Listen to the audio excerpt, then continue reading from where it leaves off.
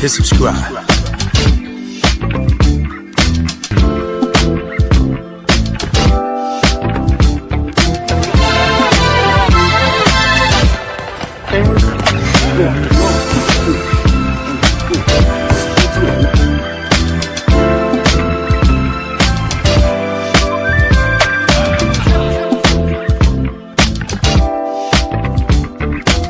Subscribe to my guy, Uncle D. Tell him Big Bass sent you. Spurling. I'm an attorney here in Houston, Texas, an advocate for black men, largely because I am a black man. I'm a black father, I have black sons. Hey man, I do what I do.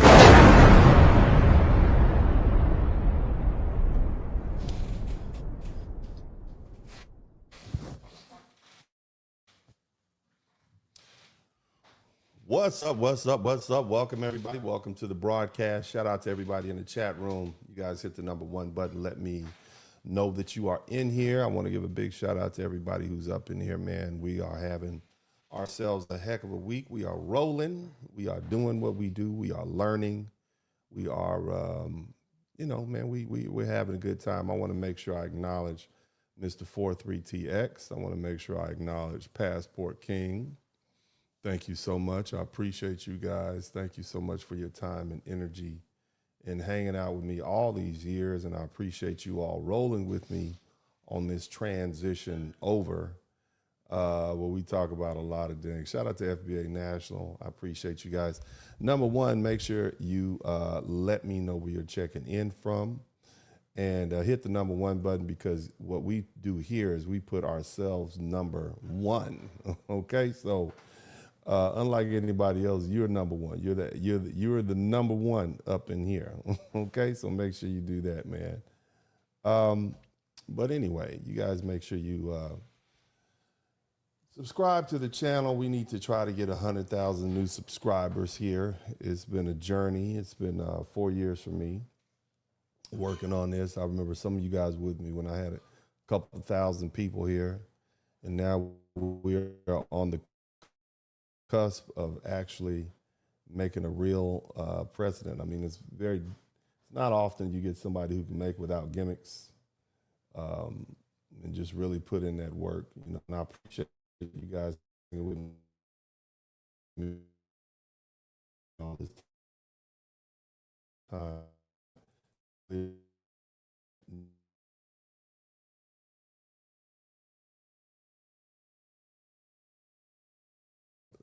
Sometimes, family, I could definitely better, but you guys are waiting for. Let me know, how is the sound? I need to know how the sound. Does the sound good? Are you guys hearing me loud and clear? Is the sound good? Is the sound good? If the sound is good, #1, you want to make sure we do that. If the sound is good, then let me know. All right, you can do that by hitting the #1 button. Somebody said, take heed to the message sent me, baby.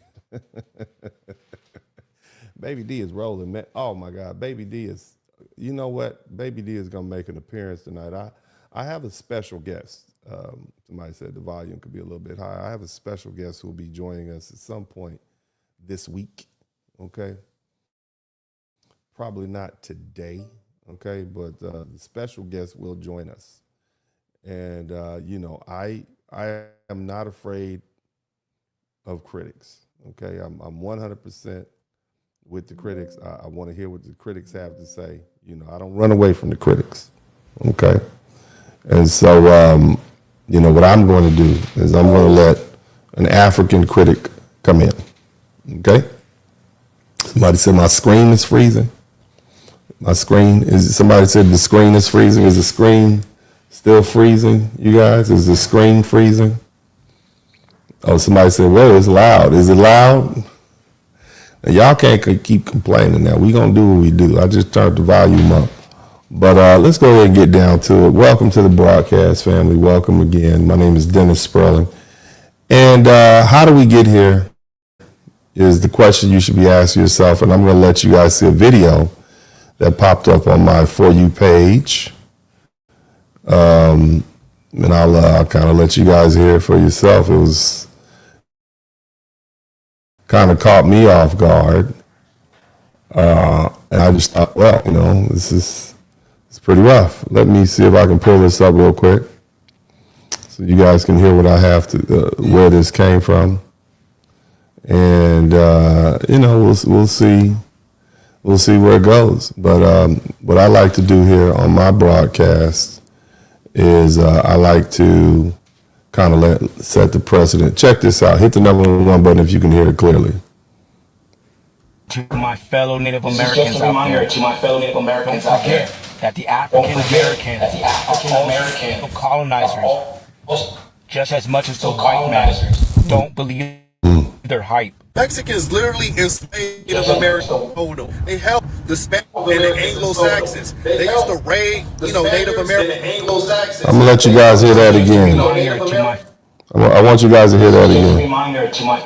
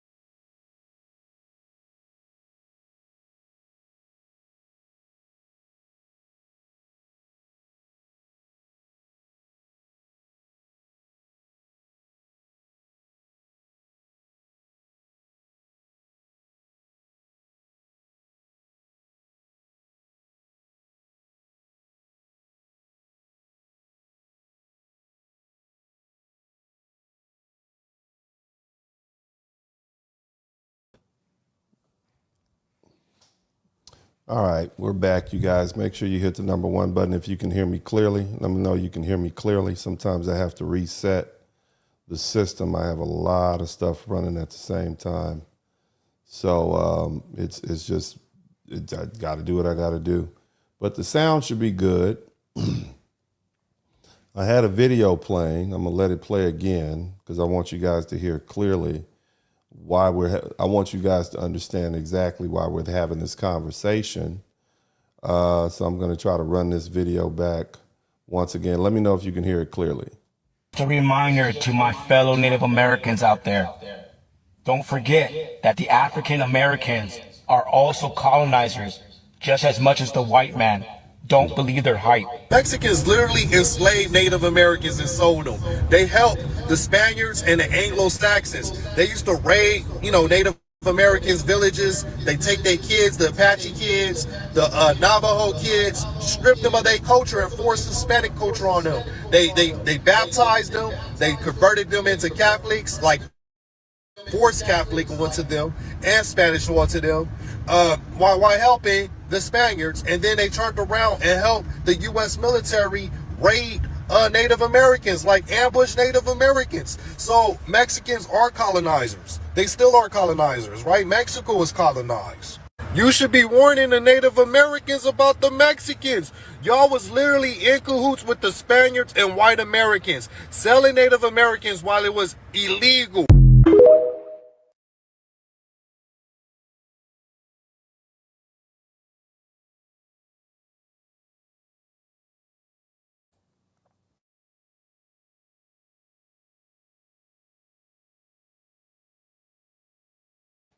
We should have known this was coming because people are doing everything they can to try to get black people off the bench, okay? And that's what you see going on.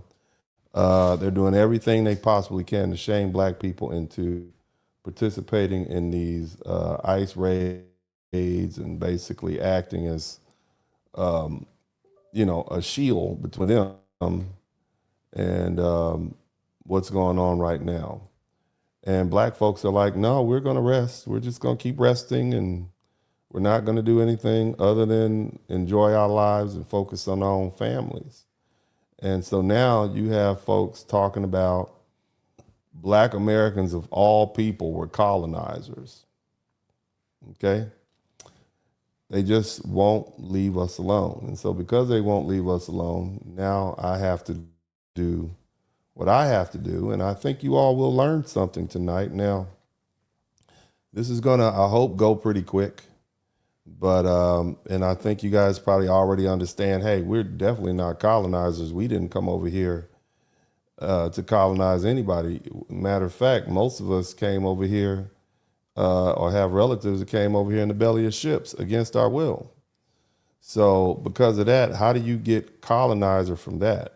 But nevertheless, we're going to approach this from a point of view, intelligent, learned, thoughtful. I might crack a few jokes every now and then because at some point it just gets ridiculous. But let me do this real quick. I'm going to take a quick break and we'll jump right back in and we'll do what we do. Y'all make sure y'all hit the #1 button. Make sure you subscribe. Make sure you like. Make sure you share these videos because you're not going to find this level of quality everywhere. All right. So look, do what you're supposed to do right now. Hit the like button. And when you finish hitting the like button, I'll be right back. In this Spurling podcast, click your mouse pad. Yeah, we out back. Hit the like, hit subscribe. Don't just hate watch cause we outside. Let them hate watch. Go and play pop. We just lay back. We don't play that. We don't play back. We don't play back. We go way back. Black men, yeah, we earn something. Tune in, gotta learn something. Uncle D podcast, bump it. Likes up, hit the sub button. Black men, yeah, we earn something. Tune in, gotta learn something. Uncle D podcast, bump it. Likes up, hit the sub button. This is Dennis Spurling podcast. Don't just hate watch, hit subscribe and let them know we outside. Don't hold hate, donate. Super chat, cash app. Put something in the collection plate. Church.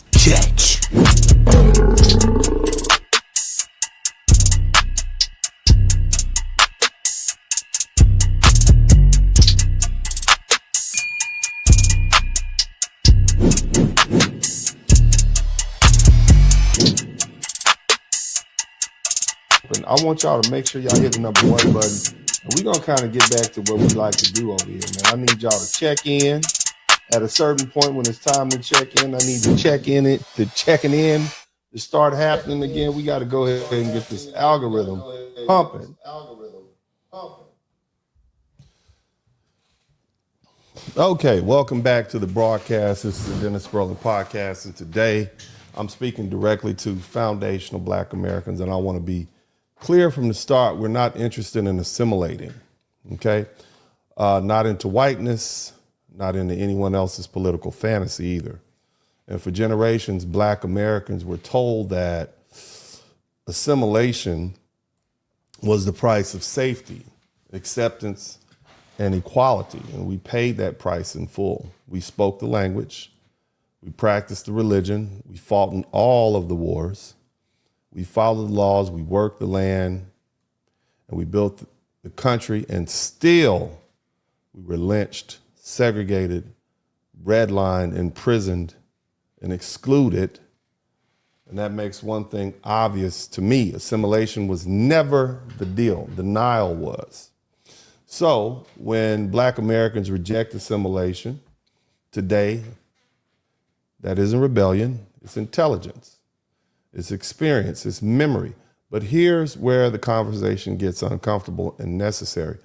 Rejecting assimilation into whiteness does not mean we're obligated to unify with everyone who is not white. Somebody type black and brown in the chat room. Somebody type black and brown in the chat room, especially with groups that historically chose proximity to white power, adopted white systems, and in some cases went so far as to embrace chattel slavery, slave catching, racial caste, and Jim Crow style laws against Black people. And when we say brown in this conversation, we're not speaking vaguely. We're talking about the descendants of Native American elites who assimilated into whiteness in Spanish colonial systems built on European conquest and African enslavement. We're talking about people who didn't just suffer under white supremacy, they participated in it. They benefited from it and they enforced it against Black bodies. And that history matters because you don't get to profit from Black slavery, deny Black freedom, exclude Black descendants, and then turn around and lecture Black Americans about morality, unity, or belonging here. There's no moral authority there. And today, when many of these same groups align politically with white power, they vote for it, they defend it, they seek protection under it, and then complain when the consequences come knocking. Don't expect Black Americans to rush in as shock absorbers. We didn't create this mess, and we're not here to clean it up. This broadcast is about clarity, not comfort. It's about truth, not slogans. And it's about Black self-interest grounded in history, not fake coalitions, but built on selective memory. And if that makes people uncomfortable, well, then it is what it is. Okay? Now, before we go any further, we have to deal with a part of history that's constantly ignored, minimized, or romanticized. Now, as I started off at the top of the hour, there's a video out where a young man is saying that Black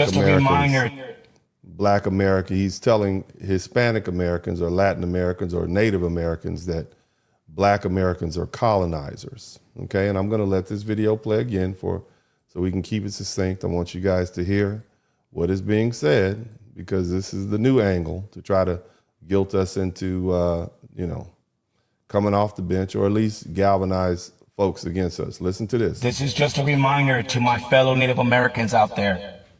Don't forget that the African Americans are also colonizers just as much as the white man. Don't believe their hype. Mexicans literally enslaved Native Americans and sold them. This is just a reminder to my fellow Native Americans out there. Don't forget that the African Americans are also colonizers just as much as the white man. Don't believe their hype. Mexicans. All right, so colonizer. So we're colonizers now, okay? It's funny, and they don't speak, in order to be a colonizer or a successful colonizer, the group that you're colonizing has to speak your language, eat your food, adopt your religion. You basically co-opt their resources. You take their things. That's not Black Americans, okay? But because we need to put a death nail in this argument before it gets carried away, because some idiot will take that and run with it. It'll be a talking point somewhere. All right. And so that's what we're going to deal with now. We're going to deal with the real life aspect. So before we go any further, we have to deal with who was colonized. He's referring to Native Americans being colonized by people who came here from the Eastern world. Okay. But again, Slavery didn't begin with Europe. Okay, Europeans didn't bring slavery to the United States. Okay. Now, they had slavery in the old world, but here's the thing you have to understand. Nearly every major civilization in human history practiced slavery in some form, and Native American societies were no exception. So they had slaves, all right? Across North America, many tribes enslaved people. They captured during raids and warfare. Men, women, children were taken. They were controlled. They were forced to labor. And later, Native nations also held white captives and also enslaved black people from the colonial period all the way through the Civil War. So before this country was even formed, Native Americans had captured black people and made them slaves. And that fact not only destroys the myth of their moral innocence, because see, what they want to be able to do is say, well, we are the only ones who weren't colonizers. All you all were colonizers, even though we know that's not true. How can a slave be a colonizer? How can a colonizer bring someone over here in bondage, force them to stay, force them to work for 246 years, get this land all laid out like it is now, and then you refer to them as colonizers? Okay, we'll roll with that. But again, before European contact, native slavery was usually tied to war, not race. Captives were often taken to replace tribe members killed in battle or to perform labor. In some cases, especially with children, those captives were adopted and raised into the tribe. And a famous example of that is a white woman named Cynthia Ann Parker. She was captured as a child and she was raised among the Comanche. When she was further later forced back into white society, she never really recovered. And her story often used to humanize Native captivity systems. But, you know, here's the thing. Notice how quickly the conversation changed when the captives were black. Now, once Europeans arrived, everything shifted. As European colonial economies expanded, some Native American tribes chose to assimilate. And when I say some, I mean most. They assimilated into that white power structure. That included adopting racial slavery, plantation, agriculture, and property laws modeled directly on Southern slave states. Did you all know that? Did you all know that Native Americans had black codes? Do you know that they had their own equivalent? You're gonna learn something tonight. And so the next time somebody fixes their lips to disrespect black people in our struggle, I wanna make sure you put them all the way in check. Now, let's get down to the nitty gritty. By the 1700s, nearly early 1800s, Native slavery in many regions overlapped directly with European slave markets. So it wasn't just white men purchasing slaves from the slave market down in New Orleans. It was Native Americans doing it also. All right, and not just in wherever they had a slave market. All right, and a clear example of that was Sagawa, and he was captured as a child by Hidatsa raiding party and enslaved, and later sold to the French-Canadian trader Toussaint Charbonneau. And her life shows how Native captivity systems were folded into colonial slavery networks. Shout out to Mark Freelancers. Thank you so much. And as the white influence grew, slavery inside from Native nations hardened into full chattel slavery, where black people were treated as permanent property. Yes. All you Indians out there, everybody keep telling me you from Cherokee. I've been waiting to hit y'all with this. This has been a long time coming. All you Cherokees and Creeks and Navajos and all y'all Seminoles, yeah, come on in. I want all you Indians to come up in. All you blacks that want to be Indian, come up in. Let me tell you what your people did. By the time we finish with this broadcast, you're gonna be running so far away from that so-called Native American heritage, you're gonna be like, damn, they were horrible. They were as bad as the white people. We always have this picture that Native Americans just suffered under colonialism. But what they never tell you is that they actually copied it. They passed black slave codes. They enforced racial hierarchy. They hunted down escaped black people. They built wealth off black bodies. And once you make that choice, you don't get to hide behind victimhood later. And this history isn't mentioned to provoke guilt, it's mentioned to establish the truth. You gonna sit up here and call us colonizers in hopes that they can claim moral authority over black Americans now that we've decided to rest, now that we're not willing to put our bodies out on the line anymore? Now we're colonizers?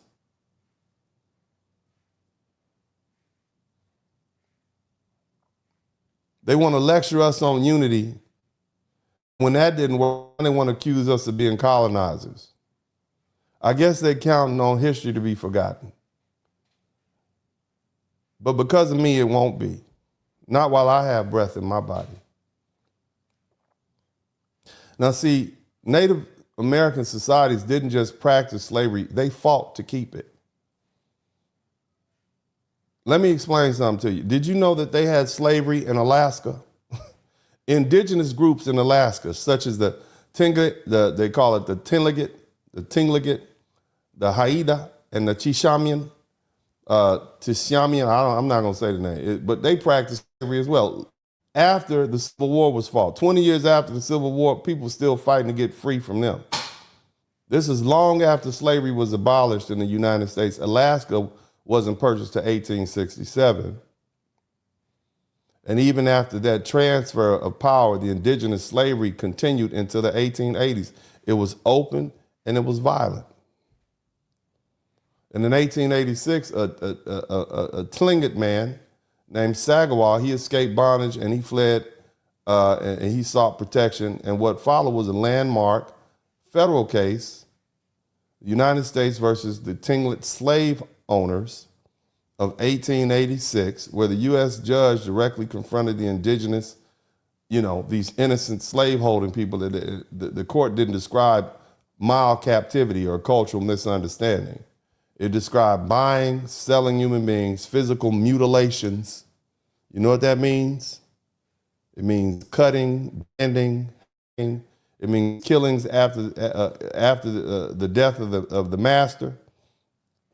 And the punishment carried out purely at the owner's discretion. So if you died and you want all your slaves to be killed afterward, that's all you had to do is let them know this is what you want. They'll kill all your slaves. And of course, the judge ruled plain that, hey, look, you know what? This is a violation of the 13th Amendment, and it's got to end. And see, that ruling matters because it shows something critical. Native American slaveholders, they resisted abolition until they were forced to stop. And these Alaskan systems predated the European contact and was not originally race-based, okay? They would enslave each other, and enslaved people were usually other indigenous captives, even through warfare, but it was hereditary. Sometimes you were born into being a slave. It was permanent, and it was extremely violent. And when the court intervened, it wasn't any African chattel slavery. It was shutting down an indigenous slave trade that refused to die on its own. And so when Europeans arrived in America, slavery changed, but Native American participation didn't disappear. They're like, oh, this is the way y'all do it? Cool. The European colonial economies expanded slavery. It became racialized, it became permanent, it became profit-driven. And lots of Native American tribes already connected to the trade networks chose to integrate themselves into the system. They didn't just tolerate it, they participated, they benefited from it, they copied it. Where all the Cherokees at? Where everybody with a grandma who was a full-blooded Cherokee is? Come on in here. You know those Native Americans in that movie, Sinners, the Choctaw? Slave owners. Choctaw, slave owners. They fought on behalf of the Confederacy to keep their slaves. And I'm not talking about one or two. I'm talking hundreds and hundreds of slaves. The Chickasaw, the Creek, the Seminoles. Some of the most notorious slave owners were the Seminole Indians. It's all well documented. And I'm not talking about native slave. I'm talking about they own African slaves, wealthy families like the Ross family among the Cherokee, the LaFleur family among the Choctaw operated plantation-style slavery, enforced written laws, and they treated black people as inheritable property. These weren't your friends. They literally passed slave codes, and I'm gonna break them down for you later on. They punished runaways. They whipped runaways. They helped. They were part of the slave catcher posse.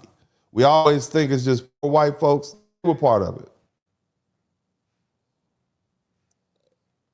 They aligned themselves with the southern states. They resisted abolition. You see? And after the American Revolution, they didn't decline either. It continued in the actual tribal sovereign lands. Those reservations, they kept their plantations. And the U.S. government looked the other way because they couldn't deal with it inside Indian territory. They were supposed to be autonomous. Even after the Civil Wars, these native nations held slaves well after the southern slave owners had to give them up. They refused to honor anything until they were forced to in 1866. And this wasn't confusion. It wasn't ignorance. It was self-interest. So yes, native slavery originally differed from European slavery. But as soon as they saw how profitable it was and they can sit their butts down, they participated. They defended it. They were all with it. You had a person, this is what we're dealing with. And see, here's the thing. There's a lot of people like Moneyman, BR3 right here. You think, oh, it's just 5 tribes. No, it wasn't just 5 tribes. It was a lot more Native American nations that participated in it because they also participated heavy in the tracking and the hunting and returning. You understand? Now, before we go any further, I'm going to go ahead and I'll deal with that in a minute. I'm going to go ahead and run a couple of videos. I want you guys to check this out. And, we're going to give it to you straight. You guys make sure you hit the #1 button. Again, why are we here?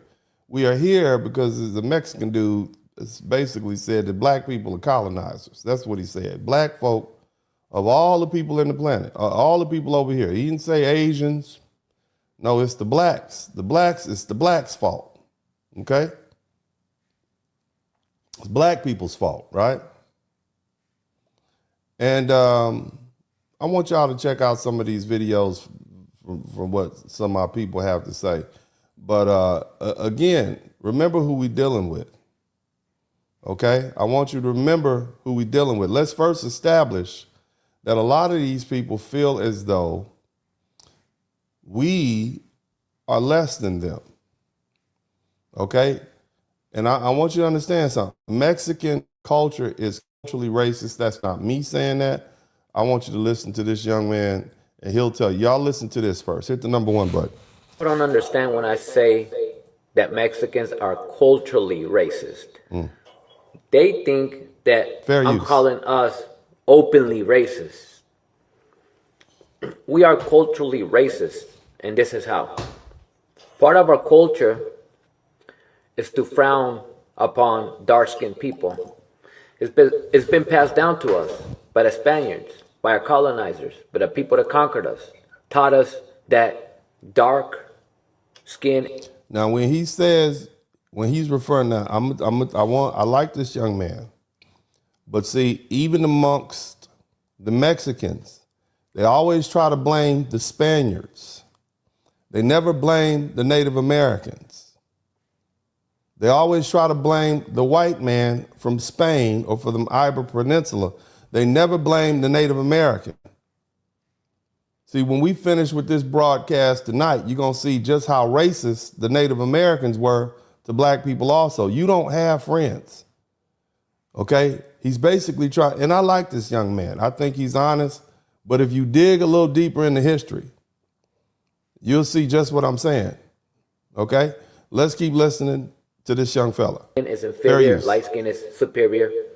We were taught that. It was passed down to us, meaning it's part of our culture. Shout out to we Bobby are culturally racist in this aspect.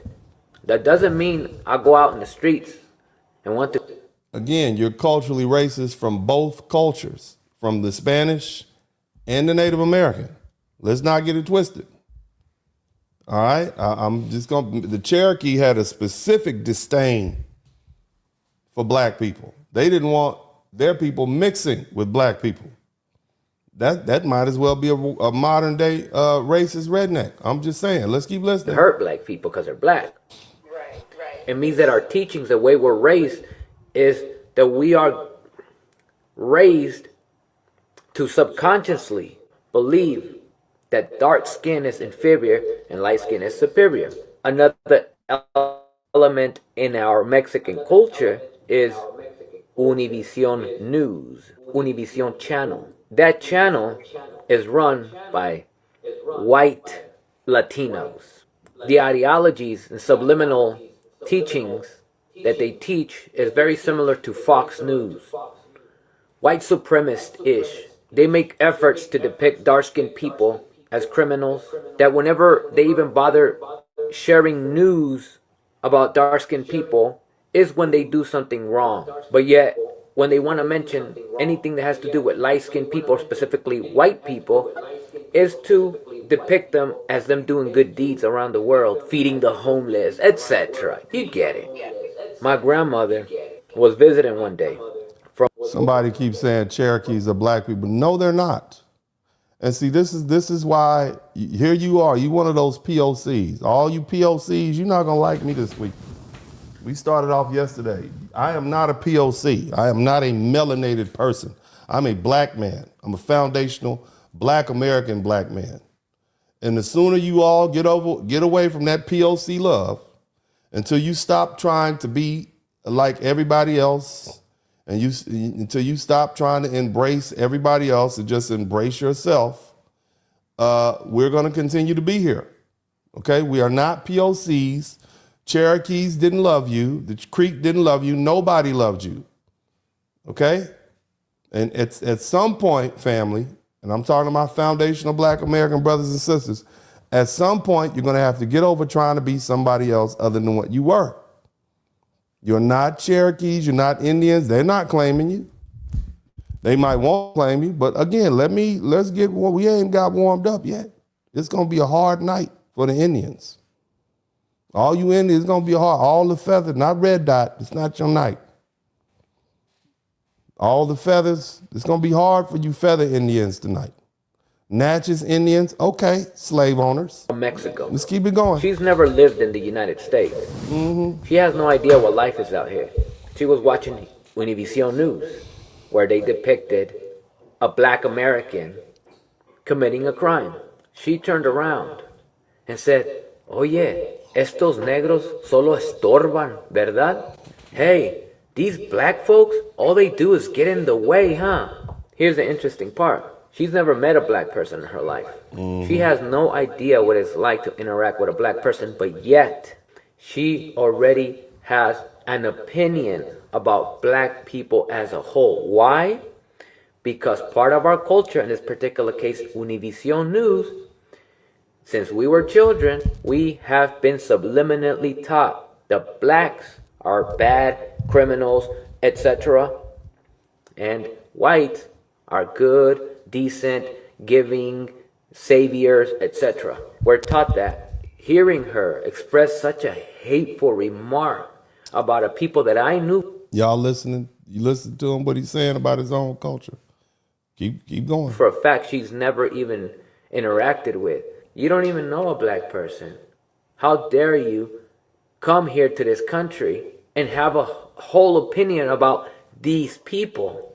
I resented her deeply for it. I regret it because you can't hate her for that. She never got the opportunity to learn what you have. I got the privilege of learning things that I self-taught since she's been a child. All right, so you get what the man is saying, right? You get what the man is saying. And again, I hear this argument often. Oh, It's just, we have racist white Latinos. No, your indigenous side was racist also. Okay?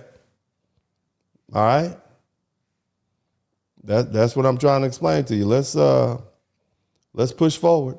Let's push forward. Here's another one. If you're not Christian and my values and blah, blah, blah, blah. What fucking values do you have when you have no fucking mercy for other people? What kind of mercy do you have because you take your Latina card away, girl? So again, they're angry because black people are not coming to their aid. We're not doing what we're supposed to do. They think we are the servant class. Even the Native Americans considered black people the servant class. They had what? Their own black slaves. Indians was over there with their little teepees and hairdressers buying blacks too. That's what I need you to understand. Servant class. And so now that you black people aren't jumping out there in front of ICE and saving them, you're not doing what you must be broken. This is what I need you to understand. Let's keep listening. Girl, ain't nobody listening to you. Nobody give a fuck about that. It has nothing to do with mercy. It has a lot to do with accountability and responsibility. And if you come to a country irresponsibly, you take the risk of getting booted the fuck out. And that's what's happening. Are you jealous because Latinas, how they got here legally? Whether they married somebody or not, they're here legally. Again, I want you to, because we're digging deep into this. They're not, I often joke and say, why aren't they asking the Samoans and the Asians to come out there? Why are they only asking the black people? Because Latinos, deep down in their little racist heart of hearts, you heard the man says they're culturally racism. They think that you black people are supposed to serve them. That's what they think. Now, I know that may be hard to understand, and I know you all have some Latino friends. I'm sure you do. Hell, you can ask the black people in the Latino community, and they'll tell you that the white people or the people who want to be white or the lighter looking Latinos treat them like they're less than. So how do you think they feel about us, a group of people who we have refused to assimilate? We are clearly black. We like being black. I don't know any person in this chat room who said, I want to be white. We don't say stuff like that. We don't feel like that. We would like some white people money. We like a little white privilege if we can get it.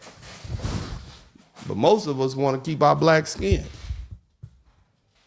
Most of us, of course, we got some sickness among us, but it's not as rampant as some of these other cultures. They want to sit right next to white people. And the white people know it. And that's why they treat them so bad. Part of the reason Latinos and these Asians and folk get treated like, redheaded stepchildren is because white folk know that they want to run up next to them. They know black people don't. We haven't understand. They got to come hunt us down. Shout out to Volo Television.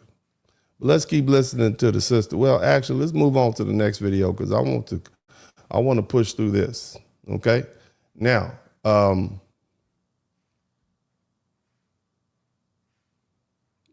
just when you thought,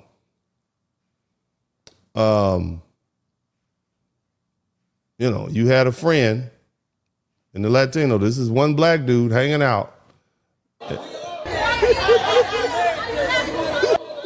Now look at these people right here. Look at these folk. I want you to look at these people. I mean, let's just be honest with it. These are not white Aryans, but they swear up and down they're white. Calling folk the N-word. I'm going to let it play. Hit the number 1 button. Monkey. Why are you laughing, monkey? This is coming from this little tiny looking Latino girl with the little knees out. This is cultural race. That ain't white. I don't care what you tell me. That is not white. I've seen white. I know what white looks like. Okay? That is not white. And any white person, all the white people in the chat room, calling yourself a white Latino does not make you white. Okay? But yet and still, in their minds, they believe they're white. And in their minds, they believe that they have a higher social status than black Americans. And they believe that you're supposed to get your black minds out there in front of ICE and protect them because you are the slave class. And it's not just coming down from one side. They always like to blame the conquistadors, but it also is coming down from the Native American side. When you put a white Latino together and you put a Native person, you get something called a mestizo. Okay? A mixed person. I think it just means mixed. And these folk got it from both sides. And those two racist cultures fuse, and here you go. Shout out to Sigma Rage. Hit the number 1 button. Monkey. Don't touch me. Touch me. Pinche negro. Look at this. Look at that. There you go. Again, Mexican man says that we are colonizers. Okay? So now we're forced to explain from a historical standpoint why that is absolutely incorrect. And in fact, before we finish with this broadcast tonight, you will understand that the Native American, along with the Spanish, and we're just gonna focus on the Native American, is your night tonight. You're the colonizer. In fact, the white man, you are the white man's greatest help in colonizing. I will go so far as to say that this country would not have been able to maintain slavery without the Native American. And that is not me saying that. That's Dr. Claude Anderson saying that. Okay, let's keep pushing. Y'all go get your medicine. Somebody type black and brown unity in the chat room. Somebody type black and brown unity in the chat room. Your man's bleeding. Your man's bleeding. Your man's bleeding. Your man's bleeding. With the ER, the hard ER. Somebody type black and brown unity in the chat room. Come on, let's get the black and brown unity going on in the chat room. Somebody type black and look, I'm saying, I know you got Latino friends, but hell, they don't even treat their own people right. Look at this cat right here. I'm a Mexican from Texas. They always look at me crazy. As I've gotten older, yes, I understand why, but hear me out. Hear me out. All my Mexican Americans, all my Latinos from America have my back on this one. Maybe I'm wrong. I don't know. But growing up, we were taught to acknowledge what we were that way. Even my Puerto Rican friends that were born in New York or whatever, they didn't say, oh, we're Puerto Rican American. They said, we're Puerto Rican. Bye-bye, we're Puerto Rican. Badass. What are you? We're Mexican. That's just what we were brought up to. Again, a lot of people who are foreigners, second generation, first generation, they identify with their country. They're not 100% loyal to the United States. They always feel they have somewhere else to go. That's true for Africans and Caribbeans also. Okay, let's keep listening. To say it, how we're brought up to say it, I don't know, But before you come at me talking about, oh, they don't even accept you. You're not a real Mexican. They're not going to accept you. You don't think that? I know that. My primos from Mexico, anybody that has family from Mexico, like really, they understand. Them fools, they fuck with you. They make fun of you. Look at them, all American and shit. Fool, my cousins clown me so much growing up, eventually they're confused of why they didn't care. I'm like, I got the Americans calling me Mexican, the Mexicans calling me American. Fool, I've been in the middle of my whole life, dog. Not even tripping. But that's just how it was. Am I American? Yes. Super proud to be an American. My family came in from Mexico for us to do better, build roots, and bow. Here we are. Watch out. Okay? So, I don't know. Am I wrong? Or was I brought up different? But let me know in the comments. Is Texican a thing or no? Or did we make a bunch of hats and they're not going to get sold? Yeah. DoItTheSameOfficial.com. So what this gentleman is saying is that even the Mexicans in Mexico treat the Mexicans born in the United States as not real Mexicans. So they have their own internal divisions. So it makes absolute sense that these same people would see us as the other. You understand? I don't see why, and I hope that's not difficult for people to understand. I think it's pretty clear to understand. Okay? But let's move on to the next video. Y'all hit the number 1 button. We'll keep pushing until y'all are convinced. And then I have some historical videos I want to share with you guys. Please take the opportunity to hit the number 1 button. Here's another one. I want y'all to check this out.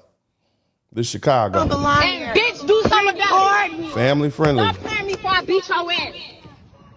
Now, this is a black woman in Chicago, and she's dealing with a racist woman, Hispanic woman, in Chicago during Black History Month. I mean, can we have no peace? Okay. Stop playing me before I beat the fuck out of you. This is what the gentleman said. He said they're culturally racist. Now, if you just hear this woman talk, these sound like racist white people going off like this. Stop playing me before I beat the fuck out of you. Stop fucking playing me before I beat the fuck out of you. I'ma show. Look like the black woman is trying to walk away, and she's being followed. Somebody type mutual combat state in the chat room. Somebody type mutual combat. Your ass a nigga. I'ma show your ass a nigga.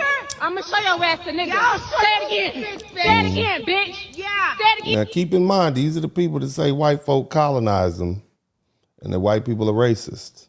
Okay, these are the same people that tell us, and these are the same people, y'all, all you black Indians, these are your people right here. All you black Indians, these are your people. I want you black Indians to come on up in, all you Cherokees and Seminoles. Come on in. Yeah. Come on in. Yeah. Say it again. Yeah. Say it again. Cause you won't fuck. Look at us. Don't scream that, bitch. Don't scream that. She gave her that almighty, gave her that black power wake up call, apparently. Call me another nigga. What? She ain't gonna call you nothing else, baby. Dumbass. She ain't gonna call you no more N-words. She gonna be quiet. She gonna be, you got her, baby. Okay, now I don't want you to catch a charge. You've neutralized the threat very well. Just calm down. Just walk away now. Just go and walk away. Call me another nigga. Nah, bitch. What'd she say? No, ma'am? What'd she say? Look at her. Look at her. Call me another. Yeah, you won that one. You won that one, baby. Go ahead and let that one go. That's the story you'll be telling 4 or 5 decades to your grandchildren. Okay, but again, I just want to, because I know we have, I know. Let's look at some more videos about Mexican man won't let his daughter date a black man, but she could date a white man. Oh, because an older Mexican, these are their own people telling on them. These are somebody type black and brown unity in the chat room. Somebody type black and brown unity in the chat. Yes, I am. Yes, I am. Somebody type black and brown unity in the chat room. Let's listen to some black and brown unity. Because of the skin color. It's almost sad because they say pa mejorar la raza. Yeah, that's what they be saying. To better the race. Yeah. Better the race. They're fucked up, bro. They're fucked up, bro. So when my grandma moved to the city and my grandpa moved to the city and they met, my grandma automatically just seemed better because she was with this guy from Michoacan that was light skinned and white with green eyes. I mean, these people praise white people. I mean, how pathetic. I mean, look, I got some white people I'm cool with. I got some white people I'm cool with, man, but I'll be damned if I'm praising white people. That is just not in black people to do. We don't praise white people. We never have praised white people. We fought with white people. We prayed with white people. We'll turn around and riot against white people.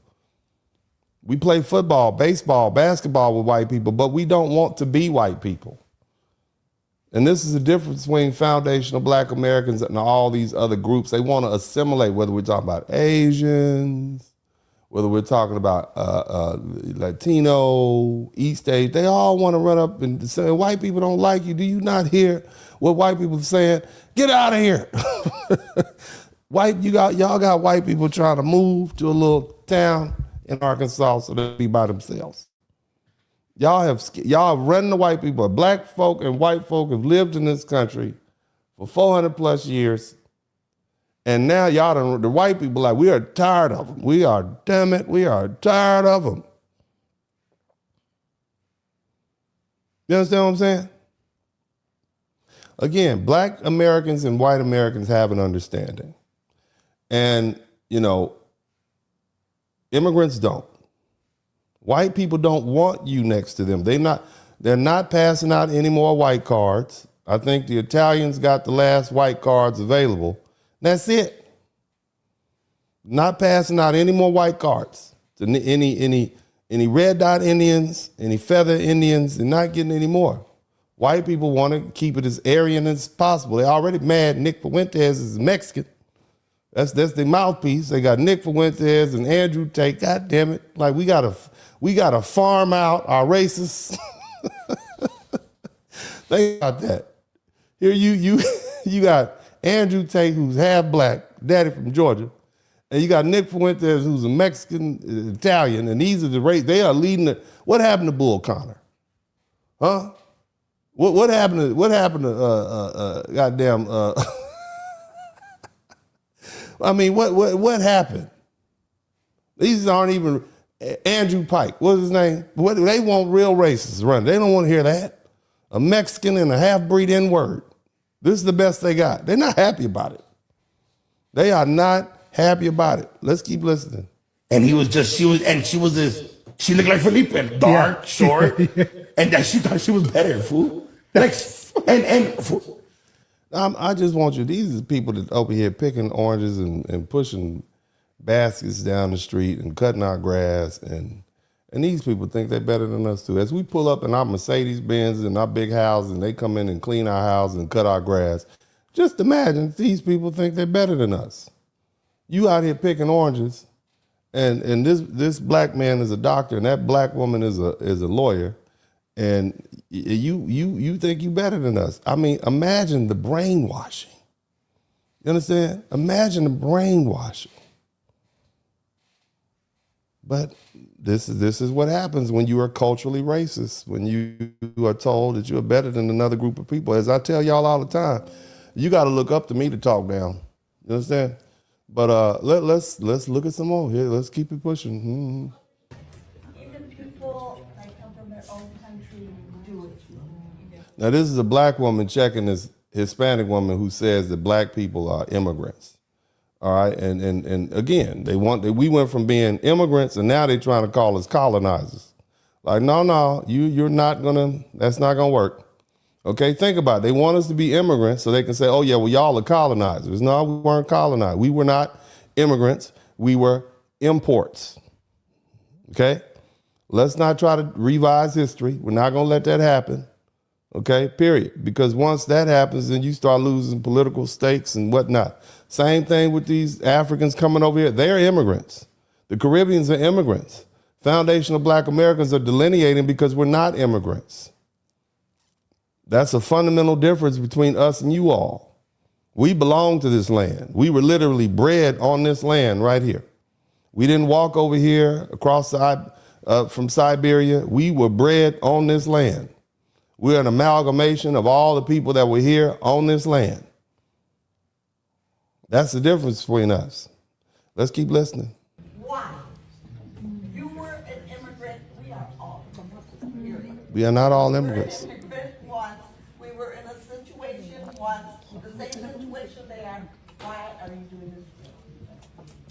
Any questions? Just a point of clarification, Black Americans aren't immigrants. We are not. Point of clarification, respectfully. No, respectfully. Agreed. Yep. When people say respectfully, they mean not respectfully. I just want you all to know that. When people say respectfully, that's the opposite of what it means. They mean with your dumb self. That's what that should mean. And she was saying that Black Americans are not immigrants, and that is a fact. That is a fact. That is absolutely right. So, let's see. Yeah, keep it pushing. Yeah, you heard her. Now, I found this video utterly pathetic. So imagine these people you look down on, and now that you're under attack, you can't get them to come help you, so you want to go pretend like you are them because they are. So you want to use the protection that the identity that they provide.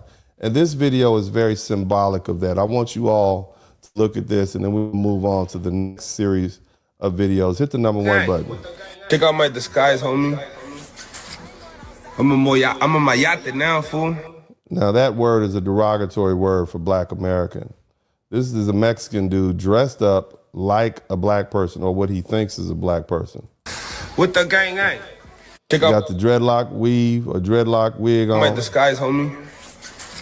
Come on, type black and brown unity in the chat room.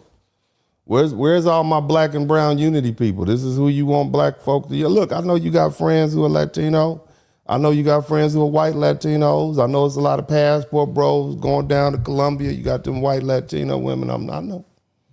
I know, but I'm just saying. Maybe you and her cool, but the culture ain't the cool with us. You dig? The culture ain't cool. I'm on my yacht now, fool. Yeah. What the gang ain't? Catch me outside, we're gonna bang bang. Mm-hmm. So that's what they think about you. Now let's get back to the broadcast. And are y'all all right? Let me make sure y'all all right. Now don't run away. Now again, where do we start? They tried to pin us as immigrants and say we all in this together, and that didn't work. And now they said, well, whatever. You all are colonizers. So, because you're colonizers, you're no better than the white man. So you should feel guilty and come out and help us protect us. All right. So here's the thing. And I started off with saying, hey, you know what? You always try to blame the white Iber Peninsula ancestors, the Spaniards, the Portuguese, but you're overlooking the Native American participation in the slave process. And yeah, they might have been colonized, but they were 100% all the way with it. Okay, so when people talk about how Native American slavery, the conversation almost stops at the 5 civilized tribes, right? Right? They say, oh, it was just isolated. Yeah, we know Americans had slaves, but it was just isolated. And that framing is convenient, okay? But it's dishonest. Slavery, trafficking, and violent captive taking were not limited to 5 tribes with large plantations. Many other Native nations participated in it. Even they didn't run, some of them didn't run the plantations, but some of them had slaves. They hunted black people down. They trafficked black people. They returned runaways for payment. They took part in the violence that made slavery function, like beatings, whippings. Native groups began holding African slaves as early as the first Europeans got here. Yeah, they've been in it since day one, basically. Day one inwards. They aligned themselves with the colonial economies and almost immediately, and this is not a rare accidental or misunderstood behavior. It was participation, and there was nothing noble about it. The way it was, captives were beating. And when I say captives, I'm talking about black folk, along with the white folk and everybody else. They were scalped, they were tortured, they were killed. Men were outright executed. Women were frequently raped. Children were kidnapped, stripped of their identity, and raised as replacements for the dead. And see, this was not mercy, it was domination. This is what these Native Americans did. This is before they even made it down to where the 5 tribes are. You understand? This is back east. I want y'all to hear me. So anyone trying to romanticize the relationship the Native Americans had with black people, you're not enlightening, you're naive. Okay, violence does not become moral just because it isn't Europeans perpetuating it. And with that reality understood, we can look clearly at one of the most well-documented examples of systems, and that's the Iroquois and the brutality of their captive. I want you to look. You know what the Iroquois are? Where my people from New York and Ohio and Pennsylvania? Huh? Have you ever heard of the Mohawk? That was a tribe, and it fell under the Iroquois. This is New York. This is Ohio. This is Pennsylvania. Oneida, the Onondaga, the Cayuga, the Seneca. You ever heard of Seneca Village? Huh? So the French chroniclers, okay, they recorded especially brutal practices when it came to the Iroquois. They were known for aggressive slave raids that captured both black and white people. Because remember, they were bringing black people over before the country was founded as slaves and indentured servants. And the colonial authorities, that's the English, okay, because remember we're a colony, such as in New York, by the mid-1760s. This is a long time before we got down to the Civil War. They tried to negotiate. Can you give out N-words back? Can you get these white people back? Send them back. They tried to work with hey, come on now.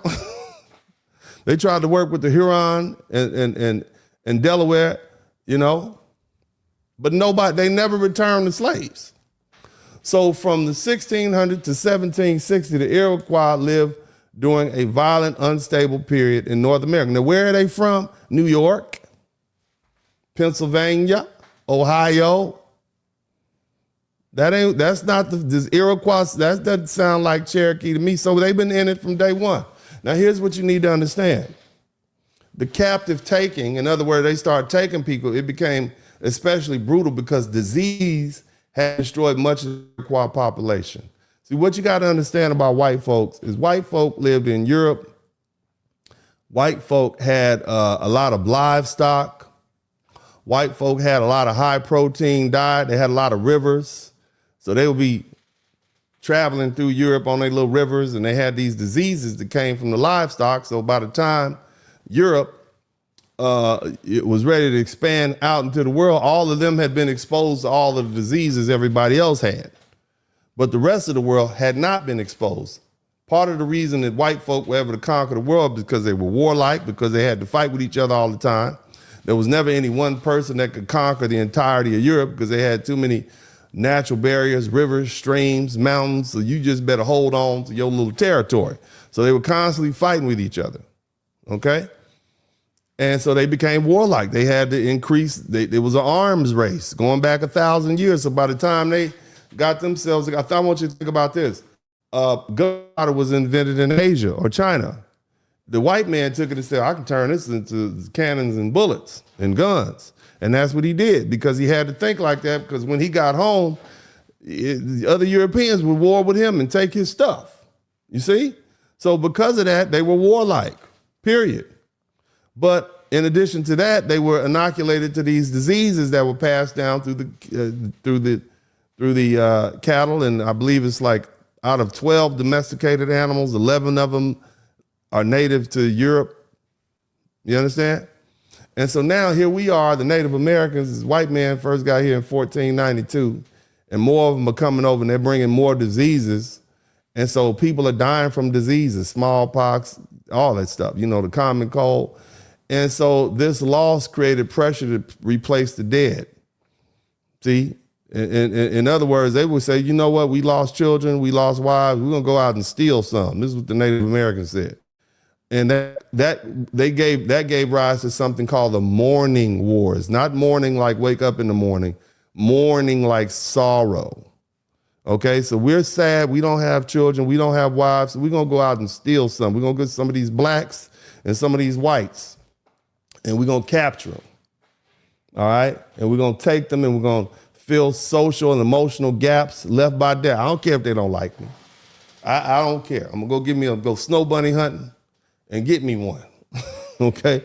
I'm gonna get me one of them black girls over there with the big booty over there at the colony. I'm gonna go get me one down there.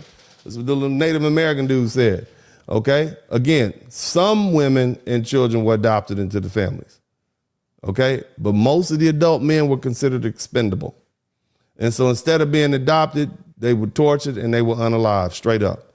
And they were marched back. This is how it happened. They marched them back to those Iroquois villages, and they forced them to run between two lines. I want you to understand, they forced them to, there's some people over here and some people over here. Okay? All right?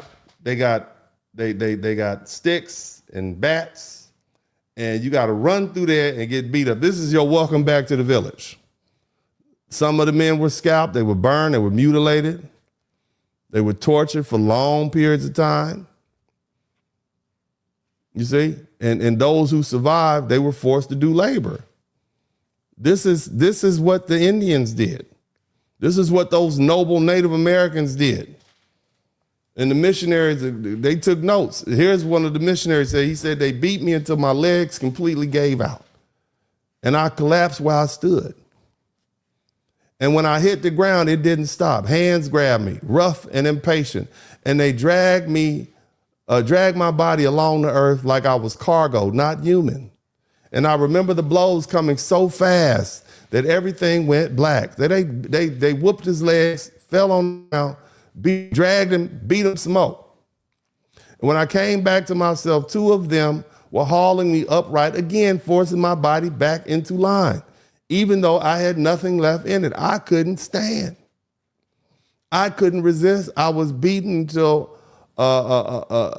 movement was impossible. And then they dragged wherever they decided I belonged. This is what happened when they got there. This is what the Native Americans did to their slaves, their captors. Now, you can romanticize that if you want to, but it still sounds like an ass whooping to me. You understand what I'm saying? I'm just saying. When we reached the village, the violence turned into a spectacle. People were already waiting. They was lined up. This was like, oh man, we about to beat some slaves today. They stood in two long lines on either side of the path, armed with clubs and sticks. I was shoved forward between them. In other words, you stand in the line, this is a long line of people about to hit you with some sticks and clubs. And then you, I ain't going. Then you get pushed in the back and you got to run through there.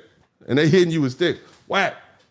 And as I passed, they struck me again and again. This is white boy telling what happened. They struck me again and again. My God, it's terrible. There was no confusion. There was no disorder. This was planned. This is what they did. This is how they broke you in. Welcome to slavery. Okay? Every step forward meant another blow crashing down. It wasn't allowed to. I wasn't allowed to stop. I wasn't allowed to fight back.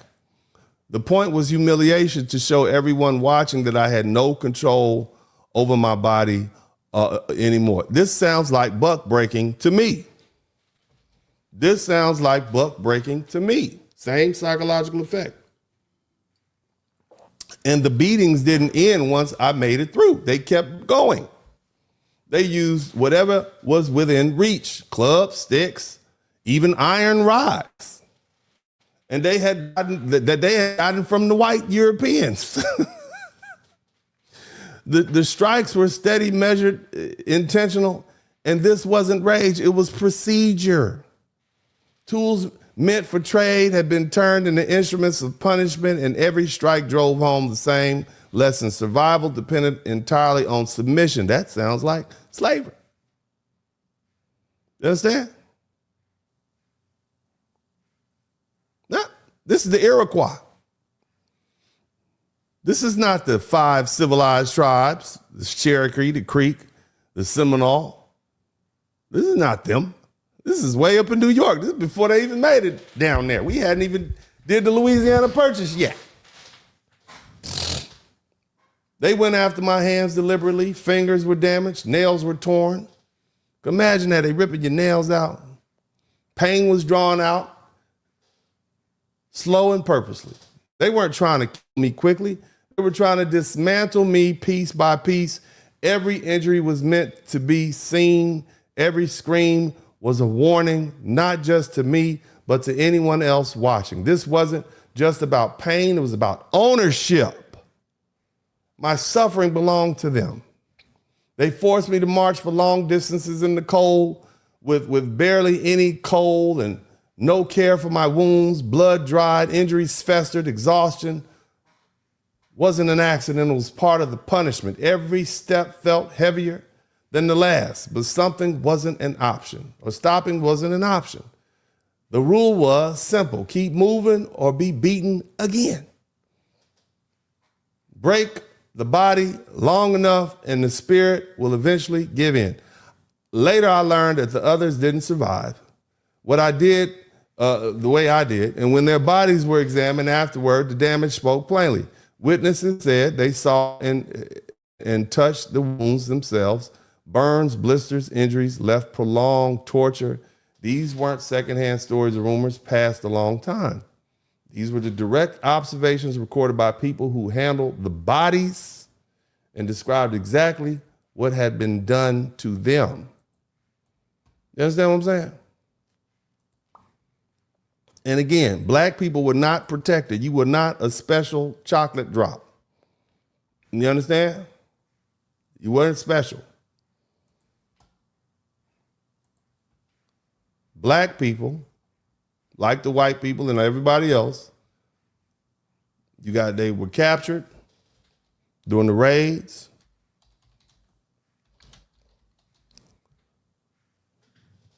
They were enslaved. You understand? And again, this was before the Five Tribes even got involved. This was in the Iroquois people. You understand what I'm saying? So when people say, oh, they try to make, oh, it's just the 5 slaves. No, it wasn't. No, it wasn't, not at all. Now, let's move on down. The Iroquois weren't unique. Now, what I'm going to do is, since I know it's people in the chat room that want to know where these narratives came from, I'm going to go ahead and pop it in there for you. So you know it's not just me. Because I know we got people that you just hard-headed. There you go. Look at that. Interested in the narrative of the life of Olada Inakwe Adublat, whatever the name was. Okay, that's him. You can check it out yourself. Look it up. It's all yours now. It belongs to the internet. Okay? Now, again, the Iroquois weren't the only one. They weren't unique. The Comanche they forced people. The Comanche, you know, y'all like, my great-granddaddy was a Comanche. It was a famous story about a white woman named Cynthia Ann Parker, a little white child. She was captured in 1836 in Fort Parker in a raid. Again, this was common. They would go steal people and make them slaves, and you know. Now this is their own unique kind of slavery. All right, this is before the white folks slavery got in. But again, this young lady, her name was Cynthia Ann Parker, and she was captured in 1836 by the Comanche in Texas. And she lived with these people for 20-something years. She married one of them. She gave birth to his children. And when the Texas Rangers came and got her back, she didn't want to stay. She wanted to go back with the people then. All right, this is a whole white woman out there with the Indians. They called her Prairie Flower, if I remember. But she said she was so brainwashed, she didn't even want to go back with her own people. And so people try to justify it like that. But this was common. This is the Comanche. This is Texas. We haven't even got to the 5 tribes yet. And here's another one. Let me tell you, where are all my South Carolina people at? Where my South Kakalaka people at? All my people from South and North Carolina. Where y'all at? Somebody type SCNC in the chat.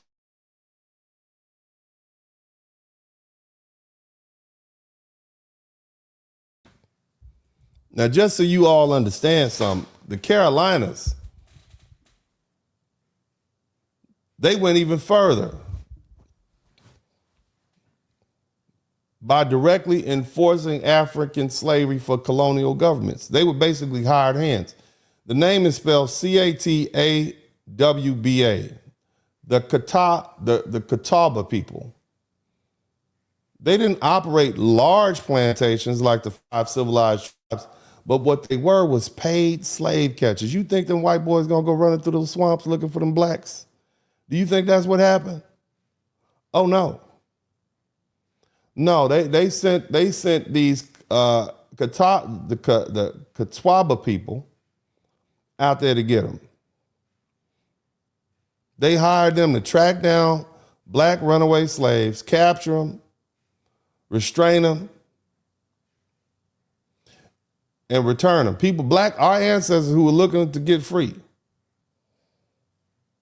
These were organized operators. They were literally the bounty hunters. They were the slave patrol.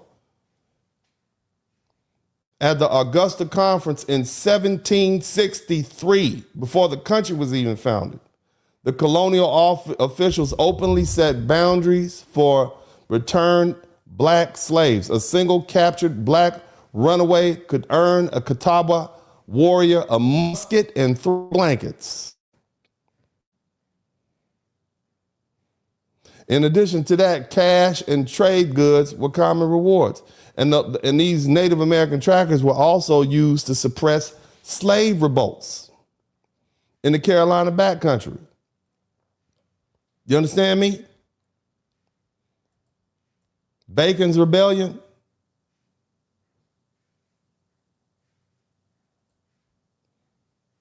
Native Americans helped suppress that. Let me put this in perspective. They shot and killed black people. They captured black people and brought them back to slavery when they was trying to run down to Florida or whatever to get away. This is what they did. You got black people trying to flee slavery. You think the only person you have to worry about is the white man, and the red man is right there with him. And he's doing it for a musket and 3 blankets. That's how much your freedom was worth. So your danger didn't end when you got off the plantation. These so-called native allies were really allies to the slave system, and they were paid to hunt them down, hunt our people down, and drag them back in chains. Do you hear me? These are somebody type black and brown coalition. Who sounds more like the colonizer to you? We ain't got good going yet. Who sounds like the, because the dude said we were the colonizers. Okay? Now, we haven't even got to the 5 civilized tribes and the monstrosities they purported against black people. But don't you ever, and that's just some that I casually looked up.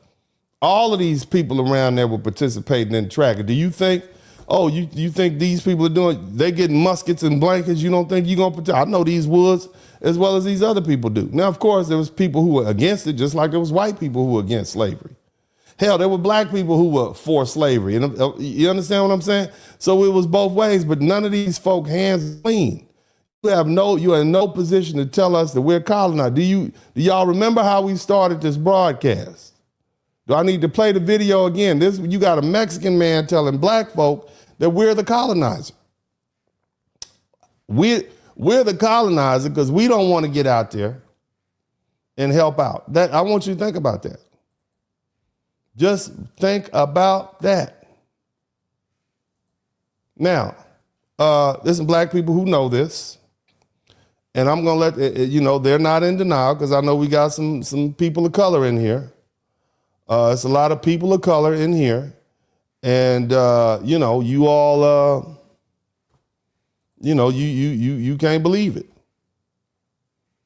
But there are black people in here who understand exactly where we're coming from. So what we're going to do is we're going to let this rock. You all hit the number 1 button when you hear when you hear it. And make sure the sound is good. Let's go. Who enslaved black people, the Cherokee, Chickasaw, Choctaw, Creek, and Seminole. In 1866, the tribes were required to emancipate their slaves and provide citizenship to them. And in the 1866 is after the Civil War, after the 13th Amendment, and guess what they said? No, we're not going to let these N-words go. These are our N-words. We don't care if y'all lost the war. We participated in it.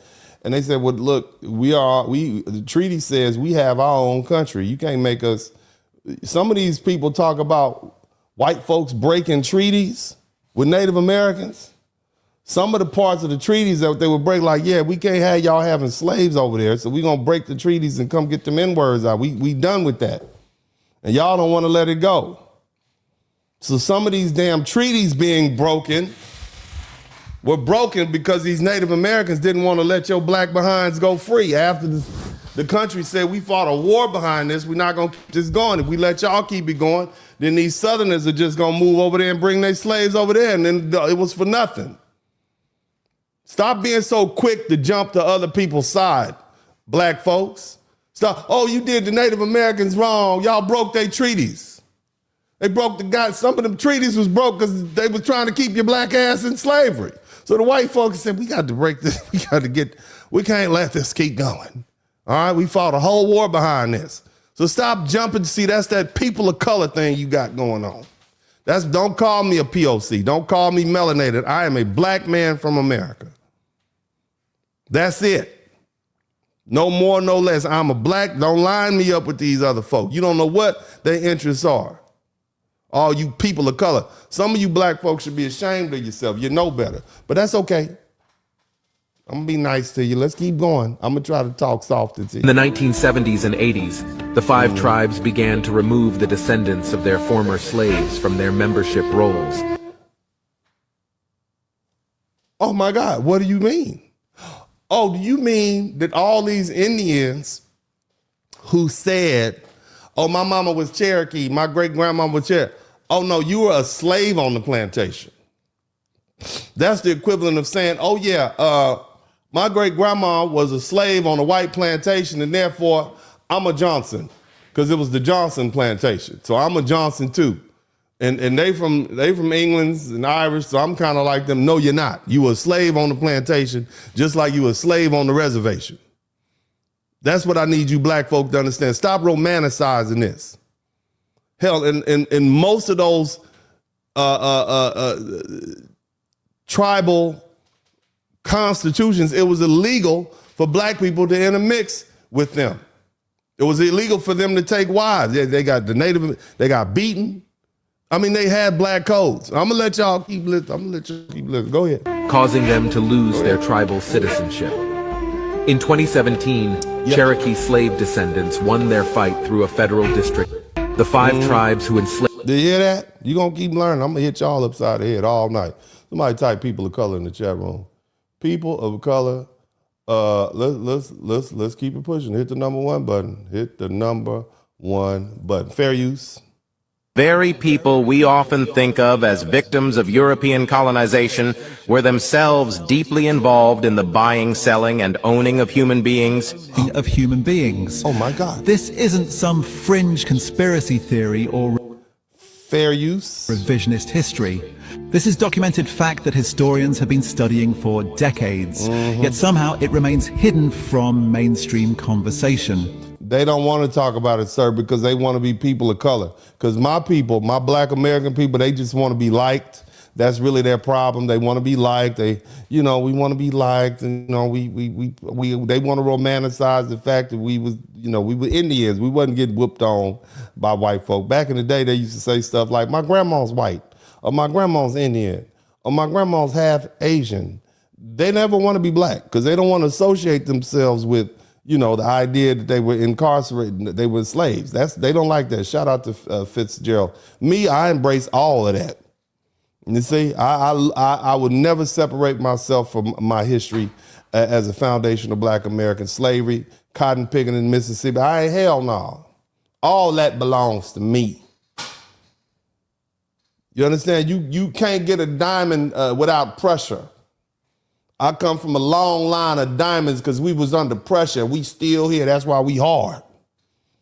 That's why everybody out there crying and whining, and we riding around in our nice cars looking good and living good and eating good.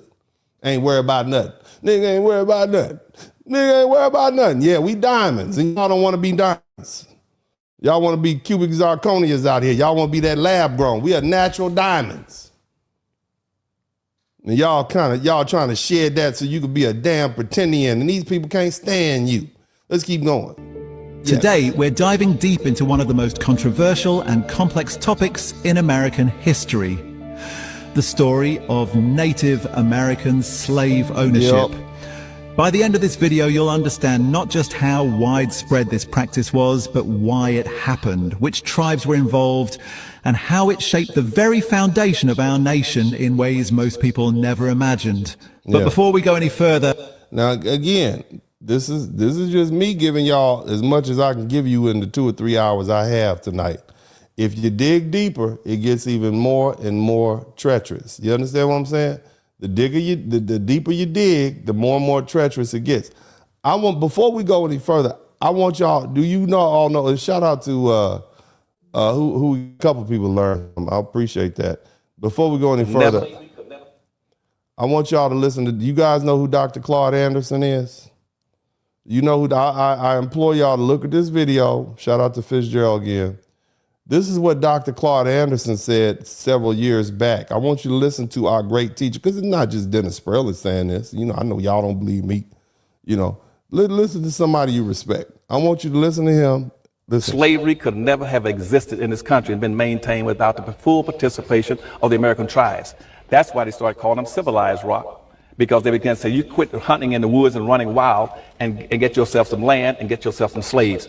So Indians became slave hunters, slave traders, and in the final analysis, all civilized tribes, the Choctaw, Chickasaw, Cherokee, and Seminole Indians, they all fought with the South to maintain slavery. And so therefore, and they got benefits from it. And that led to, going back to the earlier question you asked me about reparations. And even after the Civil War ended, the Choctaw and Chickasaw was still holding about 12 or 15,000 slaves, even after the Civil War. 12, this is after it was over, 12 to 15,000 slaves. Now, I want you to understand something. Now, people say it was just the Native American, it was just the five civilized tribes. Well, where were they at? I mean, slavery only existed in the American South, and that's where those five civilized tribes were. So it sounds to me like they were where they were supposed to be. And I know you all find this inconvenient because, you know, your grandma, your great-grandma was a full-blooded Seminole. I know, and you know. But yes, that's what I'm trying to explain to you all. You were N-words too on the rest. Don't romanticize this. Go ahead and let's embrace this ugly baby. And let's raise it up together. Go ahead, Dr. Claude, because y'all don't believe me. But go ahead, Dr. Claude Anderson, finish for us. The war ended. The United States government sent in troops saying, you got to get rid of this slavery. And let. Oh, you mean the government sent in troops and broke the treaty and said, nah, we're going to break this treaty. You got to get these slaves out of here, because if we let you keep these slaves over here, then these white boys over here in South Carolina and Arkansas and Mississippi and all these other places are going to get some wild ideas in their head. And they're going to try to bring back slavery, or they're going to mess around and move over here and bring their slaves over here. So we just fought a war for 4 years, 600,000 men died, 200,000 black men. Okay, so we're not going to let this happen over here. So we're going to send these troops over here. We know what we said. We know it was a treaty. We're not supposed to come over here. Yeah, you're an autonomous land, a territory. I get it. But we're going to break this damn treaty. This is not, we don't want to go this way. Okay? So next time you hear a Native American say the white man broke a lot of treaties with the Native Americans, I want you to say, well, what was the treaty? What was the treaty say? I mean, what treaty did they break? What were the provisions of the treaty? What was going on that they needed to break it? I'm just asking, but see, some of you all are so tuned, and I had this conversation in the comment section. Some of you all are black and white. Some of you all are not living in the gray area. This conversation that we have, I speak to you on the 8th grade level. The words, I am very careful when I speak to you. I speak on the 8th grade level, but still these concepts are too difficult for you to understand because you've been brainwashed to believe that it's always been black and white. And when we start talking about gray areas, that messes with your understanding of the world, and you don't like that. You are uncomfortable, so you will fight, but no, Mike, no, I wasn't, no. You're gonna fight like a screaming child, forced to take your castor oil. But guess what? Uncle D likes to feed you your castor oil because it's gonna make you healthy. It's gonna hurt you, it's gonna make you throw up a little bit. But it's helpful for you. Speaking of throwing up a little bit, I think Baby D is in here. We're gonna let Baby D come in here. He wants to rock out with us for a minute. He's just saving his. Somebody type Baby D in the chat room. Baby D is coming in. Baby D has a few things. He says he has developed. These are Baby D's Black History hits. Okay, Baby D's Black History hits. Somebody type Baby D in the chat room and go ahead, Baby D. Let us hear what you got. Go ahead, Baby D. Century, when both medicine and society tried to shut doors, Myra Adele Logan walked straight through them. Born in 1908 in Tuskegee, Alabama, Dr. Logan rose above racial and gender barriers to become a pioneering surgeon at Harlem Hospital in New York City. Her foundation was built through Black educational excellence, graduating valedictorian from Atlanta University and HBCU that shaped generations of Black scholars. In 1943, she made medical history. Dr. Logan became the first woman and the first Black woman to perform open heart surgery, successfully repairing a mitral valve at a time when cardiac surgery was considered dangerously experimental. But her brilliance didn't stop in the operating room. She advanced early breast cancer detection through improved x-ray techniques and conducted critical research on emerging antibiotics like aureomycin, pushing medicine forward on multiple fronts. Recognized for her excellence, she earned fellowship in the American College of Surgeons, an extraordinary achievement for her era. Dr. Myra Adele Logan's legacy proves this truth. Precision, intellect, and courage can rewrite history and open the path for generations to follow. Okay, right on, Baby D. Y'all give a shout out to Baby D. Baby D. He said, right on you got big words. Baby D is up in there, man. Shout out to Baby D. Shout out to y'all. Did y'all enjoy Baby D? Baby D is in here now. That being the case, let's get back to the business at hand. Get them kids up out of here. He got to go. Got to get on up out of here. Now let's get back to Dr. Claude Anderson. Y'all hit the number one, but let's keep it pushing. What's called the 1866 Indian treaties with these 5 civilized tribes, which says that black people in this country must not only turn them loose, they must get benefits. They must get forms of reparations. Going back to your earlier question, you must first of all set them free. 2, you must give them an option. And this is for all black freedmen and all blacks who lived in the Indian territory and all black Indians. You must set them free, allow them to have membership in the tribe. You must give them, let them have access to all the resources on the reservation. You must let them also be tax exempt. You must let them have free education. You must also let them be able to give them $150 in cash. You must give them 160 acres of land. And so basically, it wasn't the white man that was just supposed to give us stuff. This was such a big deal. Native Americans, you know, the ones that said that the guy said we were colonizers, the guy earlier, they were so vested in slavery that they were required to give us reparations right along with the white man. $150 plus 160 acres of land. Had y'all ever heard that? Did y'all know that? We might need to hit the casino up over in Louisiana. We need to go on over to Coshada and get our money. I think we might need to go on over to Coshada casinos and get our money. You see what I'm saying? Somebody type reparations in the chat room. Yeah, let's keep going. I'm gonna keep on. We ain't just getting warmed up. I know I try to get out of here in 2 hours, but that ain't gonna happen. Present day time, those black Indians under the 1866 treaty should be getting, they could also hold gambling casinos. Now, this country has never carried out the full mandates, but yet we're still honoring it for Indians. Right now, all the benefits that Indians are getting in this country are getting it from the 1866 Indian Treaty because they took up arms against the United States. I'm sorry, hold on a minute. Okay, so here's the thing, Nixon Keith. Today, he's saying, and I don't really read to people who don't, but you have to give Pontiac, Geronimo Crazy, Tecumseh, Sitting Bull some effing credit for their resistance to the Mexican French. That's not what we're talking about today. See, today, let's not change the subject. Today, we're talking about Native American tribes who enslaved black people and treated them bad, if not worse, than white folk treated them. See, that's what we're talking about today. Because if you want to talk about, I don't know, let's say we wanted to talk about Cassius Clay. He was a famous black politician from North Carolina. He was an abolitionist. He was a white man. We could talk about some of these other white men who was on the John Brown.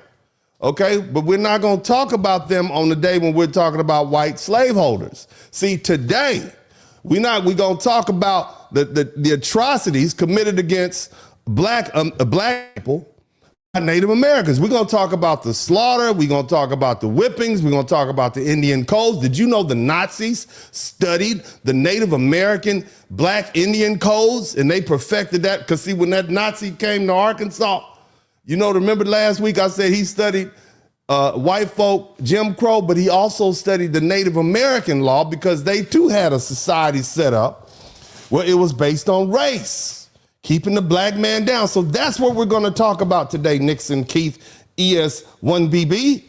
Let's not change the subject. This is the same thing when black folk get together and we start talking about male and female relationships, and when it get too hot, one group said, well, what about what y'all do? Or what about the white woman do it too? We're not going to do that today. You see, this is the problem. Let's not be cowards. Somebody type cowards. Let's not be cowards. Let's deal with the subject at hand. Because I guarantee you, there are movies made about Sitting Bull and Running Bull and bullshit and whoever else is out there. But we don't ever talk about Native Americans and the atrocities they committed against black people. That's why you have people like this dude who can show up and say, you know what? Black Americans were colonizers too. See, that's where people like this come from, because we don't talk about it. We give them a pass.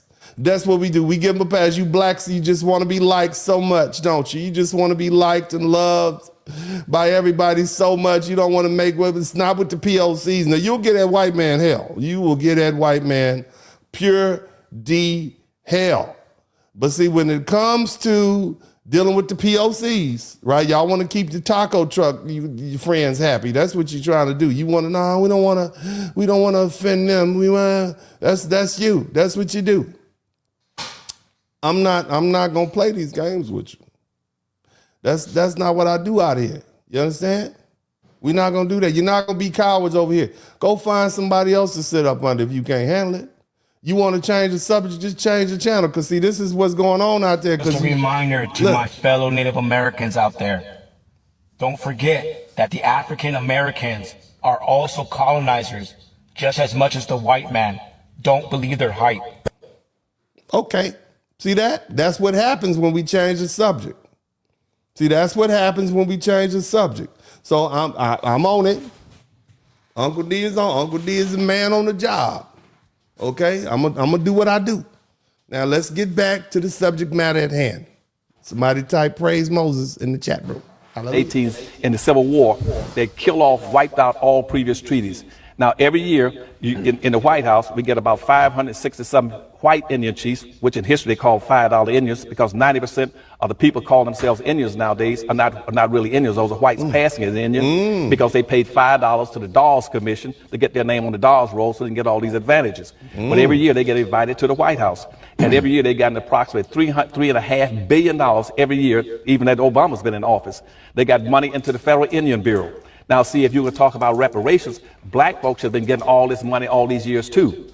But they got shut out because the Indians in 1938, they sent a letter to the Department of Bureau of Indian Affairs saying, how do we shut black folk down and make sure they never get into reparations? So you telling me the Indians sent letters to the Bureau of Indian Affairs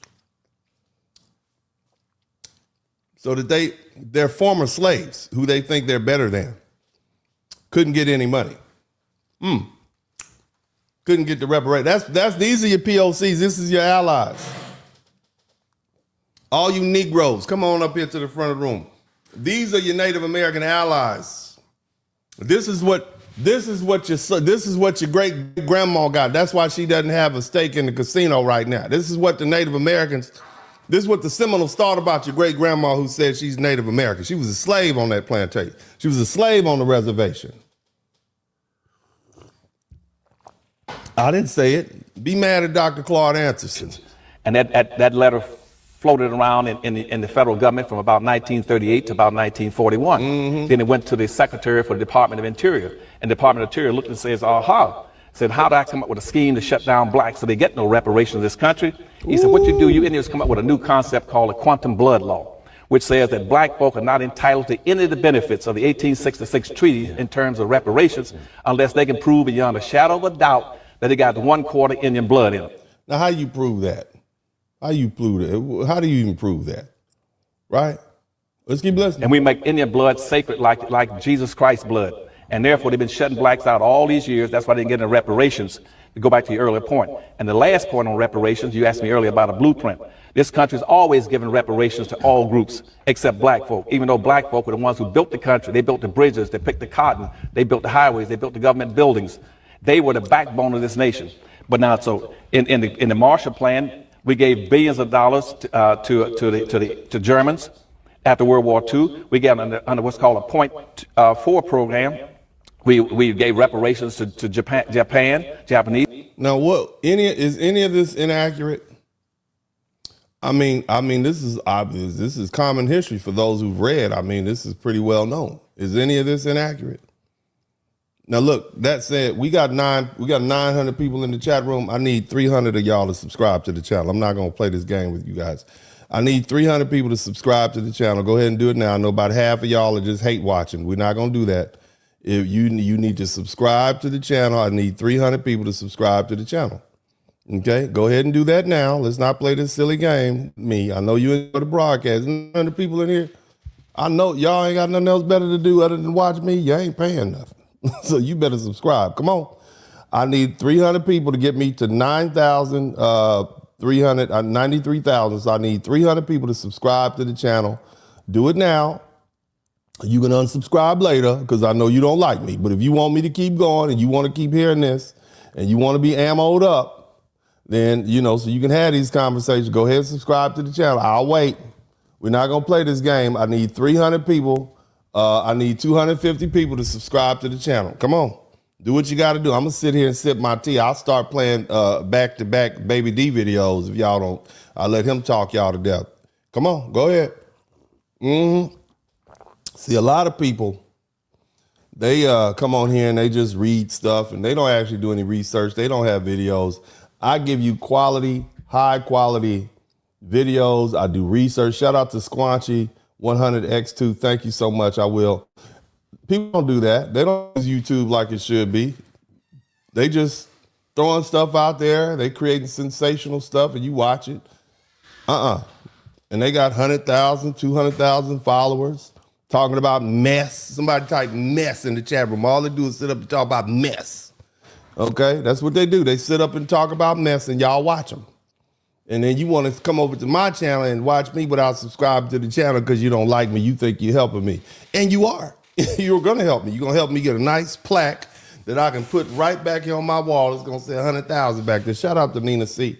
Thank you so much for your membership. But again, we are about subscribing now. I need you to subscribe to the channel. I need another 220 people to subscribe to the channel. We have made 80 people so far.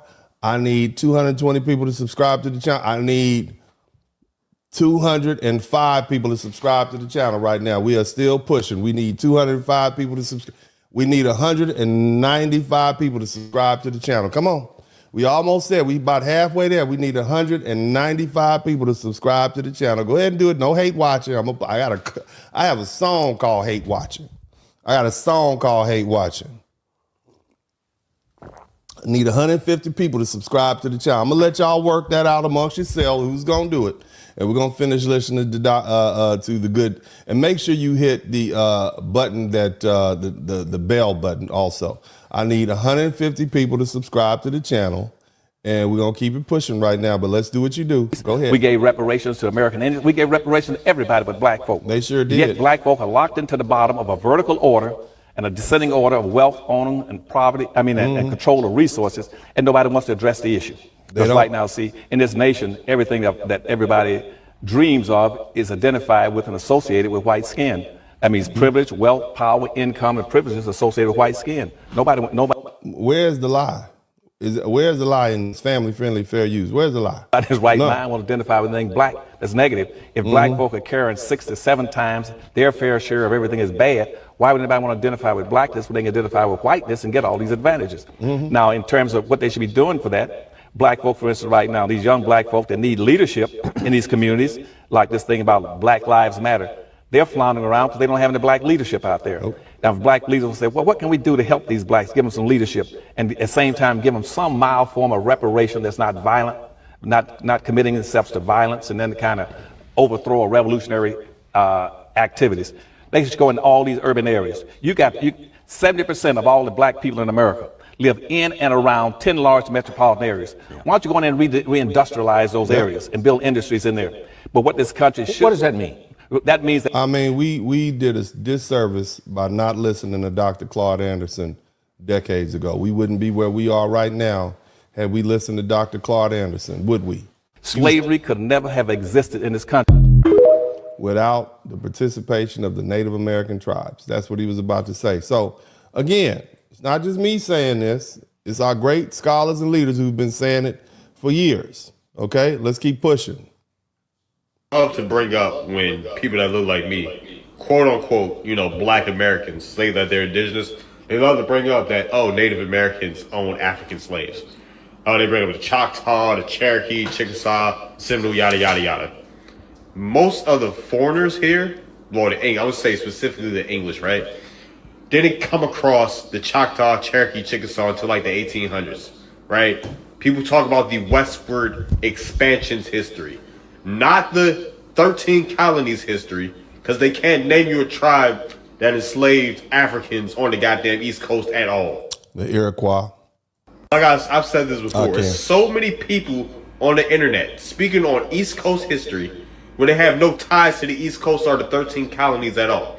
Well, I have books. Somebody typed Iroquois in the chat room.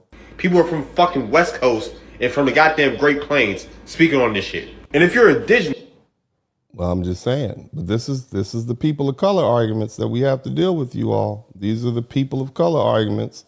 Let's keep listening. Let's keep on listening. As long as you keep romanticizing these people, you're gonna keep getting fooled. Slavery. They don't think of the enslavement of Native Americans. Why is this? Well, partly because the enslavement of Native Americans occurred first. And say that again, please. And they were being enslaved by Native Americans. I want you to keep that in mind. Didn't you hear the story about the Iroquois? Didn't you hear the story about the Comanche? We talked about mourning wars. It was other wars, but I'm just saying, did you not about that? The enslavement of Native Americans really began before the enslavement of Africans. And then the Native Americans said, oh, that's a good innovative idea. We'll enslave those dark people too. Only in the Caribbean by the Spanish, where it was extremely extensive. And in the Caribbean, I might mention that the numbers were huge that were involved, and they had several kinds of slaves. Okay, yeah, we heard that before. See, again, somebody type POC in the chat room. Let's hear what this dude said. I want you to hear this Native American fella right here. Some Native Americans owned slaves. Some Native Americans helped slaves escape. Some black people killed. Hold on. Some Native Americans helped capture slaves. Some Native Americans were paid a musket and 3 blankets to capture slaves. Okay, let's add that part. But go ahead and see what else. Somebody type some in the chat room. Innocent tribes in the West. So some innocent tribes in the West. Who was it that was killing them? The Buffalo Soldiers? Tribes in the West. Some Africans sold other Africans to Europeans. Some white people were actually slaves. Some white people actually... You see how he just throwing it on? We talk about Native Americans who participated in the slave trade. So this is your day today, sir. This is your day today. Yes, Native Americans own slaves. Let's stop trying to shift blame off. Some people do it. You did it. Well, that's like you got some children and they all... Who brought my goddamn lamp? Deontay broke your vacuum last week and he hid it. No, we're not talking about who broke the lamp. Well, Keisha and them, they came over and they was cooking in the kitchen when you wasn't here. No, who broke the lamp? Okay? That's what we want to focus on today. Don't run from it. Don't be scurrying and running like that. Let's let them finish. Helped free the slaves. And they helped free the slaves. They fought against, okay, let them finish. Praise God. Emancipate them. Not all. So when you leave out certain adjectives, it changes the entire meaning. Okay. So I invite you to make things more historically accurate. And I'm going to accept your invitation. The proper adjectives. I'm going to accept your invitation. That's what we're going to do this evening, sir. Sir, we will do that this evening. I'm going to accept your invitation and invite anybody who wants to come in. Go, brother. What would you like? We get another brother. You notice the native people on TikTok talking all this shit about black Americans, about how we're migrants, how we are foreigners and all this shit. And colonizers. Yeah. Have you noticed that? You know, they got some nerve. No offense to the native people, but when I assemble all of your leaders and your chiefs, they all look like Ed Sheeran. They all look like Justin Timberlake. White. And you want to tell me that I don't know my history? Excuse me. At least when I look in the mirror, I can tell what the hell I am. Yeah, somebody said, where all these freedom fighters come from? I know. How did slavery last 246 years and we had all these freedom fighters out there fighting for it? Okay, That's amazing. and aside from that, tell me more about your Choctaw Confederates, huh? Yeah. Tell me more about how you had 500,000 of us in fucking slavery. 500,000. This brother say 500,000. I hadn't looked. Let me be honest with you. This conversation is so deep and intricate that really the only thing I can do is just kind of give y'all enough so you can go. That's why I drop names and dates and stuff like that. 500,000. The brothers say 500,000. We had 500,000 black people in slavery. 500,000. I'm assuming at the time the Civil War ended. 500,000. Damn. Just so you understand, it was only 4 million black people in the United States in 1861. So if 500,000, so basically he's saying 1/8 of the black people in the United States were not only enslaved by the Indian, because keep in mind, you have free black people too. So of that 400 million black people in the United States, or what was the United States, about anywhere from 20-30% of them were free people.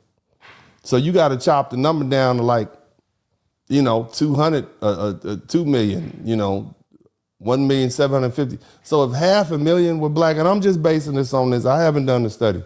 That means 1/8 of the slaves that we had here in the United States at the time of the Civil War were enslaved by Native Americans. Why don't we ever talk about that? Huh? Somebody talk about what about the Trail of Tears? 20% of the people that own the Trail of Tears were the black slaves. I'm gonna talk about that too. We just getting started. I'm like, why don't y'all just let me get to what I'm doing? I'm gonna answer all. We just looking at the video footage now. I'm just laying the predicate now. Okay. Tell us more about that. You talk about the fucking Buffalo Soldiers, but you don't mention the fact that the Buffalo Soldiers was formed in 1866. The Buffalo Soldiers were former slaves.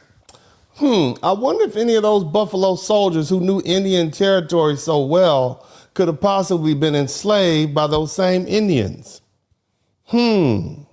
Somebody say, maybe it wasn't just the fact that they were killing Native Americans. Maybe they saw those Native Americans as the same people that had tortured, raped, and treated them with those black codes that the Native Americans that the white folk did in the reservation. Have we ever thought about that? Maybe this is something that, again, as I said earlier, history is never black and white. It's always gray.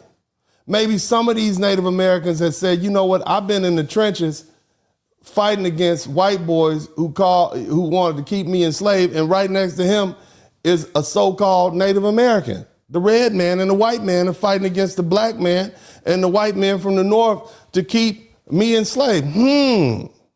Maybe those noble, brilliant, brave Buffalo Soldiers know something we didn't know. Maybe these Native Americans that we often like to romanticize weren't really that noble at all. Maybe they were in it. Maybe they were in the money-making scheme of black bodies and black labor also. Have you ever thought about that? Let's go ahead and continue listening to this broadcast. We'll do our best to keep it PG. And the Choctaw did not end slavery until 1863. Y'all got some nerve now, some true nerve. We know, we do know. See, now y'all done woke again. Remember where we started. They called us the colonizer because we sitting this one out. And so now they want to call us names. We're the colonized, we're all this and so on and so forth. Let's see what else we got. Hit the number 1 button. We will not sit here and try to lie and downplay Native Americans owning black slaves. Here's one from the Smithsonian about how Native American slaveholders complicate the Trail of Tears narrative, about how the Trail of Tears, the real story is about how many black slaves passed away. Because everybody who's a native who had slaves, I don't feel sorry for them. I feel sorry for the black slaves who had no choice. And I feel sorry for the black slaves who not only had they walk the Trail of Tears in the bad weather, and they also had to work and walk. See, the Native Americans was walking, you know what I'm saying, from Florida to Oklahoma. The black folks who were their slaves was walking, getting beat up, and working. How about that? Why don't we talk about that? We talk about the slave. Somebody type Trail of Tears. Why don't we have that conversation? Why is that missing from the history books? If 20% of the people who were walking along the Trail of Tears were African people who were enslaved by the Native Americans, why don't we talk about that? Why is that something that's not brought up? Largely because my people of color, black people, all you POC black people don't, oh no, we don't want to. We want to always blame the white man. The white man made them walk. Well, the white man made them walk from Florida all the way to Oklahoma, but the red man made the black man and the black woman and the black child walk with him. Because they were slaves. Why don't we have that conversation? I'm just asking for a friend. Let's keep going. Even the curator for the Museum for the American Indian is talking about how many of his ancestors and natives owned slaves, like John Ross, who's the Cherokee chief at that time. And they even crushed John Ross. Did somebody bring up John Ross, the Cherokee chief? He owned slaves too. Why we don't talk about that when we talk about John Ross? slave rebellion. So they stopped us from getting our freedom. I'll talk about that in a minute. About 20 black folk, well, about 20 black people tried to escape to Mexico from Oklahoma, and the Cherokees sent out basically a slave patrol to get them. I want you to understand that. Let's keep listening. For over a century, you're saying only 20,000. You're full of shit. Did you know natives had sundown town rules, black codes? Yes, you didn't know that? I did know that. I did know that. But most of these people don't know that. So let me teach them that, because I'm trying to get my super chats up, because right now I only have 11 and I've been in here 20 and they're not learning fast enough. So I gotta hurry up and do better. Okay. I'm just saying, I'm gonna explain to them the black codes that the Native Americans had. You know, we don't want you N-words around our teepees after dark. We want y'all to go back to your slave teepees. Okay. So I'm gonna teach them that, bro. Let me handle that. But go ahead, sir. They would even buck break the men and violate the women and force the women to have native children, native and black children, because a lot of the native men would force themselves on black women. So the Native American men were raping black women. That's what you're saying.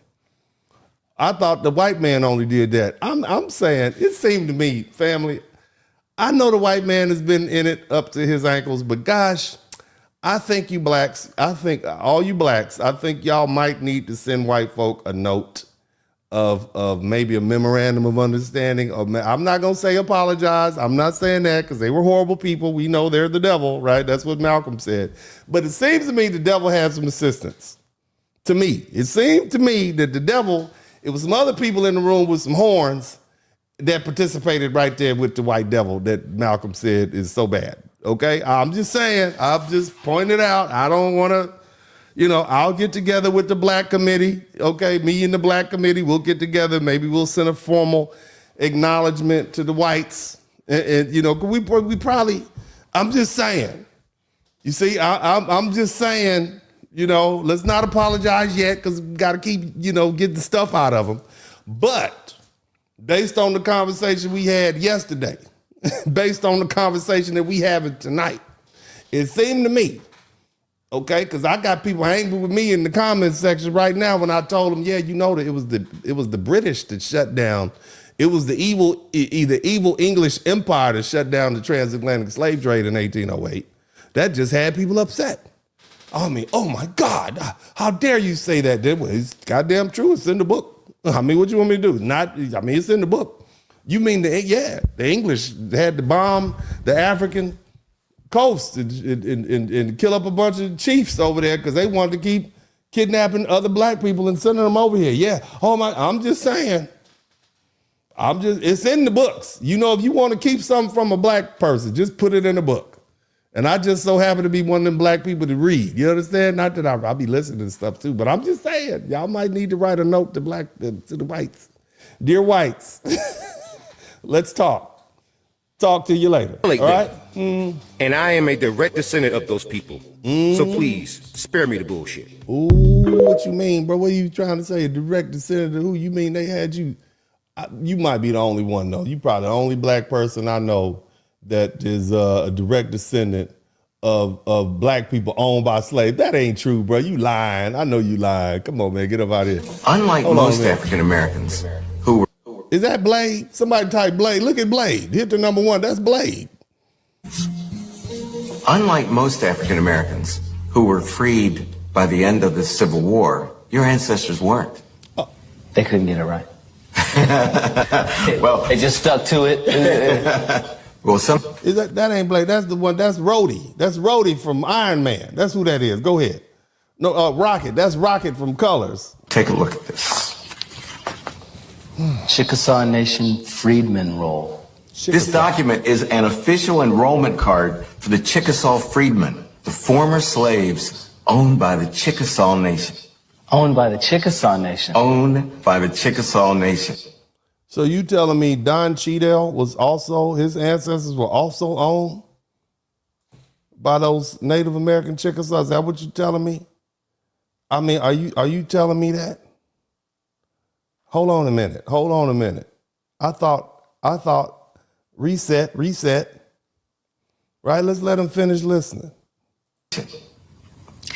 Your ancestors. And by the way, this is Dr. Henry Louis Gates. You guys may remember him from the Barack Obama era, Beergate. Some cop came and gave him a hard time at Harvard. And that's Don Cheadle. I remember the first time I saw him in colors. His name was Rocket in color. I never have I can't see him as anything other than Rocket with that rag on his head. But anyway, let's keep listening. Enslaved by Native Americans. Here's your great-great-grandmother, Mary Kemp, her 11 children, including Bill Cheadle, your great-grandfather, William. And you can see William's father, Henderson, or Hence Cheadle. You are one of the few African Americans who was not enslaved by white people. You was enslaved, just not by white people. Is that really a step up? I mean, I don't think it's any better. I don't know how I feel about that. I don't know how I feel about that either. That's why a lot of black people avoid that. They don't want to talk about that.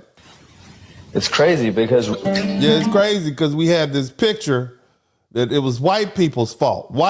The whites did it. All was the whites, 100% the whites' fault. And now, when we start actually looking at history, it's like, hold on a minute, there's a lot more people involved. You mean the Native Americans out there doing it too? Damn. Yeah, I remember him. Somebody said Devil of the Blue Dress. Yeah, man, he was a man. Mousy. Mouse. Yeah, I remember that. But let's keep Most people don't realize that the Cherokee, Creek, Seminole, Choctaw, and Chickasaw nations owned slaves. As self-governing entities. Now, where were those? They were all in the South.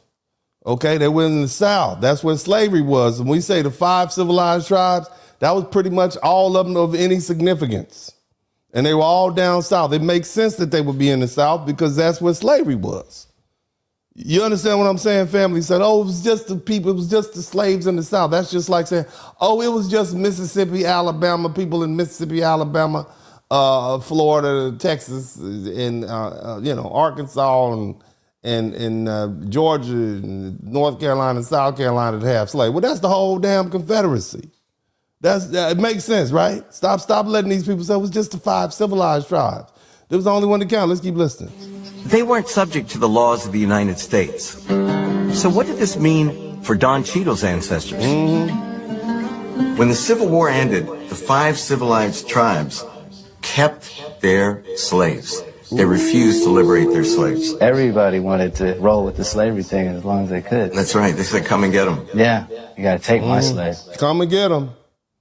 That's what they said, come and get them. So now you understand why some of those treaties were broken? Now do you see why Native American land was invaded, black people, by the U.S. government? Are we able to kind of say, well, oh, hold on a minute. Next time you hear these Native American folks say the white man broke a bunch of treaties, say, but why? Why did he break the treaties? What were you doing? I'm just saying, I'm not on the white man's side because we know he's the evil devil, conqueror of the world. But why? Ask the question. Yeah. Pry it from my cold, dead hand. And I had no idea. I had neither. This is amazing. The United States government didn't make a treaty with the Chickasaw until 1866, forcing them to liberate their slaves and make them citizens. The Chickasaws freed their slaves, but they did not offer them citizenship in the Chickasaw Nation. These honorary white people? I mean, what's going on here? Don? Because they saw you as less than, my brother. The same cultural people that the immigrant, okay, because I'm talking, why we got here? Because we got this Mexican, which is another word for mestizo, this Mexican mestizo, is saying that black people are the colonizers, and they often try to blame the Spanish and the Portuguese and those folk from over in those Iber Peninsula. They never put it on the Native American, but these Native Americans did not give they would give the white folk and their children. This is what I want you to understand. The white people and their progeny with Native American people, they would get citizenship. That's why you got so many white people who are currently Native Americans, because they were given citizenships. But the black people who were slaves, not necessarily even intermixed, they didn't get citizenship. I want you to understand that. Those Native Americans were as racist and bigoted, and they had the same sort of codes that white folk had against. This is what I'm talking about. You POCs. We talked about Arabs last night. Now we talking about Native Americans. Y'all ain't gonna have no friends. By the time I get through with you, you ain't gonna have no friends. Yeah, you're gonna be side-eyeing everybody by the time I finish with you. Let's keep it. Yeah, they wouldn't let you in because you're black. Your ancestors were in Indian territory, yet they were neither Chickasaw nor were they Americans. They were a people without a country and without any legal status at all. That means you couldn't vote, you couldn't sue, you couldn't buy land, you couldn't do anything. That's what that means. So you just stuck. You were a people without a land. This is why they had to come up with the 14th Amendment. You understand? Let's keep listening. Crazy. The Chickasaw freedmen would spend decades in this stateless limbo, Decades. invisible and forgotten. By the time the century drew to a close, the United States government had turned its back on our people all over the South. Y'all still here? Keep watching. But out west, where the Chickasaw freedmen had been living as stateless people for over 30 years, the status of Indian territory was about to change. In the late 1890s, the United States government... Somebody says, Don Cheadle, a Chickasaw. No, baby, he is a black man. He's a Negro. His people were slaves on the Chickasaw reservation. That's what he was. He is clearly a black man, okay? Drew up official rolls of the citizens and former slaves of the Native American nations. Don Cheadle's ancestors were among those who were ready to stand up and be... All right, I still need 150 people to subscribe to the channel. Go ahead and handle y'all business. Counted. Your great-great-grandparents would have had to travel to Tishomingo, the capital of the Chickasaw Nation, in order to enroll. But it was a last chance for former slaves like your ancestors to claim Chickasaw identity. This is the land allotment records for Johnston County, Oklahoma. Mary Kemp, Henderson Cheadle. So they got some land. And the number of acres?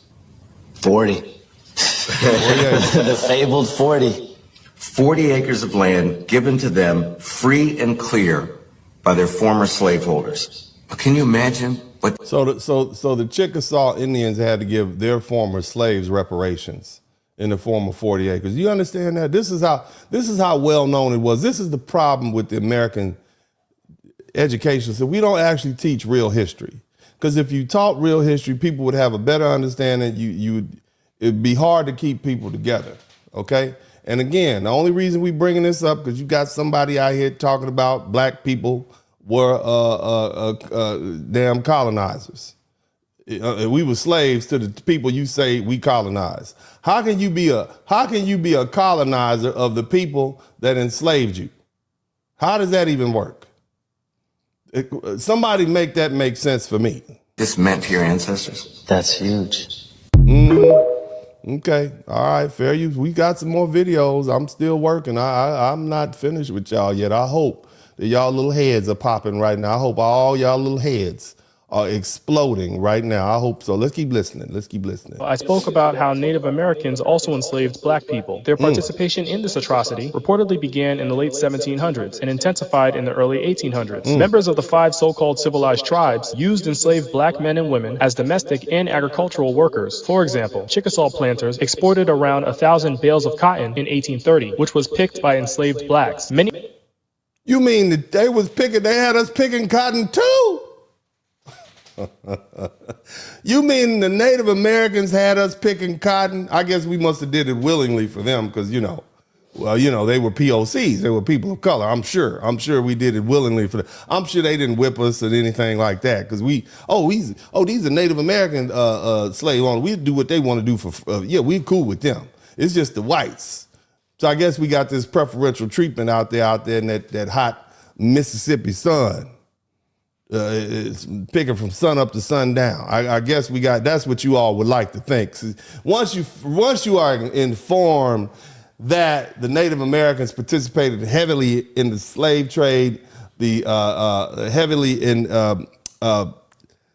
slavery, then you want to try to romanticize it and pretend as though, this abusive boyfriend is not as bad as the other abusive boyfriend I had. He just hits me on Tuesday instead of both Thursday and Friday. That's what my foundational black American brothers and sisters do. Y'all, we just got to because we got to keep that white man at the helm of evil. We got to make sure he is the most evil of all. That's what Malcolm told us, right? He got to be, nobody else can be as evil as him. No, nobody, right? That's what we got to do. And so because of that, you're stuck in that line of thinking and you don't want to say, well, let's just look at it even-handedly and just see what it is. Let's see it. Let's see where it lays out. You see? That's why it's impossible. It's still impossible for me to convince black people, even though there are historical records and data and logs showing that Africans participated in the slave trade. No, they didn't know what they doing after 500 years. You tell me them N-words didn't know what they was doing after 500 years? You mean they had people coming back and forth from 500 years and they couldn't tell you what they was doing to us over here? Are you sure? Are you just delusional? And you just trying to romanticize something that hurts your feelings and distorts your worldview? Is that it? Because remember, the white man is bad. The white man is horrible, right? That's what we've been taught. And you can't get away from that on this Black History Month. Can you? Some of y'all going to the Kashada because y'all going to the casino right now and like, hold on a minute. You mean I'm about to spend money with these people? They had my people. Yeah, you about to go over there and make them richer than what they are. Let's keep going. Many Native Americans saw slavery as a way to illustrate their societal sophistication in the eyes of European colonizers, who often they was trying to assimilate. That's what we started talking about earlier. Somebody type assimilate in the chat room. They were assimilating. Referred to them as noble savages, courageous and fierce. They were noble savages. That's a hell of a name.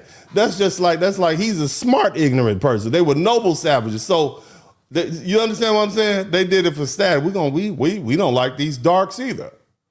Come on, Tonto, let's go on over here. White feather, we'll get some of these Negroes too. And we'll be noble savages. We'll put these little top hats on. I want you assimilation. This is assimilation. This is all these folk want to run up behind white people and kiss their butt. All right, let's keep Africans going. were seen as little more than mindless beasts of burden. Historian Taya Miles once stated that enslaved black people became tokens of economic success. The more you owned, the more serious a business person you were considered. And the more serious a business person you were, the more appropriate you were to join the ranks of civilized society. It's important to note, however, that most Native Americans did not enslave Africans. However, ownership of enslaved blacks was a serious status symbol. Stay tuned for my next video. When he says most, remember, most of the Native Americans that owned slaves were in the South where slavery was legal. Okay, just keep that in mind because most Native Americans didn't live in America because there was no America at that time. There was some territories, there was some states. You understand what I'm saying? So be mindful of these words people are using. Where were the Confederate states? I need to put a picture up. Because when I look at the Confederate States and I look at where these so-called five civilized tribes, these noble savage tribes were, They were in the same place that the Confederacy existed. Are we on the same page? These people are the slick. We used to have, back when I was young, we used to have a word called tricknology. Have y'all ever heard that word? This is probably before y'all time. This is back same place where we the term woke actually popped up. Tricknology. You know, it's they playing with words, so you don't really understand what's going on. Legally owned slaves in the United States weren't white Southerners. They were Native American tribes. Yep. And this might surprise you because Native Americans are often portrayed as morally pure, peaceful victims of history. Aren't they? But the reality is far more complicated. But tell us what the reality is, Mr. White AI man. Native nations practiced slavery, and many fought for the Confederacy during the Civil War. Several of the 5 civilized tribes, the Cherokee, Choctaw. Now I want you to see, look at where they at in Louisiana, all over Mississippi, Alabama. This is where they were. Okay, this is where they were. Let's keep going. Chickasaw, Creek, and Seminole enslaved African Americans before and during the war. This happened in part because U.S. officials pushed these tribes to adopt American-style farming, wealth systems, and yes. Oh, it's the white man's fault. I think they chose to assimilate. That's what I think, sir. But go ahead. Again, remember, we still want to romanticize these Native Americans instead of calling them what they did. You participated in slavery. You don't have clean hands. You have dirty hands. Nobody wants to call them on that. But they're quick to tell us now. They done flipped the script and said, we were colonizers. Do I need to play the video of the Mexican man saying that black people were colonizers and we shouldn't fall, his people shouldn't fall for our tricks? Should I play that again, or have I played it like 4 or 5 times? Or do you get why we're having to now deal with this? See, you allowed them to call you, first of all, you allowed them to call you POCs, people of color. Then they said, well, if we're people of color, you're also immigrants. And if you're immigrants, well, clearly we're indigenous, so you must be colonizers. You understand what I'm saying? You fell for it. Instead of saying, no, I am a black American, specifically, I am a foundational black American, which means I can trace my roots back to the slavery institution. You see?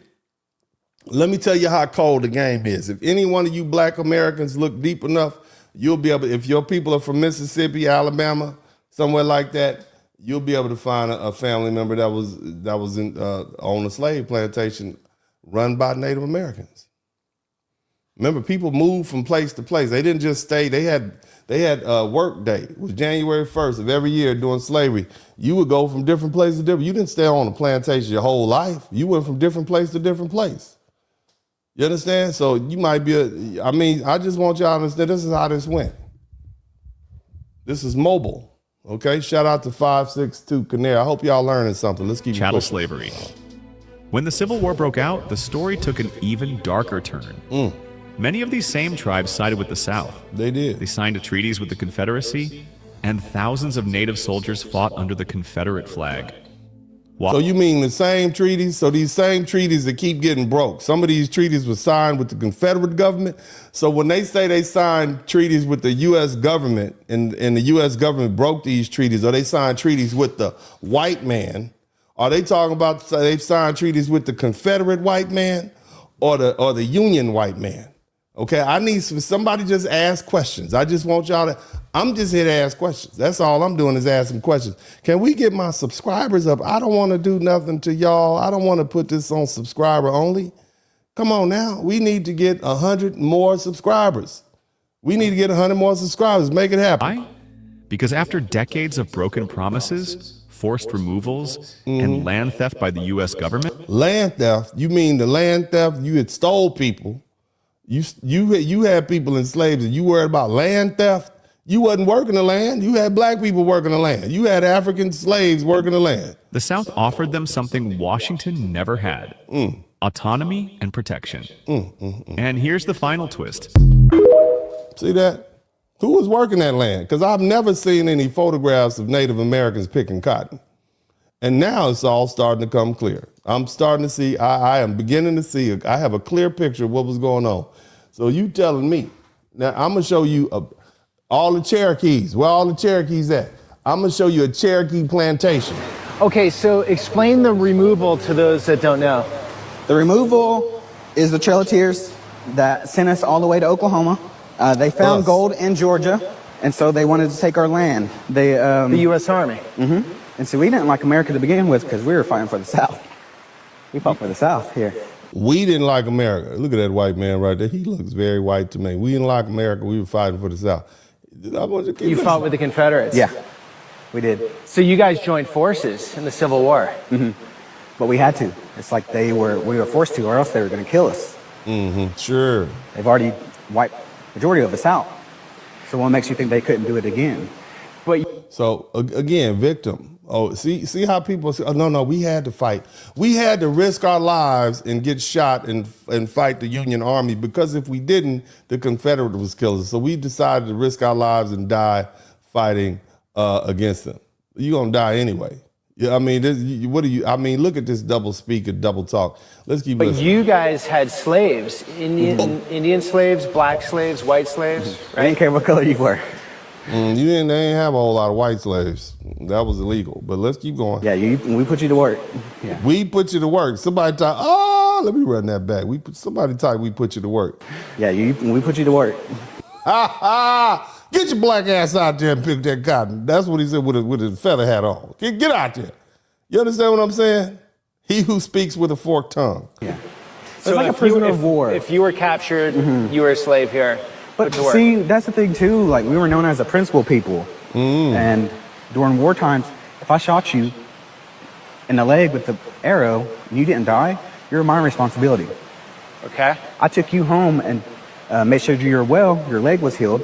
See that? Are you serious? Do you really think we're gonna believe that, sir? We heard what the Iroquois and the Comanche did. And we heard what the Katawa people did. So we just supposed to believe you, sir? We're just supposed to believe you are principled people? You have slaves, you have black slaves that being raped, and you got them out there working in the cotton. You had the bullwhip just like the white. I'm just asking, where all the Cherokees at? Well, all the people out there who say my mama was great-great-grandma was a full-blooded Cherokee, where you at? I need you to come out here. And then I would take you back to your tribe. Sure you would. Sure. Somebody type sure. But sometimes you put them to work. They mouthed off, tried to escape or tried to... Okay. Look at it. Do y'all believe, does anybody have, how could we fall for this for so long? Black people, how do we fall for this for so long? Huh? Called Mexican nationalist who ignorantly spews racism toward foundational black Americans. Let me educate you. You are not the indigenous authority of these lands. Ooh. You are a mestizo, a mixed descendant of European colonizers and the enslaved and indigenous peoples they oppressed. That was co-signing with them also, because they had slaves too, ma'am, but go ahead. That term you proudly wave without understanding, it literally means mixed. A product of Spanish rape and forced assimilation. Before Look like some of them assimilated because they wanted to. you insult us, remember this. Many of your great-great-great-grandmothers were black women. Black women that were enslaved and were raped. That's the story. How did those black women get over there? That's what I want y'all to understand. How did all these people have these enslaved black women? Where did they come from? They were slaves and they were raped. And they were forced to reproduce children for these Native Americans and everybody else. Are you all starting to see a better picture? So when your great-great-grandma talked about she was one part Cherokee, she was raped just like the white man raped her. So where's the honor in that? Why y'all so quick to brag on that? That ain't nothing to brag on.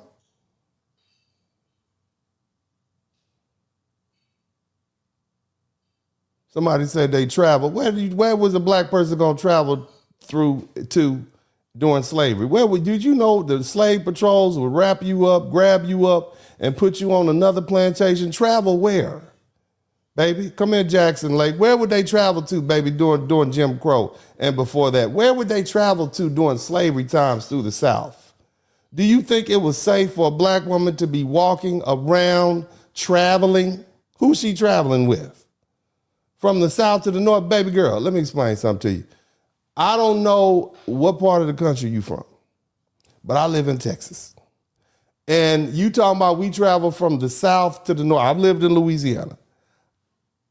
I passed through Mississippi. My family's from Mississippi. Traveling from the south to the north. Okay. I don't think you could travel from New Orleans to Baton Rouge. That's about a 60-minute drive.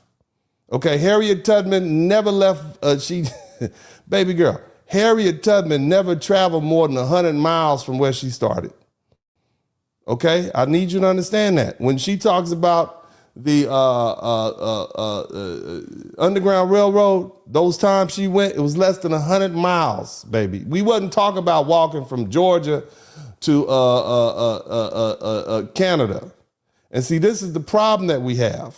Okay, this is the issue that we have. You romanticize because it messes up your belief. You think, oh, look, my hair got a little baby hair right here. All I got to do is put a little Vaseline on it, and that's the Indian in my family. No, it's not. Okay? It's not, baby.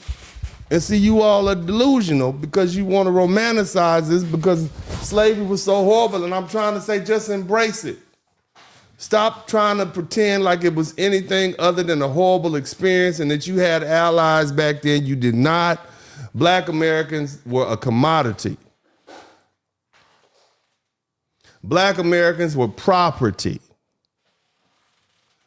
A large percent of that whatever features you think are Native American are actually from white people. If you go back 6 generations, I had this conversation the other night. 6 generations, everybody got a white granddaddy. Everybody got a white granddaddy. Everybody in FBA land has a white granddaddy 6 generations back. Because that's what they were doing. Now, you can be mad if you want to, but it is what it is. And I don't care if you're mad. Now, let's stop romanticizing. Let's live in reality right now. Foundational Black Americans, stolen, bred, and absorbed into your bloodline during the brutal colonial caste system of New Spain. Our people were here long before your last name ended in "ez." We were autochthonous to the Americas, the mound builders, the Mississippians, the Olmec. Now, see, she talking about something that we ain't got. We talking about thousands and thousands of years ago. I'm just talking about recent years ago, okay? Let's keep pushing. All right, y'all, we gonna wrap it up in a minute. I just, I know. We ain't finished Free yet. Emancipation Proclamation happens, right? And it's a federal order that says everybody has to... All right, baby girl, Jackson Lake. You want to come in here? We'll stop the show and bring you in here. Come on, Jackson Lake. Come on in here, baby. Let me explain, because I'm sure you have a lot of questions that other people have. I'm going to let you come in here, Jackson Lake. Jackson Lake, come in here. She said, everybody black were not slaves. You're right. But there's been so much intermixture since that time period that you more likely than not, you have not just one side, but multiple people who were enslaved at that time. You understand? Everybody was not enslaved, but most people, I'm going to say 99.99% of people who consider themselves foundational Black Americans, they have slave ancestry, okay? And you can't get away from that. You cannot romanticize that. I'm just trying to tell you, baby, it's the truth. You're not going to get away from that. Yeah, you might have had a couple of freeborn Black people, but they were formerly slaves too. And it was so easy to become a slave. All they had to do was snatch you up and put you in slavery and say, you belong to me. You are mine. Have you ever read the book called 12 Years a Slave? Huh? Okay, let me go on. Let me get back to the work. They're free. Confederate people. Mm-hmm. Remember that? Y'all lost. So that's done. And as a result, Native American people had to release their slaves too. They didn't do it. And they become citizens of that nation because they belong to the people of that nation. They belong to. So I figured this because when I was in Tulsa, I learned that Native American people were allotting land or letting Black people purchase land. After being threatened and forced by the American government. And because Black people were able to purchase land, that was something. Baby, the Mason-Dixon line, do you know they had slaves in New York? They had slaves in Baltimore, Sweetheart, you know one of the biggest breeding farms was in Baltimore. Do you know the Emancipation Proclamation only freed the slaves in the slave states? Did you know that? Sweetheart? I'm just saying. Let's go on. I'm gonna get somebody up and Thing that they could not do as a citizen of the United States. So they did that in the territory of Oklahoma under the citizenship of these such tribes. And I know this because there were black millionaires listed in the research for like how Black Wall Street got started, out of oil booming. So if you think about that oil rush and people, especially, you already know who try to make their way all the way from the South right on back up to Oklahoma. So that's why. Yeah, so she's just basically explaining to black people in Oklahoma, because remember the Trail of Tears, they were being resettled and they moved right along. Now, how do you think all them black, how do you think 1/3 of the cowboys were black? How do you think they got there? They got there because they were brought there with the Native Americans. Family tree, blah, blah, blah. So here you go. Hold on. Let me show you a little bit about me. This is one of y'all people right here. This is the people of color. This is one of the Native American Indian. Let's hear what she say. This is my great-grandma, my 11th great-great-great-great-grandma. Her name is Frances Lightfoot Gibson. She was a part of the, I never know how to say it, Pasagi tribe. How did she become part of the Pasagi tribe, baby? How did she become part of it? Did she go over there voluntarily? Or was she kidnapped? I'm just asking questions. I'm asking you questions because it wasn't a romantic relationship. It wasn't the Valentine's Day. They didn't have Valentine's Day back then, baby. Okay? Just trying to help you out, baby. Hoahoan tribe in Virginia. In Virginia. Virginia was one of the biggest slave-holding states. It was the original slave-holding state, baby. Okay, that's where George Washington and all the founding fathers was out there making half-breed babies. Okay. This is also my grandma right here. You see her with her all that on. So now let me see your genealogy, bitch, because my people been here. They were clearly indigenous. Indigenous. Somebody type indigenous. Somebody type indigenous. They were indigenous.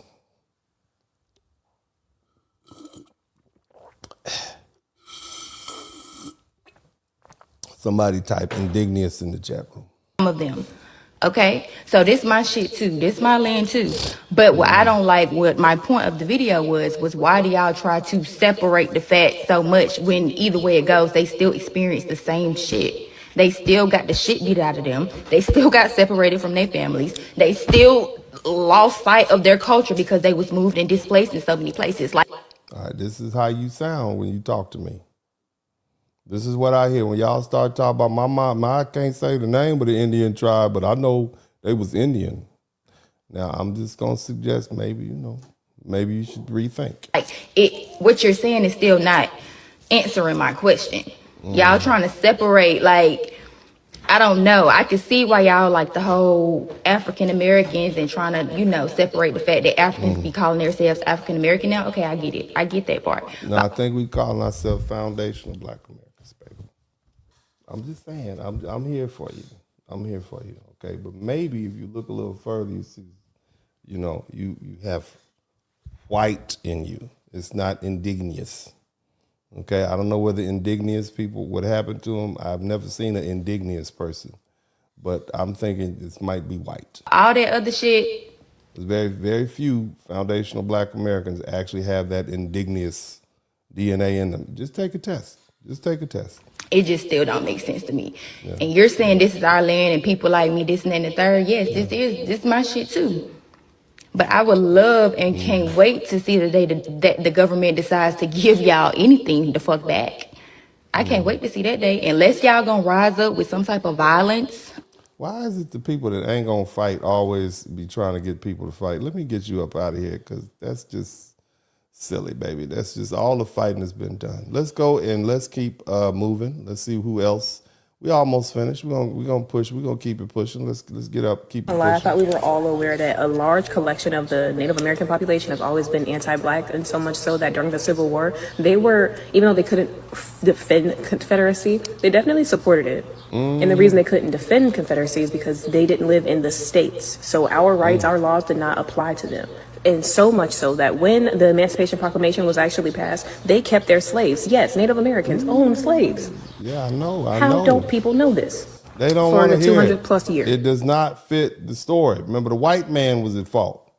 Okay, the white man was at fault. And if you start saying Native American owned slaves, then people say, hold on a minute. That's not, you make some breakdown. You know, you got to Control Alt Delete and switch the task. You got to unplug the computer from there to mess the programming up. They owned so many slaves, and slavery was so beneficial financially to them that it helped rebuild their entire economy. And it was so detrimental to their economy that when their slaves were freed, their economy crumbled. And when I say they, I'm talking about the 5 civilized tribes. That's the Cherokee, the Choctaw, the Chickasaw, the Creek, and the Seminole. Now, these were not the only Native American reservations. So you telling me that the Native American tribes have become so dependent on black American or slave labor, black people's labor, that their whole economy crumbled. That's why they ended up in the reservation. Oh. So what you're saying is it wasn't until they lost their slaves that they went downhill. Oh, that's why they out there drinking and strung out on alcohol, and they don't have anybody do their work for them anymore. So when we hear about these Native Americans having all these issues, it's because they lost their slaves. Is that what you're trying to tell us? Damn. Somebody type damn in the chat room. And yet they say immigrants built this country. Apparently, not only did we build the country, hell, we built up the reservations too.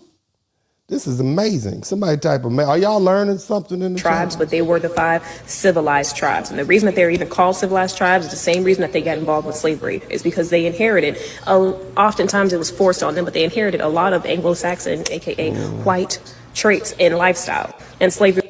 Now see, no, I believe they wanted to assimilate, because see, black people have not assimilated. And I believe anybody who wants to assimilate with the white man will. And that's what we see happen. See, you got to separate, baby. They want to assimilate with white people. And that's why they picking up their stuff. Okay? I'm just saying. It was just one of many, and everybody. This is more POC romanticization. Oh, we're going to give them the benefit of the doubt. They didn't want to do it. They just did it because, the white man was doing it. They just did it. There's a lot of stuff white people do we don't do as black people. Right? There ain't no black people in the Epstein files, is it? No. And that's for a good reason.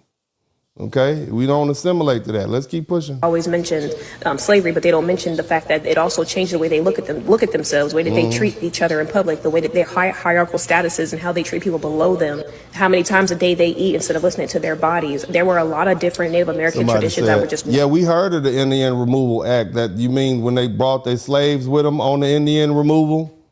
It should have been the Indian Negro removal, because they brought their slaves with them. Lynn Finch, we have heard about that. Catch up.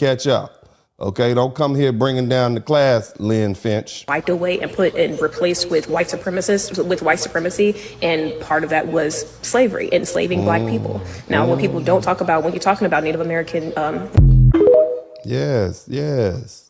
And you remember why we're here tonight? Y'all remember how this happened? Dude said that black people are colonizers, and people shouldn't fall for the tricks. Remember, that's how we got here?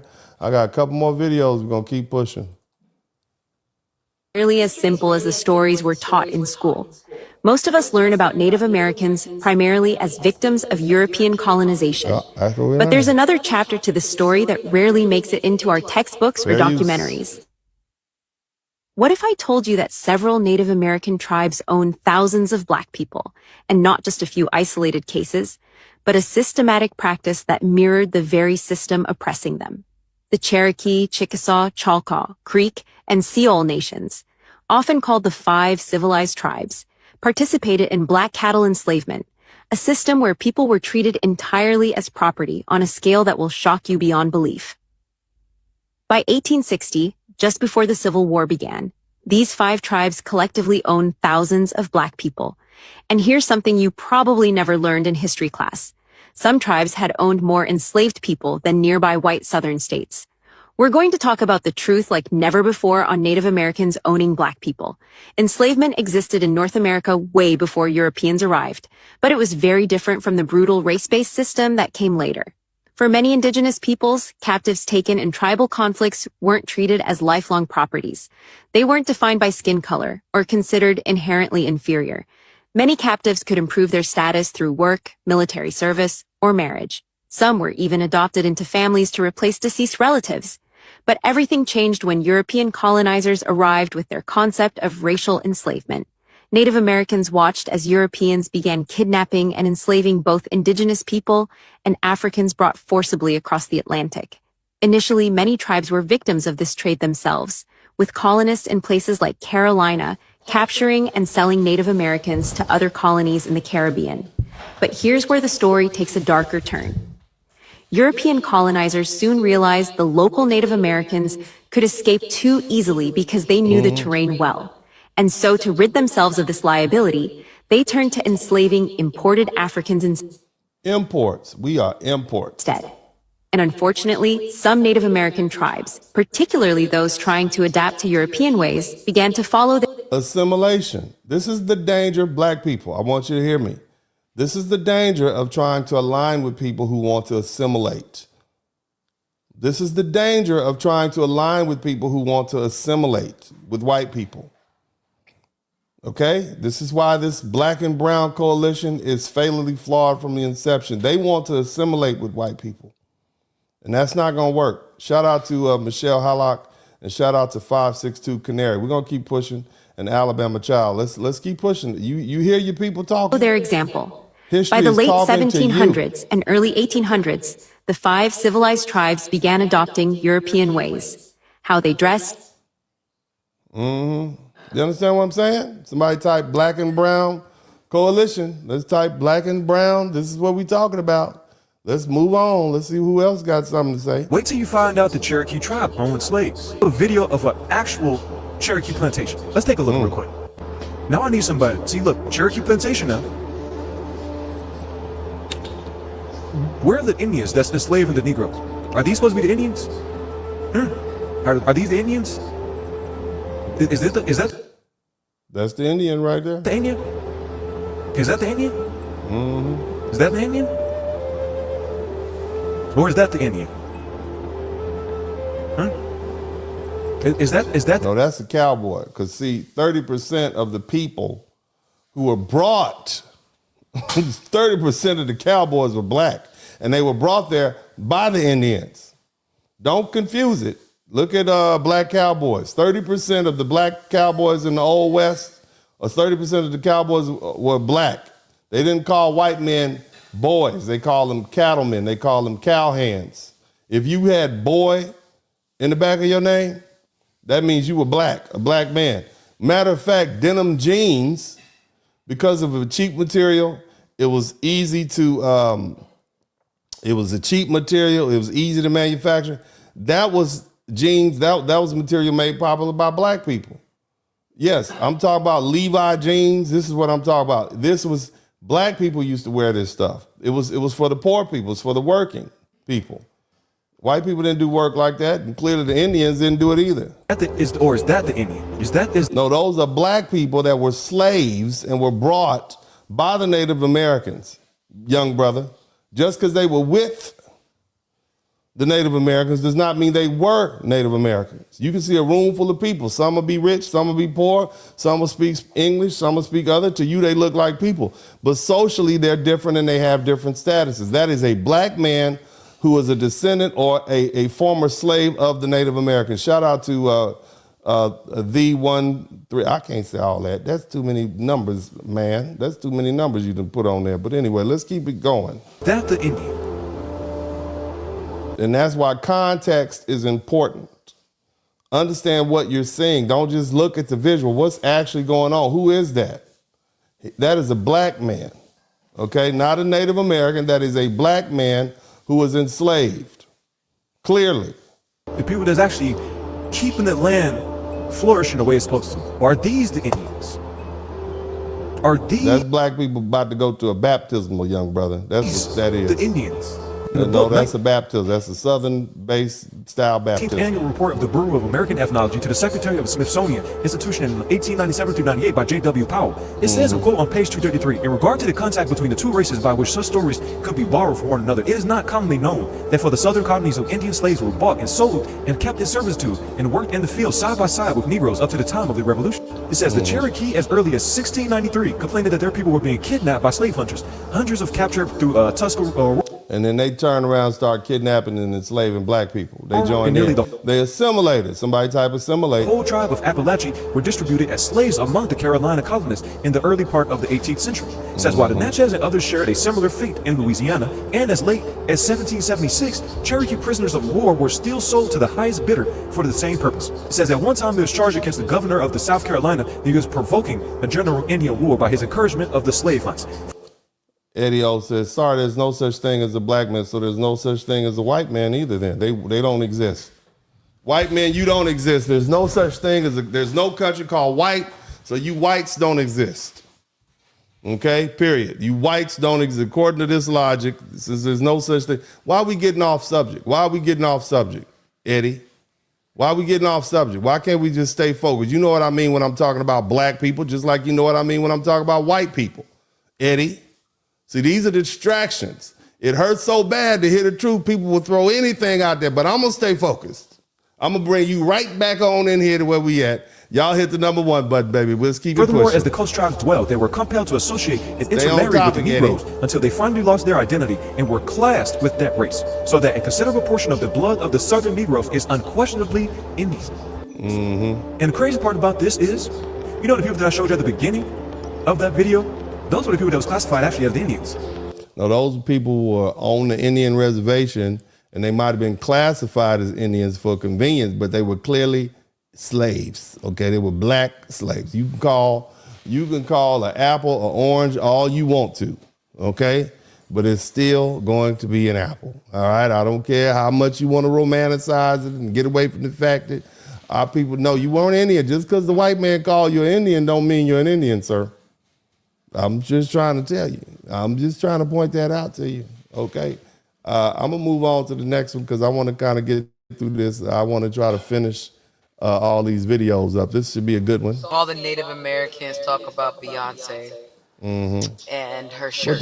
What they say about Bey? And I want to be nice because I've been an activist on pretending Indians, but... Hold on. Mister, you are racist. I don't have time. What do you mean I'm racist? Lynch, what makes me racist because I'm telling you how racist Native Americans were the foundation of black Americans? What makes me racist? Why is it that I'm racist when I'm sitting here telling folk, hey, you know what? Native American people enslaved black people. Why is that racist? What makes me, why does that make me racist, ma'am? I need to understand that. I tell you what, how about this? Maybe, since I'm the racist one, right? Let's do this. Is this racism too? Let me know. Bitch, do something about it. Stop playing me before I beat your ass. Yeah. Stop playing me before I beat the fuck out of you. Stop playing. N-word. Oh. Stop playing me before I beat the fuck out of you. I guess that's not racist, Miss Lynch. That's not racist, right? When Mexicans are calling black people the N-word. What about this? This man is saying that you're culturally racist. Say that Mexicans are culturally racist. Oh, they're culturally racist. I don't think black Americans are culturally racist at all. I think we say some harsh, mean, nasty words like everybody, but we're not culturally racist. But, here's the thing. I'm the racist. I'm the racist because I'm here pointing out the fact that, you know what? This is what Native Americans won't let his did. daughter date a black man, but she could date a white man. Oh, is that racist? Like older Lynch Mexican fan, man won't let they it. don't want their daughters dating black men? That's not racist? It was racism in that. But I'm the racist, okay? Well, I'll tell you what, Lynch fan, you can sit here and hang out if you want to, and I'll be whatever you need me to be if that makes you feel good, because these facts are hitting you upside the head. These facts are the problem. You can argue with these facts. You can call these facts racist. Actually had slaves. And a lot of you guys make a lot of jokes about Cherokee princesses, but Cherokees are a civilized tribe that had black slaves. There were 5 civilized tribes. And I would like to see the DNA test of all the Native Americans on this app that pick on the descendants of Cherokee slaves. Like I know a lot, all the slaves, if you look at African DNA tests, you will literally see that the most slaves were brought to Cherokee land. To tribes, like,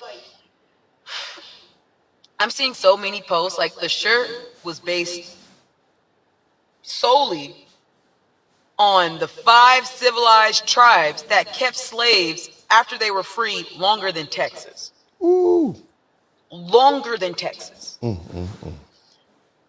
the fact that you guys are like, oh, you blacks are always saying you guys are Cherokee. No, Cherokees had a ton of black slaves. Blackfoot, so many of these tribes had so. You understand what's going on? The reason you got so many of these grandmas saying they were Cherokee is because they probably were raised on a Cherokee plantation or reservation.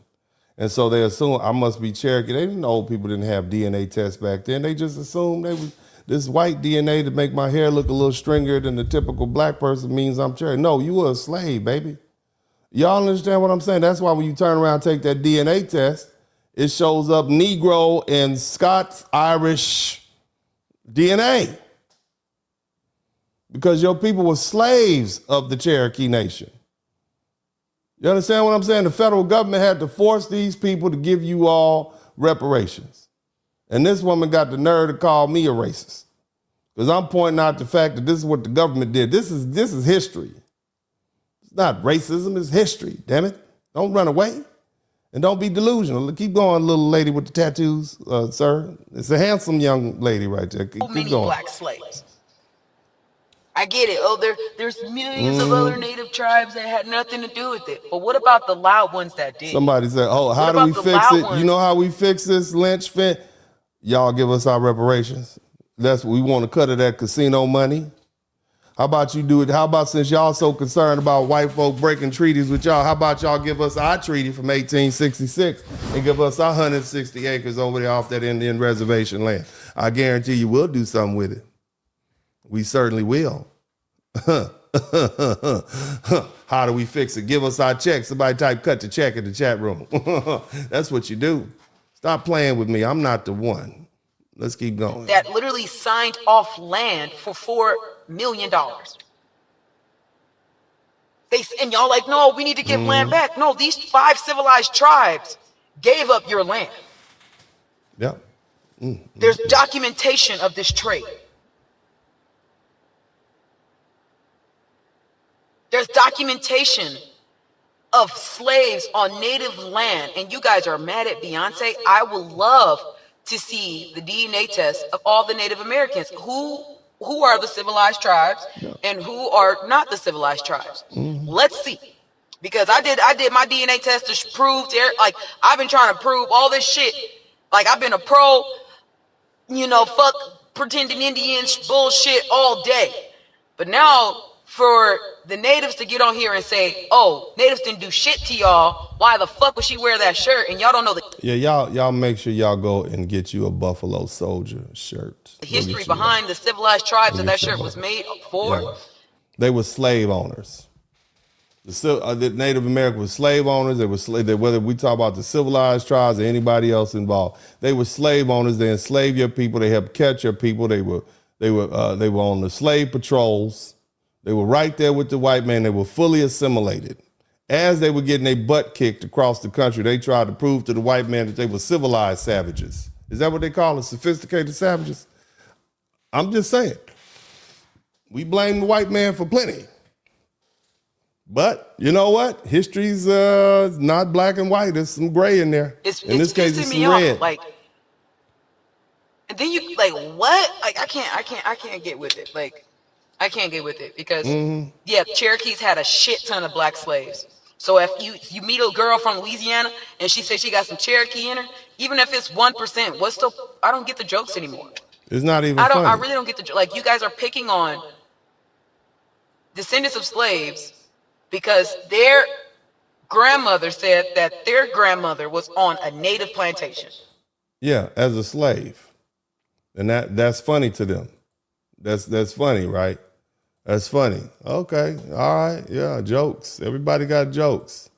And again, we know why we're here today, right? We understand what happened. We had somebody come in and, tell us that, we were, that we were the colonizers. That's how this got started. That was the trigger point, right? We were the colonizers. And why did they say that? Because black people have decided to sit down and we're resting. So this has got everybody triggered. Okay. I'm going to let y'all hear one more video and then we're going to start cooking. I see that Beyonce has the internet in a tizzy. And I will say what I've been saying for a very, very long time. History is whooping y'all tail. Mm-hmm. It is whooping y'all tail. Okay? Listen, this is something that every person of color needs to understand. Anyone that is not black, that is a part of a minority people group here in the United States of America. All of you participated in the forward progression of the oppression of black people. All of you. All of them. Every single one of you. Native Americans, Asians, South Asians, Italians, Irish, right? Like everybody that was considered less than, also considered yourself less than others, but better than blacks. Because they wanted to assimilate. Every single one of you. Every single one of you. Every single one of you. History is complex and people are complex. Two things can be true at the same time. The Native Americans were almost extinct and the Native Americans were also owning slaves. Yes, they were. Blacks. African Americans. Yeah. So it's very funny to me that Native Americans thought they were always our allies. You weren't. They know they weren't. They just tell you that now because they count on the fact that you're not reading history. You weren't. Because the reality is this, right? Let's think of it in a logical manner, right? The Native Americans, Trail of Tears, everybody is almost extinct, okay? Like, majority of the Native American tribes was almost extinct on this Trail of Tears, all right? These white people, they came in, took over your land, killing and slaughtering all of these people and all of these livestock. At the same time, they put you guys off into these concentration camps, right? And then they're bringing in droves of these other people, hundreds and hundreds of hundreds of these black people that are coming off on boats, okay? Mind you, the Native Americans are a people that have already been traumatized, greatly traumatized by white people, and they are... So somebody said, what about the black slave owners? Today we talking about the Native American slave owners. We gonna talk about the Native American slave owners today. Okay, I've done that before on this broadcast. Today, we've talked about white women slave owners. We've talked about white men slave owners. We've talked about black slave owners. Today, we're talking about Native American slave owners. Stay focused on the subject. Fool goggles sake. Somebody type stay focused in the chat room. Stay focused on the subject matter. Dang. Why y'all keep trying to divert? What about that? What about that? Yeah. No. We right here where we are today. Over all of these other people. What makes you think that Native Americans is going to be like, oh my gosh, white people are doing something bad to these other strangers that we don't know. We must save them. Absolutely not. Is that what y'all thought? They know better. They knew better. They knew better. I know. What? Nah, I know. No. Why would they have any reason at all? They were trying to get that to defend all of them. These black people that are clearly taking the brunt of whatever angst and anger that was once directed at them. Yep. Native Americans is like, oh baby, we need to stay out the way. We need to stay out the way. We don't know who these new people are, but they are definitely, they taking some licks. We just need to sort ourselves out over here, okay?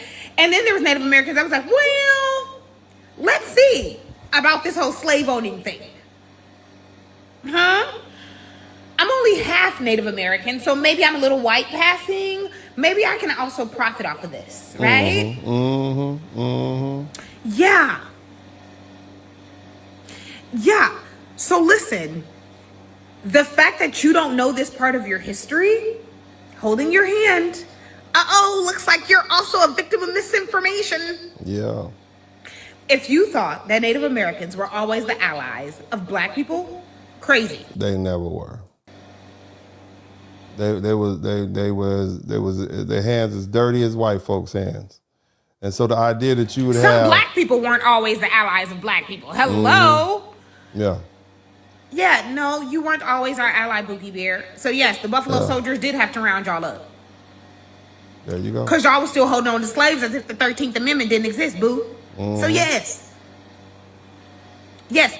Are we starting to see a full picture of what was going on now? Because all of this started because you had this one Mexican man say that black folks are the colonizers. That's where we started. This is how we started, and this is where we are now. Okay? That's how we started, and this is where we are now. This is how we started. A reminder to my fellow Native Americans out there. Don't forget that the African Americans are also colonizers, just as much as the white man. Don't believe their hype. So this is where we started.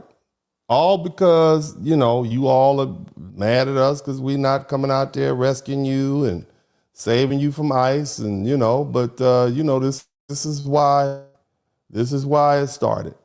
This is where we are. And you all can't seem to get over, but I'm just, I'm just gonna remind you of something like that. Let me just, maybe you forgot. I'm gonna show you something.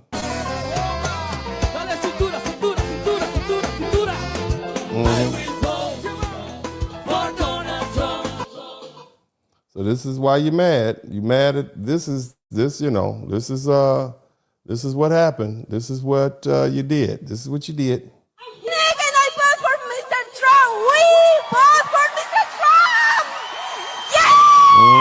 That's what you did. We love you! We love you! On the way to the White House! That's what you did. That's what you did. That's you. And it's, and it's not like, it's not like y'all don't know. Okay, that's what you did, right? That's what you did. And now, you mad because stuff like this is happening. Mad at this. What the fuck? They're gonna break my window, guys, please. That's why you mad. They're gonna take me to MDC, guys. They're gonna try to arrest me. This is insane. I can't believe this is happening, guys. Lord, please protect me. Lord, please. Guys, I don't trust them. They're gonna break through windows. They're insane. You guys, they're gonna let this happen? Yeah. This is what happened now. You did it. You brought this on yourself. These are unbelievable. These are unbelievable. They coming for you, baby. This is what happened. They coming in there. Insane. This guy's breaking. This is what you did. So this is what happened. This is how we got here. Now you mad because black people won't come out and save you. That's what you're mad at. You all are now angry because black people won't come out and save you. Okay? White people are doing to Latino people. Mm-hmm. Latino people are then having conversations about the fact that black people aren't doing anything about what white people are doing to them. So then it's like, are y'all upset at the white people for doing the that they doing to y'all, or y'all upset? No, baby, they feel like black people are less than them, and they get it from both lineages. They get it from the Spanish and they get it from the indigenous Native Americans. See, and they've always blamed the white man in them and said it's the white man's fault that they're racist because they were colonized. But they never mentioned the fact that the Native Americans also had slaves, and they had racial codes, black codes written into their constitution. And so that's why I'm here to try to fill in that gap for foundational black Americans. Somebody type FBA in the chat room, okay? So it's not that they feel like you are their slave. They feel like you are less than them, and you should put your black body out there in front of them. And when you don't do it, then you're lazy and you're not doing your job. That's how they feel, because culturally they are racist, and racist implies they feel as though you're less than them.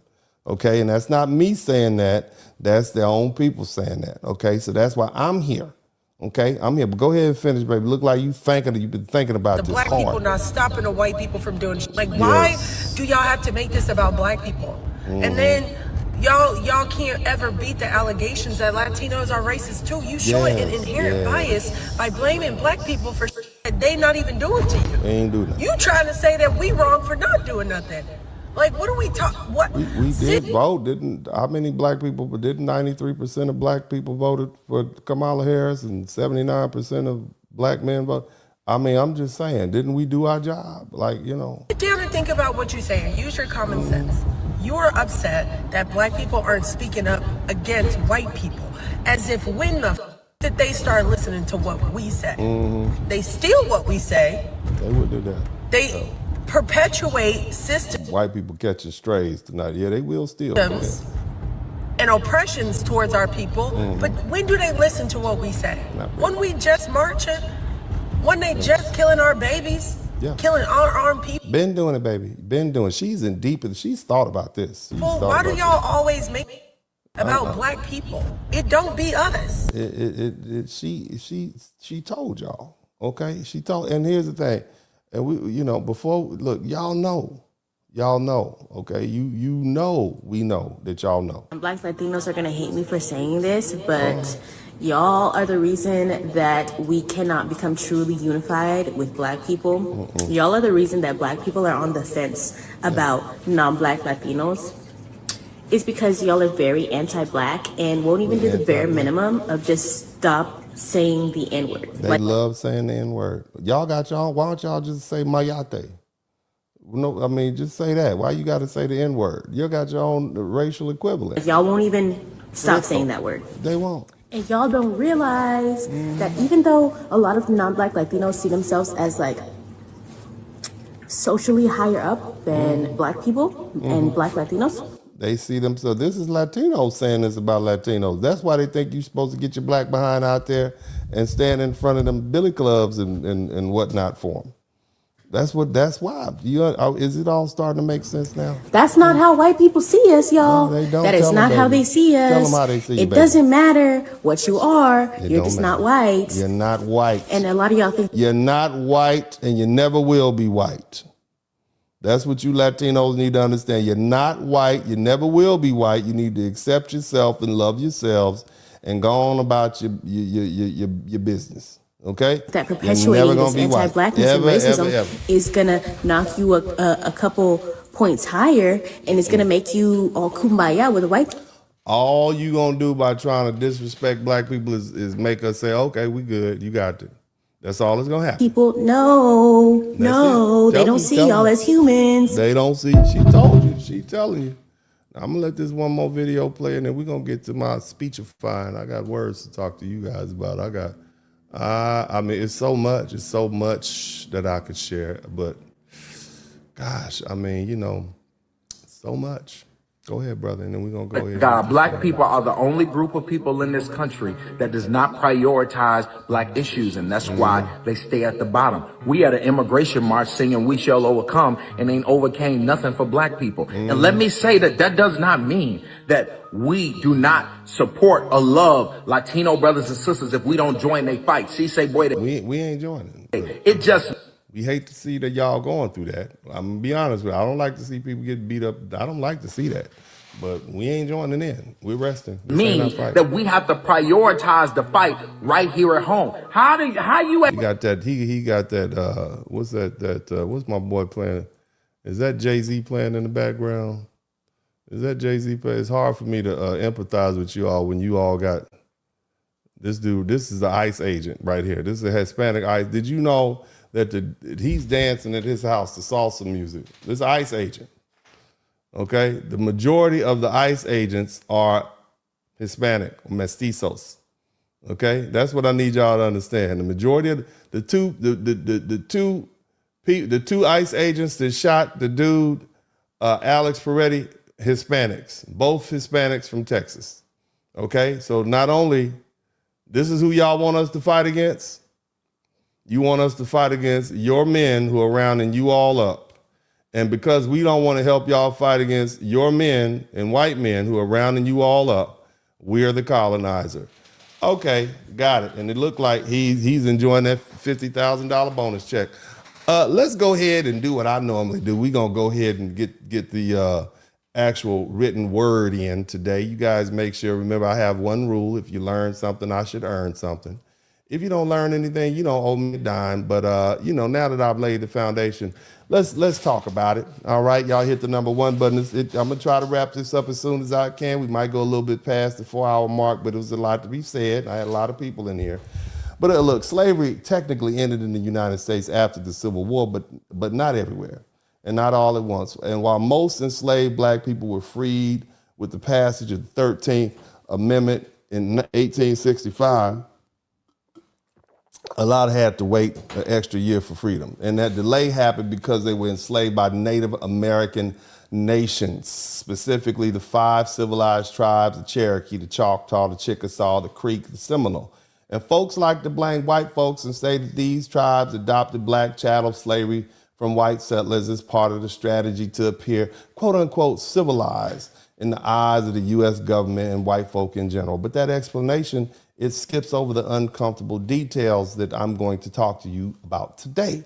The 5 civilized tribes, they earned their label precisely because they adopted the European cultural practice. Somebody type assimilation in the chat room. They included representative government, Christian conversion, literacy, formal schooling, and a marriage with whites, and racial exclusion of blacks, which punished the interracial marriage, and maybe the leader would, this is what happened. You see? The leader would take the land away. All right? Along with full participation in black chattel slavery, many Native leaders believed that embracing these practices would shield them from removal and violence. I want you to understand what I just said. Basically, they promoted interracial marriage between whites and Native Americans. That's why you have so many of them out there. All these so-called Native Americans that are white is because they promoted that. They thought that was a good idea. Shout out to Alonzo Dunn. In other words, they volunteered for it. They wanted that. This is well after, this is when they had their own reservations or whatever. They promoted it. This is part of what they did, because they said if you marry white, you could be a full-blown Cherokee, you get land. If you marry black, you're not getting nothing. Okay? Keep that in mind. Now let's talk about the Cherokee Nation. I know the name sounds pretty, rolls off your tongue. Cherokee, right? Cherokee, right? You like that. The Cherokee Nation, shout out to Gona Tolliver. The Cherokee Nation was heavy into slavery way before the Civil War. And their participation went far beyond a few isolated cases in the southern Appalachians and the Carolina frontier. And it later went all the way over to Oklahoma. Okay, and the Cherokee were active in capturing, holding, buying, and policing enslaved black people from at least the 1730s all the way up to 1866. So before the country was even started, they was heavy in it. As early as the 1730s, the Cherokee had formal agreements with British authorities to capture runaway slaves and return them for payment. Cherokees were paid valuable goods, guns, and match coats. And by the 1700s and 1800s, the Cherokees participated in expanding it into full chattel slavery. So we all in. Somebody type, we all in. This is a good game. The Cherokee law regulated the buying and selling of enslaved black people. It punished runaways. It built plantation-style system just like white folk in the South. And so by 1809, the Cherokee owned 600 enslaved black people. That's one tribe. Okay, and by the start of the U.S. Civil War in 1861, the number had grown to 4,000. Can you imagine that? 4,000 slaves? And this matters because the total Cherokee population at the time was only 21,000. So let me get this straight. Out of 25,000 people, 4,000 of them, which is about a fifth, are enslaved black people. Is that what you're telling me? That means 10% of the Cherokee population had slaves. You understand me? And now by comparison, let's compare that to the white folks. Okay, 400,000 people own slaves out of a population of 12.25 million. 400,000 people own slaves out of a population of about 12.25 million. That's 3%. So only 3% of white people own slaves, but 10% of the Cherokee own slaves. Who do you think had it more ingrained in their culture? The Cherokee or the white people? The average white person was poor as hell. I know we supposed to, white people, they were the devil and they had us as slaves. 3% of them owned slaves. The rest of them didn't. So 97% of the white population in the United States at the height of slavery in 1861, only 3% owned slaves. I'm thinking we might have to send white people an apology note, black people. I'm not saying yet, but we need to have a committee meeting. If only 3% of the white people own slaves, that tells me a lot about what was going on. There's a bunch of poor white boys who got dragged into this fight, and they didn't have anything to win other than their lives. Kind of the same thing we do right now with our poor military guys. They fight for the rich. But again, let's run these numbers back. Out of 21,000 Cherokee, 10% of them own slaves to the tune of 4,000. You had 400,000 white folk, okay, who own slaves out of 12.25 million. That's only 3%. You can be mad all you want. But in relative terms, slaveholder was more concentrated amongst the Cherokee elite than white folk. You understand? The Cherokee had more. Everybody benefit. Cherokee slavery was not mild. They were not your friend. Black people were purchased from white slave traders. The Native Americans was right there next to the white folk buying slaves. The Cherokee Constitution, this is their constitution. You can look it up your darn self. The Cherokee Constitution did not recognize children born to black women as citizens. So you done sat up there, you done raped this black woman who is your slave, you got her pregnant, and now the child born of that is not considered a Cherokee because they had Cherokee slave codes and they were detailed and they were harsh, and enslaved people were barred from owning property, learning to read or write or even carry a weapon or marry freely. Damn, that sounds like the white man. Damn. Teacher, did you know that teaching enslaved people how to read and write could be punished under the Cherokee Constitution? Did you know that? What does it sound like? Huh? Anyone caught trading with an enslaved person without the owner's permission could be forced into debt and bondage. You hear that? This is what they did. Black people could be whipped or physically punished for escape, attempts to a minor violation. In every legal sense, black people in Cherokee territory were treated as inferior and as property. Cherokee slavery was not symbolic, it was not temporary, and nor was it softer than white man slavery. It was racial, it was hereditary, it was enforced by law and defended by armed authority. And any honest discussion of history has to acknowledge that reality. The Cherokee Act of Union in 1839 prohibited formal marriages between Cherokee citizens and black slaves. And then they turned around and strengthened it in 1855. You can look this stuff up right now, baby. Look it up. And look, after the Civil War, when black people returned were denied Cherokee, they didn't even get citizenship. You understand what I'm saying? I want you to understand that. So by the 18th and 19th century, many of these Native American nations had adopted chattel slavery, but the Cherokee stood out as one of the largest and most legally structured native slaveholding societies. Their homeland in the Southeast placed them in constant contact with white plantation economies and slave traders and U.S. expansion. Let me explain something to you. Let me skip ahead. In 1933 and 1934, Heinrich Krieger, a German lawyer, Nazi Party legal thinker, studied American race law at the University of Arkansas, which included both the white man's Jim Crow laws and slave codes and Native American legal structures that govern anti-black racial caste system. The Nazis. Those Nazis were trying to figure out an answer. They had a practical question. How do you legally create a racial caste system without collapsing the state? And this man's work directly influenced the Nazi Nuremberg laws, which affected the Jews and all those people. You understand what I'm saying? Look it up, baby. I'm not, you look it up yourself. He studied at the University of Arkansas. Look this Nazi's name up. Don't be mad at me. You won't get to be mad. It's the fact. Just look it up. Google it.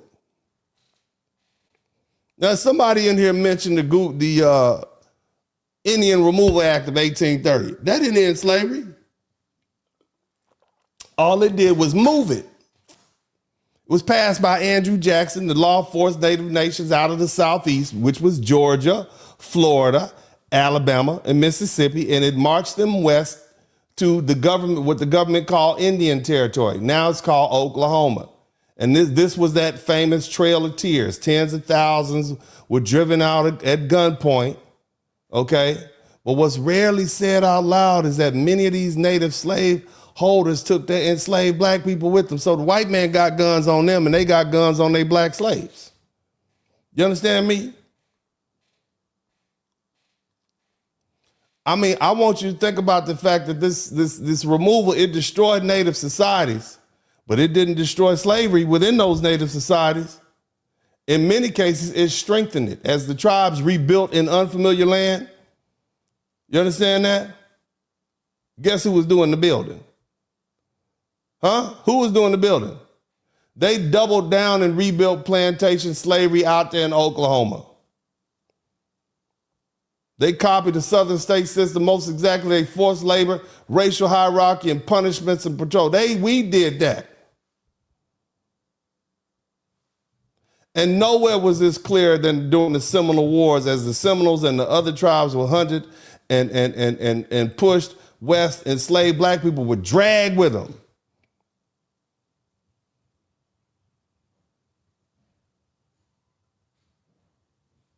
They were forced out of Florida into Arkansas and then Texas. And even while native nations were losing land and freedom, black people inside those nations were still enslaved. Being oppressed by the U.S. government didn't stop the native folk from oppressing us. Now, at first, the Seminole society was different. Runaway black people, they found refuge down there. And they had mixed families at forming. Children of black and native unions was sometimes treated as equal. And that scared the United States. And so the federal government openly feared that black runaways and native resistance together would ignite a massive slave rebellion from the South. And so General Thomas Jessup warned that another Seminole War could set the entire region on fire. I mean, they was wearing it out down there. We were going to eventually be free.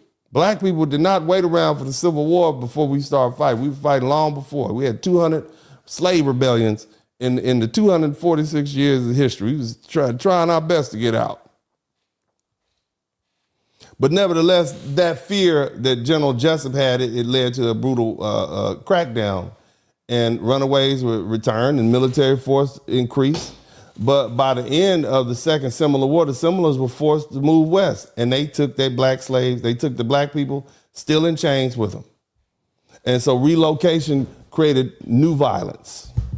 Okay, because the Seminoles were placed on Creek land, two different tribes, and the Creeks practiced full chattel slavery. They was 100%, they was stomped down all the way out. They was the white Native Americans, okay?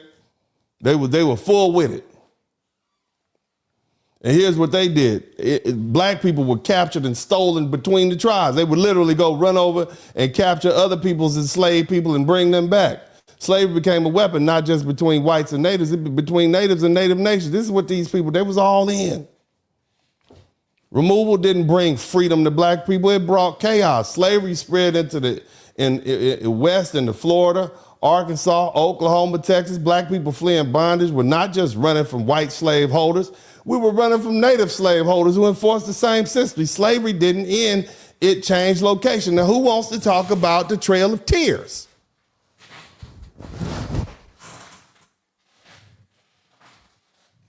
We always talk about the Trail of Tears like it's this native tragedy. Just so what the lady said, the indigenous, no, she said the indigenous, See, we always talk about this as this indigenous tragedy. It was, it was a black one too. Because see, during the Cherokee removal of 1838 through 1839, hundreds of enslaved black people were forced to march.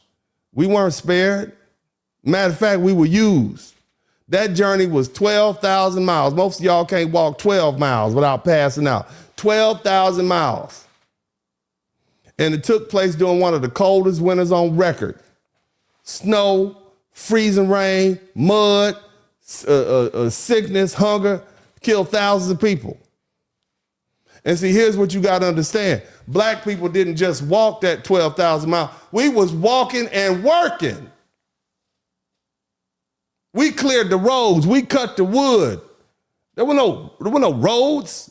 We hauled the supplies for that 12,000 miles. We drove the wagons. We tended the livestock. We built the camps. We cooked the meals. We carried the heavy loads while sick, while injured, while barefoot, starving. And at night we slept outside exposed, freezing the wind with little clothing or shelter. Falling behind meant beatings. It meant abandonment. It meant death. This is what we did on the Trail of Tears. Nobody talk about that. Why we don't talk about that? Where all the Native Americans at? Why y'all don't want to talk about that?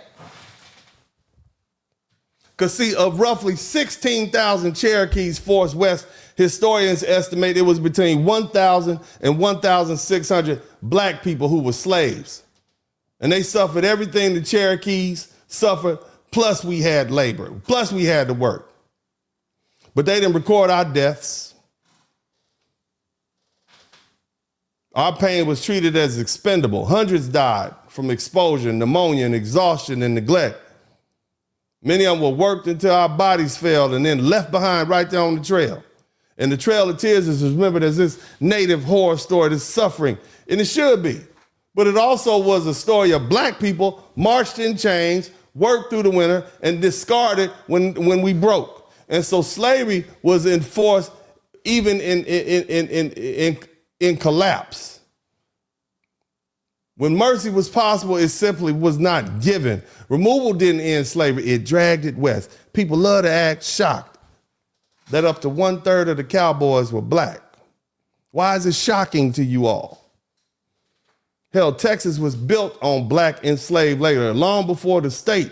It was when it was under Spanish rule, Mexican rule, and Republic of Texas and the U.S. statehood. Black people didn't just magically appear as cowboys. You don't think they could get some cotton-picking Negroes from Mississippi and Louisiana and Florida and bring them over there and do some more work in Texas? Are you kidding me? We were enslaved on ranches. We were forced to handle cattle. We used labor. We were used labor. Whether we talk about white slave owners or native slave owners, and kept in bondage in Texas and Indian territory well into the 1860s. After emancipation, many black people, black men already knew the land, horses, and cattle and frontier survived because slavery forced them to. Cowboy culture didn't come from Hollywood. It came from black exploitation. Let me explain to you something. I live in Texas right now. We have the largest black population in America, right here. Where do you think they came from? You think they moved down here from Chicago, California, a couple years ago? They've been here. Now, I want to talk to all you people who keep saying that the Mexico helped black people get free. Have y'all heard that before? Mexico helped black people get free. You heard that? Is it all starting to paint a picture? Why would somebody run from Alabama to Mexico? Does that make sense? Why would they run from Louisiana to Mexico? You mean they're going to run through Texas where they got slaves and slave catchers, both native and white? So where did these black people that ran to Mexico came from? Where did they come from? I'm trying to think. Where could they come from?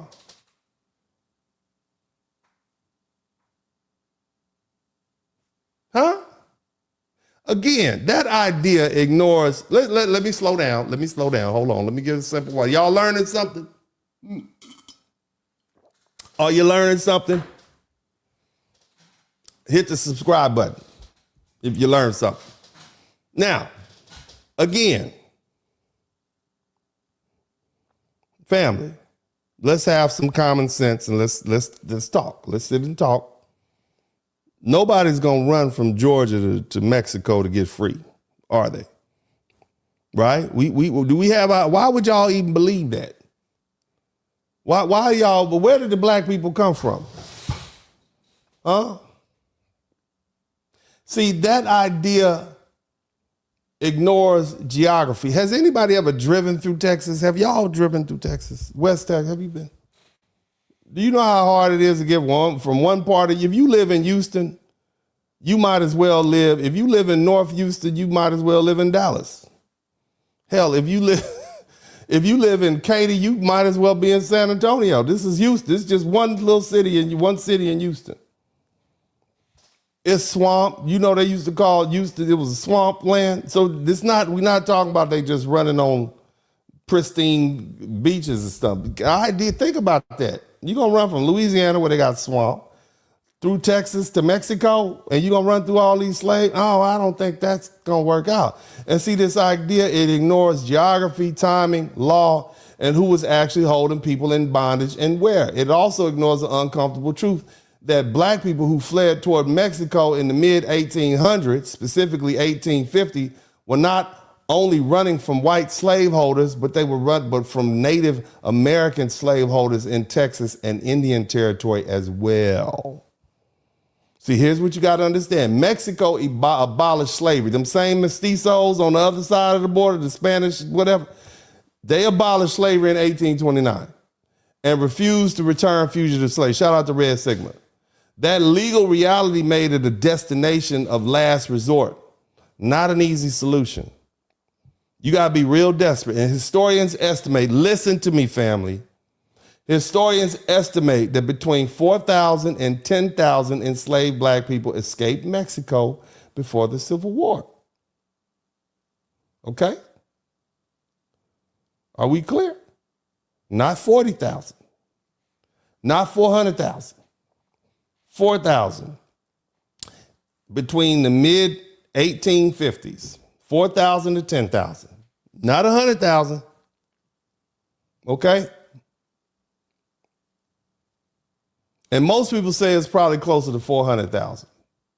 And see, these numbers are based on Texas slaveholder complaints and court records and later historical reconstruction. By contrast, how many black people escaped to the north? We always say the North. They say about 100,000 enslaved people escaped from North Carolina to Maryland or something like that, okay? Somewhere between 4,000 and 100,000 escaped north to free states or Canada through routes associated with what we call the Underground Railroad. That difference alone shows why it's dishonest to treat Mexico as the equivalent escape route, family. Timing is critical. Early in the 1800s, there was no stable free North. There was nowhere safe to run. Many northern states still allowed slavery. Y'all didn't know that, did you? Slavery was not just in the South. In the early 1800s, many northern states still allowed slavery. I think New York might have been the first one, but all these other states, they allowed slavery. You couldn't just run north, wasn't nowhere to go.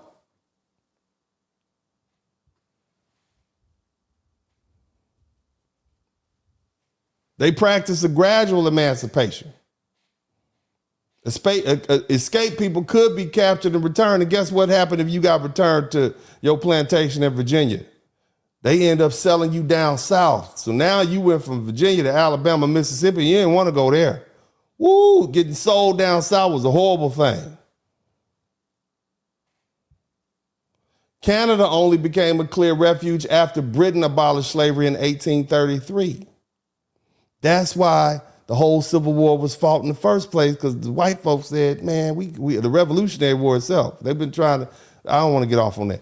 Look, the Fugitive Slave Act happened in 1850, and that changed everything. The Fugitive Slave Act said anywhere a slave can be found in the United States or the territories of the United States, they could be brought back. So you had the federal government, you had ICE. We had our own version of ICE, and they were everywhere. They had damn bounty hunters. Everybody was looking, and it was under court order, whether it was so-called free state or not. That Fugitive Slave Act means you could get caught, anybody to help you could get caught, it would be a bad thing.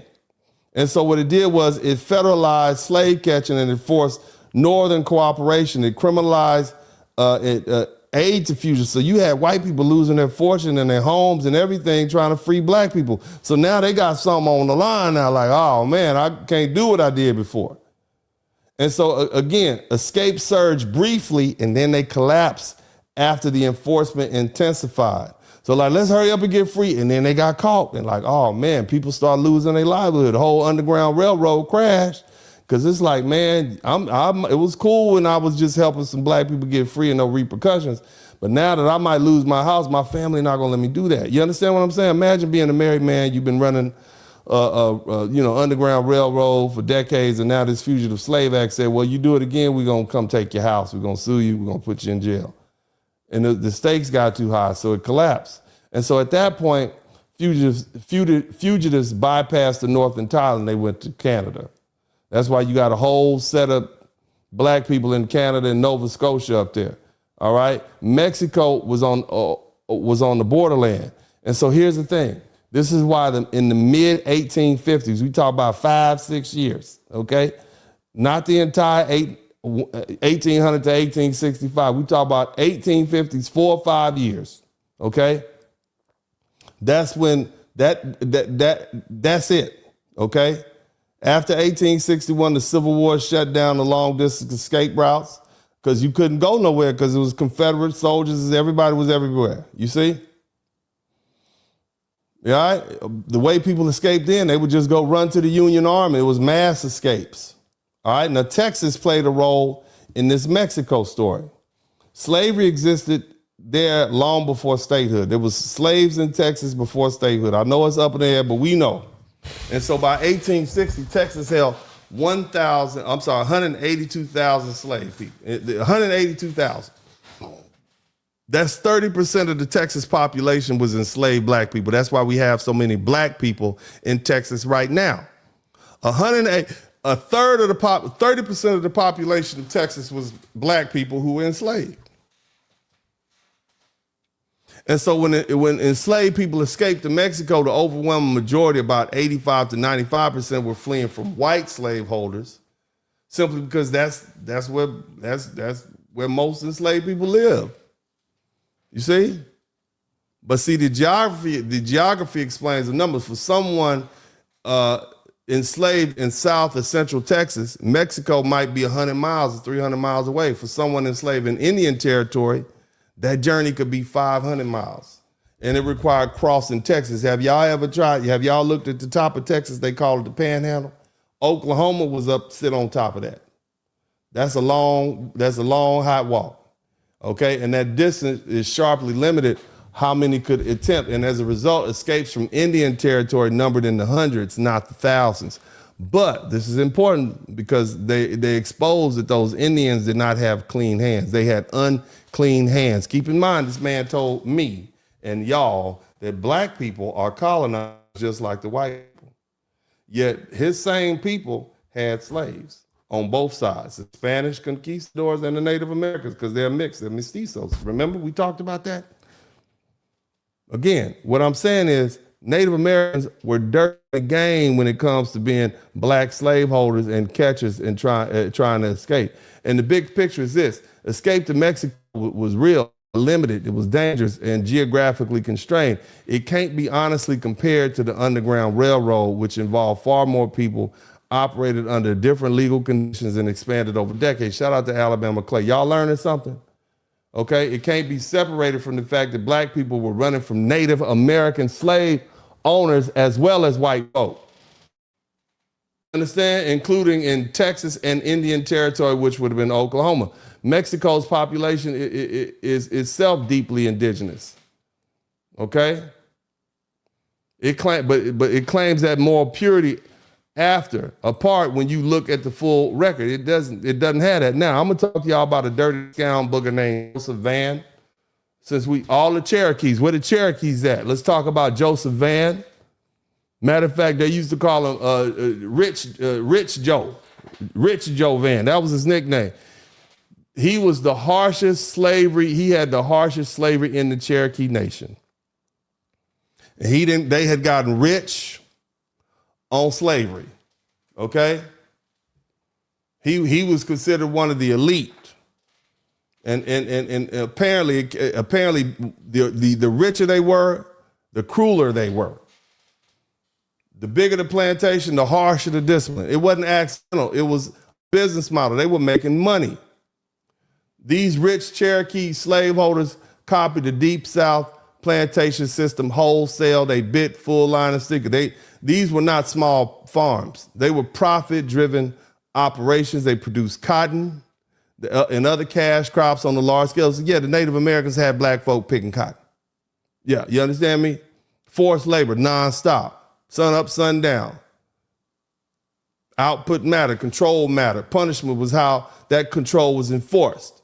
And Cherokee slave law backed this brutality. Whipping was a standard punishment. It was written into the law, not left to personal choice. You had to. If your slave got out of line, you whooped him. And after escape attempt, punishment increased up to 100 lashes. Could you imagine somebody hitting you 100 times with a bullwhip? You understand? And let me tell you something. If you helped them and you were a free black person, you got whooped too. This wasn't normal cruelty. It was state-backed violence designed to protect elite wealth. This is what happened in the Native American territories. You understand me? Now I'm gonna tell y'all about something. It was a slave escape attempted by black people. Okay. On November 15th, 1842, 20 black people fled plantations owned by the richest Cherokee slaveholder. It was in Weber Falls in Indian Territory. It's probably Oklahoma. And it was not a lone escape. It was organized. And they armed themselves. They raided the stores for weapons and horses and supplies. And they moved together with one goal. That was to reach Mexico, where slavery was illegal. And along the way, they freed others. They grew up to more than 35. They had horses. They planned to because remember, you ain't walking your butt from Oklahoma to Mexico. They got horses, they got guns, and they were on their way. Okay? They weren't running from white men. They were running from indigenous Native American slaveholders and native law. And the Indian Territory was fully integrated into the American slave system. They had slave patrols, they had courts, they had militias, they had executions included. And during that escape, they encountered 2 slave catchers hauling a captured black family back into bondage. One of them was white and the other was a Lenape Indian, okay? And so what they did, they killed them. They killed them both, and the family was freed. And that moment tells you truth plainly. Slavery in that region had many enforcers. And that dude, this guy, the Lenape, he wasn't even from down there. He was a Native American from way somewhere else. Because they all had been relocated. Shout out to Storyteller. And guess what the Cherokee government did? Right? Guess what the government did? They responded like a slave state because it was one. They had a national council and they authorized a militia and they sent 100 men after them. After more than a dozen runaways were killed. Survivors were captured near the Red River. And the Red River, you damn near there, man. If you get to the Red River, damn, man. They executed them by the Cherokee authorities. The others were sentenced to forced labor in Mississippi on the steamboat. You understand? This is what I'm trying to tell y'all. This was institutional chattel slavery enforced by law. At the center of the system was the Vans, James Van. I said, one of the richest men in Cherokee land. And he was violent. This man enslaved over 100 black people and was known for being one of the strictest, but also the most brutal. And his son, Joseph Rich Joe Van, he expanded the violence. By the 1830s, he was among the largest slaveholders in the nation. You hear me? He owned a massive number of black people.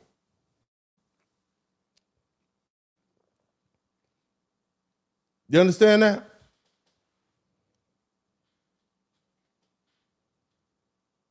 So plantation slavery under Mike Van meant profits.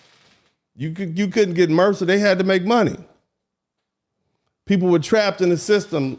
They couldn't resist. Now, of course, you had people who weren't with that. You had people called the Kitowa Society. They opposed slavery. They sheltered runaways. But they didn't run the government. You understand what I'm saying? Just like you got white folk that was against slavery. Now, I want to, Joseph Van, you know how he died? Because I want to move on to the next one. Joseph Van, he didn't die nobly. He died tragically, thank God. He died in 1841 when a steamboat exploded and blew his ass apart on the Mississippi River. That's what happened to him. He got blown apart on the Mississippi River on a boat that exploded. You understand? So good riddance, his plantation still there.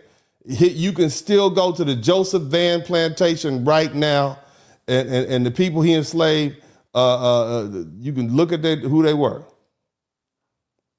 You understand me?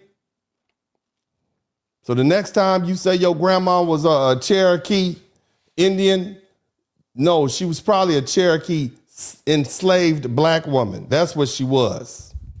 You understand me? So stop lying to yourself. Now let's talk about the Creek Nation. We on our way out. I ain't gonna have y'all here all night, but we still got work to do. The Creek Nation relationship with black people was never simple. It wasn't uniform. Okay? Early on, the Creeks had frequent contact with black people, especially in Georgia and Florida, on the borderlands. That's where they were.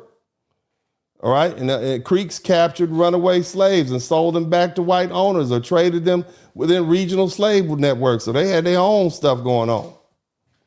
After the Revolutionary War, white folk, authorities, they regularly placed bounties on runaway black people. Shut up, intricately tangled. And in many instances, the Creeks refused to cooperate with white folk and return the slave because they kept them themselves.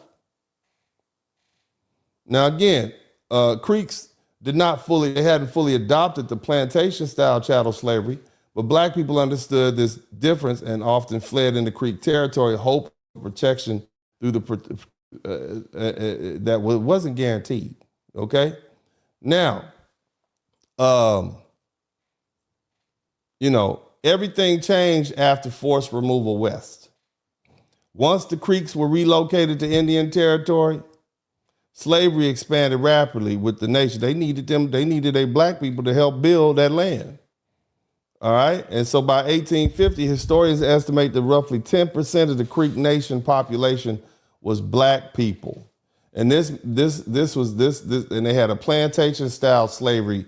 It became more common. The Creeks, the rich ones, they adopted racial logic and economic model of the American South.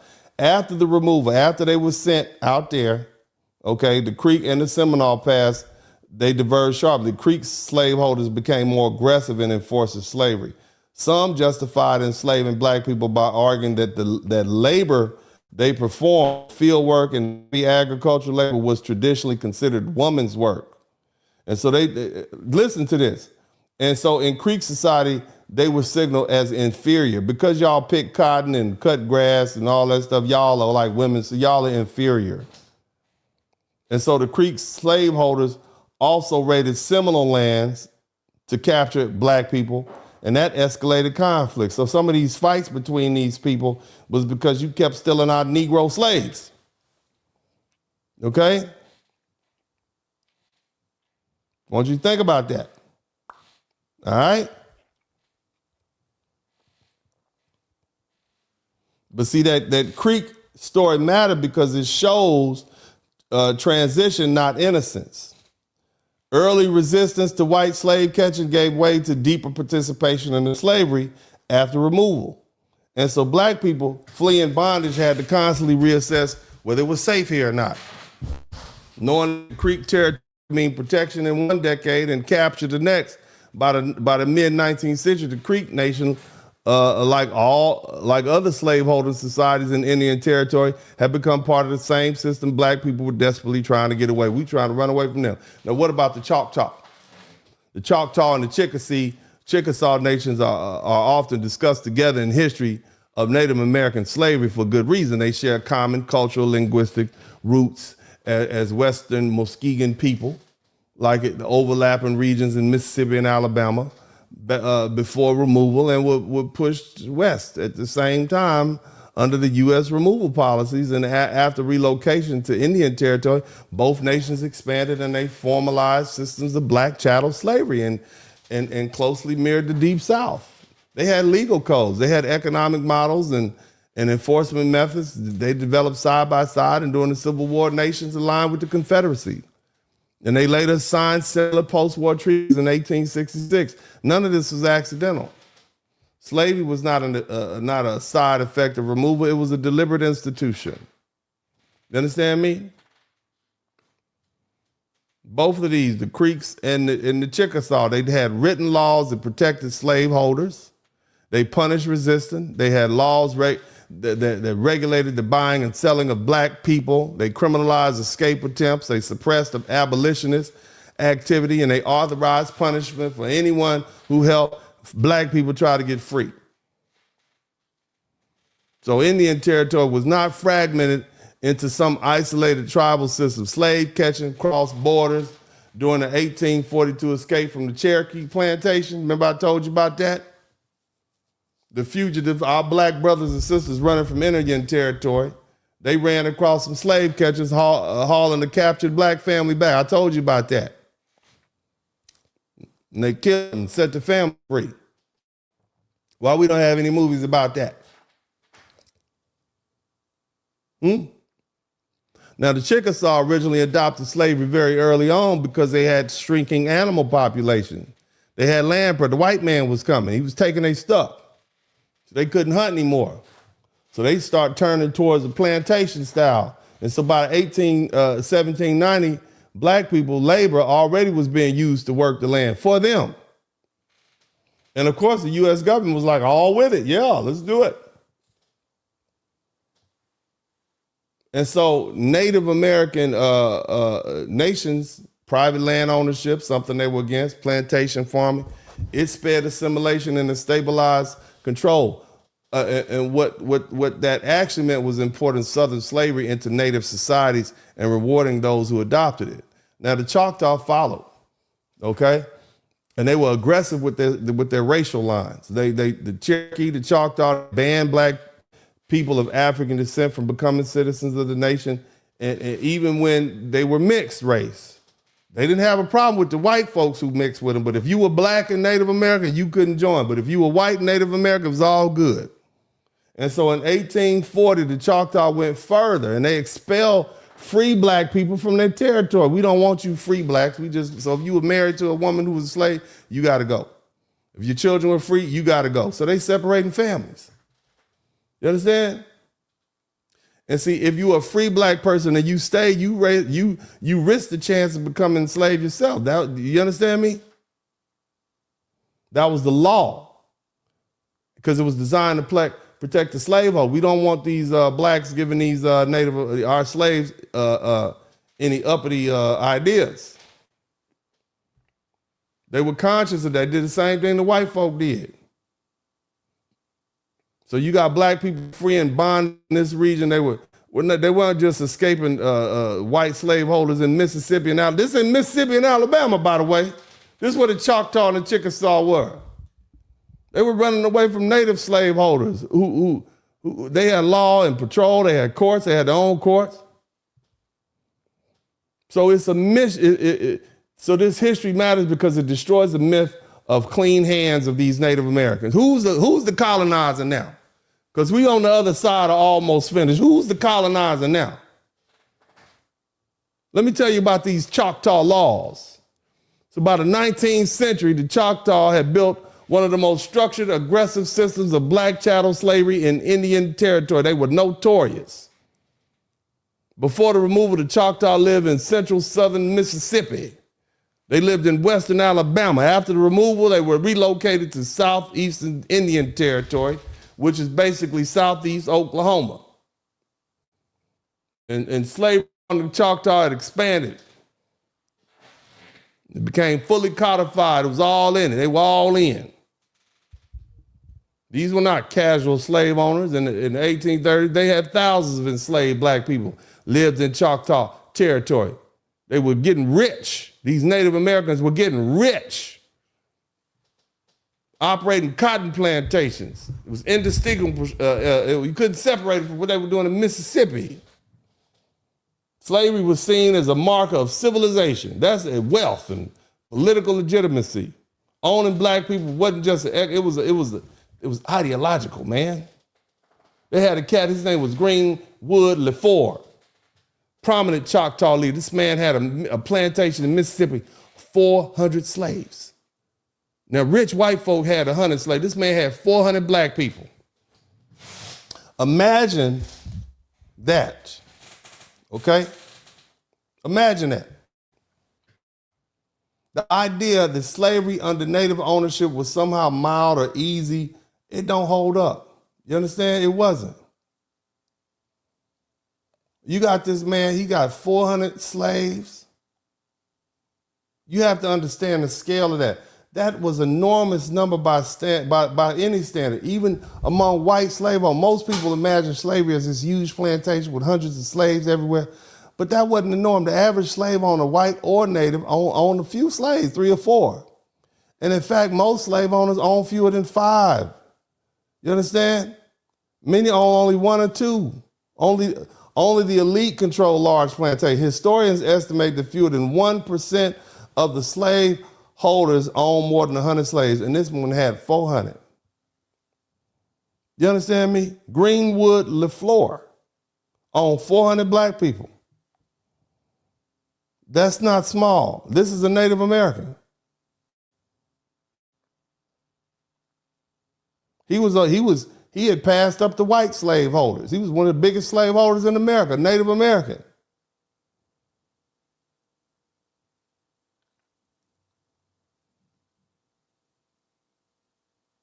Are y'all with me?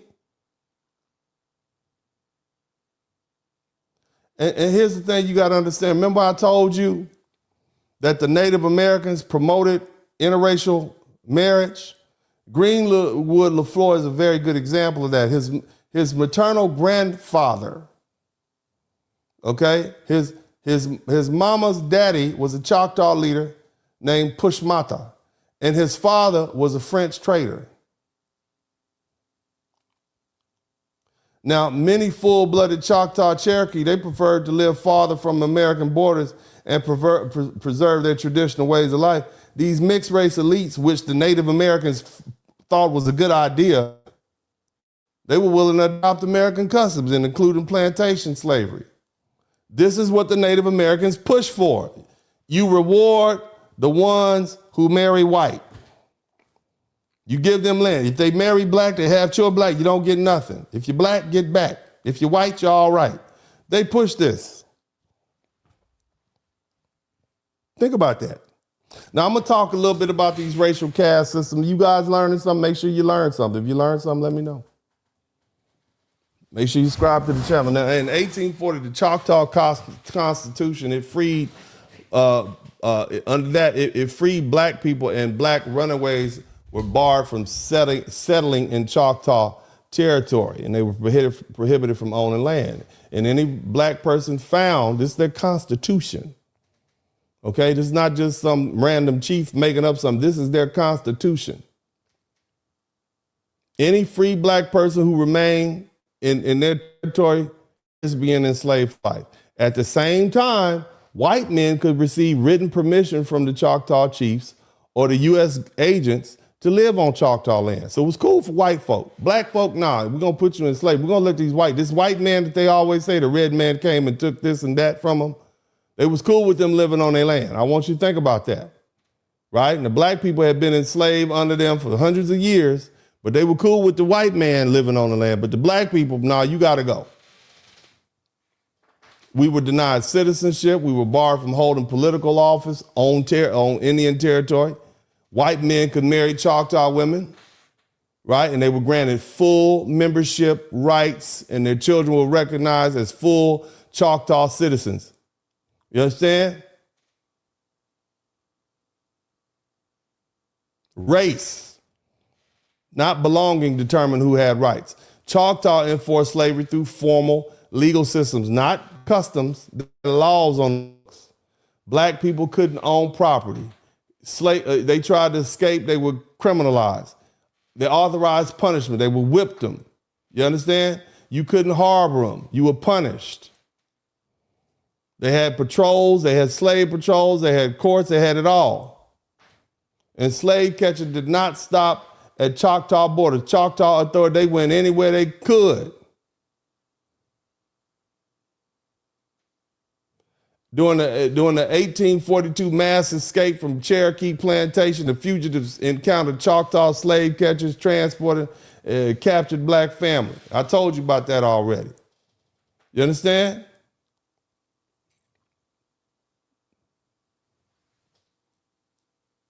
Let me tell you what they did to the Christians, the Choctaw. They let them have, they originally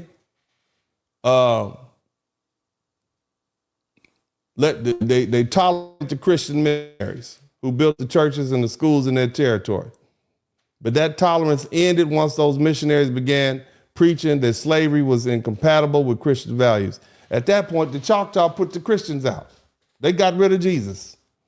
Jesus had to leave the Choctaw territory because they said, nah. That was just like the white slaveholders in the South who opposed literacy among black folk, and they had that slave Bible. You understand me?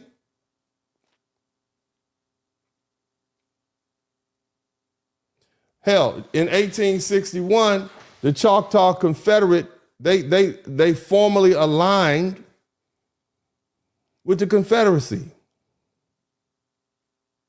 You understand me? And after the war, they had to force the Choctaw to free black people in 1866. War had been over. The record is clear. The Choctaw Nation did heavy plantation slavery. They enforced it through law and violence, and they cooperated in slave catching across tribal boundaries. They aligned with the Confederates. They fought against black citizenship after the emancipation. It wasn't marginal. They was all in. And the Chickasaw, they were up out of Tennessee, Mississippi, Kentucky. They were no better. They moved to Oklahoma. They were right there with them. You understand me? Free black people couldn't live on their land. You couldn't criminalize, and free slaves, runaway slaves was criminalized. Shout out to Mr. Bowen.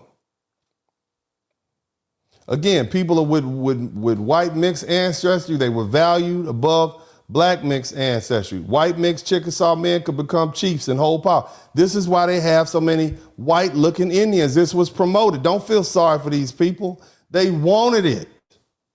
They chose to mix with white people. I don't feel sorry for these so-called $5 Indians. They chose it.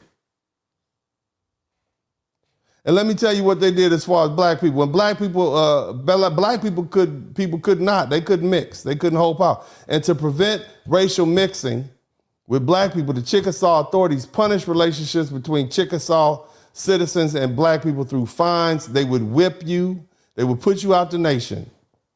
Ain't that the same thing that you hear that boy talk about? He says his daddy didn't want his daughter to marry a black man. The same thing, same people. Hell, after the Civil War was over, the Chickasaw took the most hostile position toward black freemen among the 5 tribes. They were the very last to emancipate their slaves. They kept their slaves. I mean, think about this. It's Juneteenth.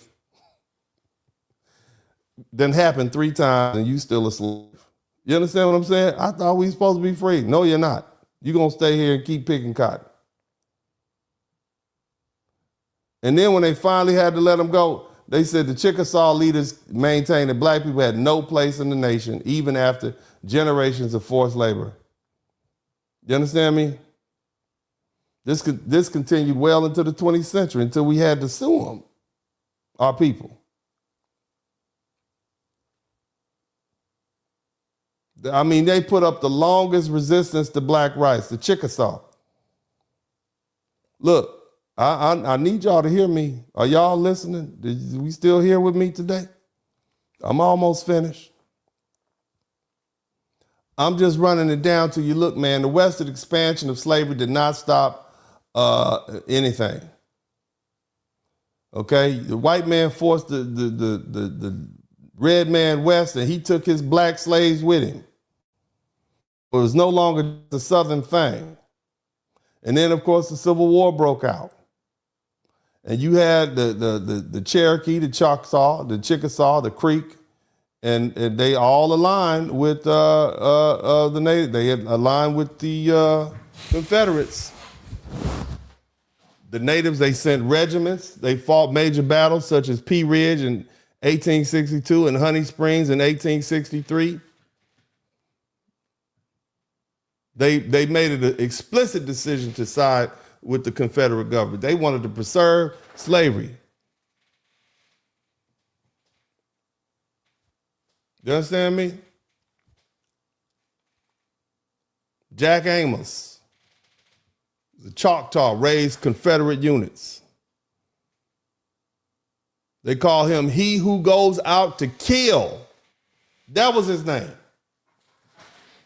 He was remembered as one of the most notorious Native American Civil War Confederate soldiers ever because he was a Choctaw Confederate officer. Shout out to Dwight Robinson. He was a slaveholder. He enforced the racial violence to the extreme. He commanded Choctaw units that openly allied with the Confederacy to defend slavery and Southern power, and he gained a reputation for brutality, raids, and killing black people and Union soldiers, including fighting against black people, black soldiers.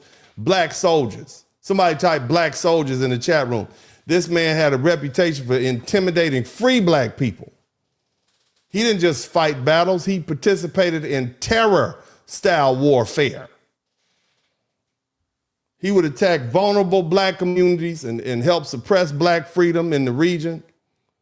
And his actions symbolized how Indian territory had become active extension of the Confederate slave system. This is, you hear what I want you to listen to the name. Jack Amos, his name is he who goes out to kill. He who goes out and kill. This was this man's name. This was a Choctaw Confederate soldier slash, he was a officer. He's remembered today not as misunderstood, but as a violent collaborator in the Confederate project. And his legacy is inseparable from the defense of chattel slavery and racial oppression of black people. Here's another one, Stan Wadey. He was a Cherokee political leader, slave owner, Confederate general. This man was a general. You had a Cherokee who was a general. He was notorious. He led Cherokee forces for the Confederacy. He fought to preserve slavery in Indian territory, and he carried out raids that targeted Union supporters and black people seeking freedom. Black people trying to run off, they'll go get them and do stuff to them. Horrible things I can't say on YouTube. He rose to prominence as a militant of the pro-Confederate faction of the Cherokee Nation during the Civil War. Some Cherokees opposed slavery. He was not one of them. He aligned himself with the Southern slaveholders. He owned enslaved black people himself, and he viewed Confederacy as the best protector of his property, which means his human beings, his black human beings.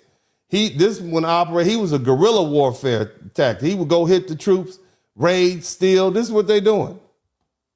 He's remembered as the only Native American to become a general in the Confederate Army. That's how cold he was.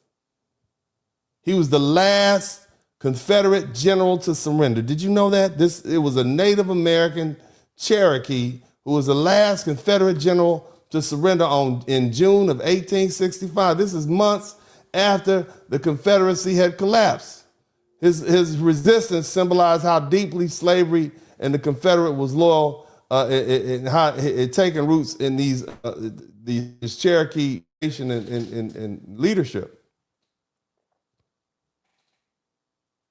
You understand me? These people actively participated in defending slavery. They killed black. I mean, you understand? I want y'all to listen to me now. And we got another one, John Jumper, another soldier. He was a Seminole leader, right? Y'all keep saying, I'm a Seminole. Yeah, they fought for the Confederacy too.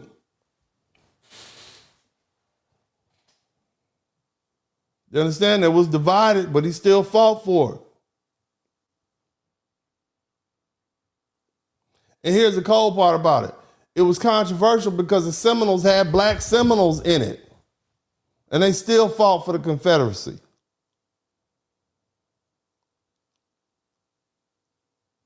Many of the ones who rejected it, they fled to Mexico during the war. And so they remember him as a source of internal division. Like, how are we going to be for slavery and to have people that we were with was slaves and they ran that's crazy.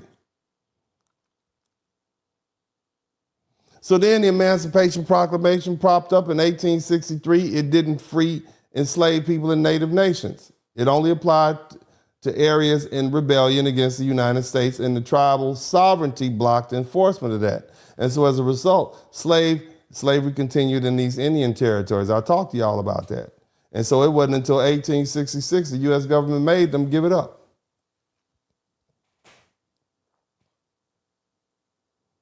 On paper, slavery ended. In reality, resistance began immediately. Tribal governments stripped freedmen of land.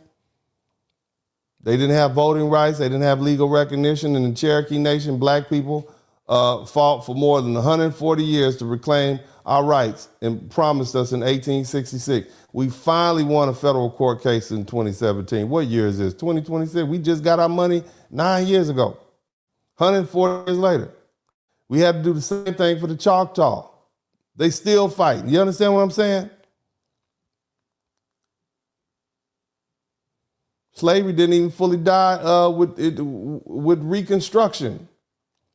I told y'all earlier about that case that they had to fight up in Alaska. The Alaskan Native Americans still trying to keep slaves. You understand what I mean? Look, man, for generations, mainstream history has avoided this truth, framing slavery as only a white on black thing. And that silence is over. Acknowledging Native American participation in slavery is honesty. And honesty matters when the harm still has living consequences. And the hard truth is this: slavery did not end with some proclamation and freedom. Did not come just because the government said so. We still had to fight.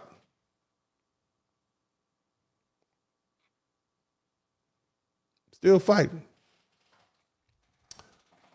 But anyway, I hope you all appreciate this broadcast. Look, I'm going to go ahead and read these super chats and cash apps, and then I'm going to give y'all this closing statement. I'm going to let y'all go.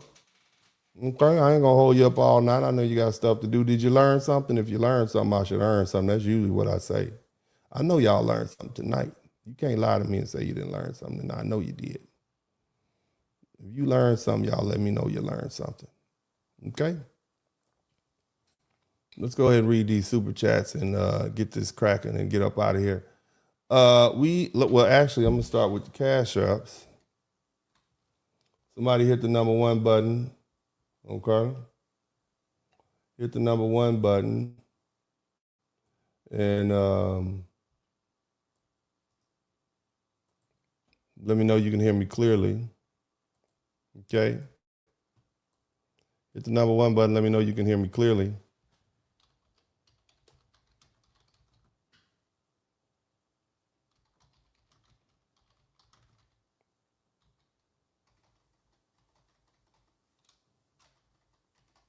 Okay. We got 29 super chats. Only 29 people learned something after 4 hours and 18 minutes. I've done a horrible job. My goodness. I guess you all knew all this information already. I certainly apologize for wasting your time. I don't know if I can do a better job than this, but I apologize for wasting you all's time. We had upwards of 1,000 people in here and only 29 people learn something. And unfortunately for me, is a couple of people learn multiple things and they contribute multiple times. So thank you all for that. Shout out to Mr. Robert Roberts, Mr. Richard Pettigrew, and AB. Thank you so much for the cash apps. I appreciate you guys. Let's read these 29 super chats of the only people that actually learn something. I appreciate you guys. Thank you so much for learning something. Everybody else seems not to have learned anything. And after 4 hours and 19 minutes, sad for me. I've done a horrible job. I need to do better. I need to do much better than what I'm doing. Okay? Much, much better than what I'm doing. Sad for me. I'll try better. I'll try to do better next time. But let's go ahead and keep pushing. Let me see. Okay. Sorry about the little mild delay. But since y'all delaying learning, I'm gonna delay reading. Okay, here we go. Let's see here. We Alabama, we are the only friend. Yes, we are. We are who else? 562. We are the most hated group of people on earth. The evil savagery perpetuated against us is crazy. It sure is. Super sticker, thank you for the $10 super sticker. We got 29. Can we get 30 super chats? Can I get one more? Did one more person learn something? It'd be great if we did. One of the best educational platforms in social media, Mrs. Spurling, I commend you. Thank you so much. The 11312-156. B Hunter super sticker, thank you for the $9.99 super sticker, Mr. B Hunter. Red Sigma, one of my homeboys from way back. Reclass Native, you get rep Native, A got theirs. Thank you so much, Red Sigma. Alonzo Dunn, the caucasity of it all. We should be concerned with our own mortality over there. Is how dare we? Got right, good point. Garner Taylor, thank you so much. 24 for the $5 super sticker. Easy. CP137, $5 super sticker. Thank you. Oh, we got 31 super chats. So I guess 31 people learned something. Perhaps we can get to 35. That might be a good idea, I think. Otherwise I might just start talking about, Bad Bunny Super Bowl or something like that. Maybe that's what I should start talking about instead of this complicated stuff as y'all sit there listening to me. Torrin James, I think you meant 12,000 miles. Yes, I did. I'm sorry. Red Sigma, wow, bro, I learned something tonight I did not know. Okay, good. I spent a lot of time making sure you did. Alabama Clay Child, I will never consider people who enslave and grape their way into my lineage, my family. Keep setting the record straight. I will, brother. Also, always learning. Storyteller, thank you so much for the $10. And intricately tangled, learned a lot tonight. Notice you've touched nerves and scrambled. But yeah, they hot out here. I don't care if they mad, be mad. Y'all can be mad at me. It's history. It's right there. You can read it yourself. Got 33 super chats. Can we get 2 more? That'll be 35. That'll be live. Also, appreciate the lesson, Unc. I thank you so much. Mr. Bowden. Dwight Robinson, thank you for the $5 super sticker. Also, Yaya's Kids, excellent class. Thank you so much, Yaya's Kids. And J-Rock 4690, I learned something. All right, awesome. And who else we got here? Super sticker. Silverado 1500. And also, Downrange, Uncle D always dropping gems. We still got 33 super chats. Shout out to everybody who contributed those 33 super chats. Look, you don't owe me anything. The only people that I want to give me something are the people that learn something. Apparently, some people just can't be taught. I just clearly, because if I sat here and talked and told y'all knew this already? Y'all knew all this? Y'all knew this already? Y'all knew all of this already? I'm just wasting my time? Is that what happened? Sound like it. Sound like I'm just wasting my time. Damn, I'll do a better job. I guess I'm going to try to do a better job. I'm about to lose my voice. But anyway, so here's the thing, man. Maybe we'll get 33 super chats before I ease on up out of here. I guess we'll see how that works. I'm going to try my best. Y'all some hard people to teach. Whew. Y'all know so much. Y'all learn. Again, you don't owe me anything, but if you learn something, I should earn something. But if y'all knew all this already, golly, I know history professors that don't know this already. Shout out to Sleepy G. Okay, we got 35. Well, maybe one more person will contribute to the super chat, and then I'll be at 35. Look, make sure you contribute to like button. I need y'all to hit that good like button, okay? I need you all to subscribe to the channel. Everybody watching this on the rebroadcast, make sure you subscribe to the channel, okay? This has to pay for itself, which means all the AI stuff. Baby D need diapers. If y'all want to keep saying Baby D, matter of fact, y'all want to keep saying Baby D, y'all got to make sure y'all pay for it. I'll put some Baby D stuff out there for you guys. And I have some more special guests coming in. I have a few critics, since I couldn't get y'all to complain on Saturday night critics. I'm going to get some more people. Shout out to Livette Gibson. Thank you so much, beautiful. I appreciate you. Now, look here. Let me see if I can, wrap this thing up. Yeah, I need one more super chat, and that'll be cool, man. Let me get one more super chat. That'll be real cool, man, but we ain't got it yet. But let me see if I can make that happen. Yeah, one more super chat. I want to talk to y'all a little bit as we ease on up out of here. Okay. Shoot, let me see if I can. Well, here's the thing. Where do I start? Well, this is this is blowing up in February 2026. It's Black History Month, and Black Americans made a decision. We're sitting this one out. And as DHS and ICE target brown immigrant communities, the expectation was that Black people would once again rush to the front lines, marching, protesting, absorbing the backlash, taking the blows. For generations, that's been the pattern. Black bodies lead, others benefit. And when consequences arrive, we're left holding the cost. Right? That's fair, right? Well, this time, that credit card was declined. And that refusal is what people can't tolerate. And so now comes the guilt campaign and the historical revision and emotional blackmail. We helped you escape, right? We're all indigenous. You owe us solidarity. And when that don't work, y'all are colonizers. Somebody type colonizers in the chat room. Look, let me explain something to you, man. You can go anywhere in the world, and there's no place outside of Africa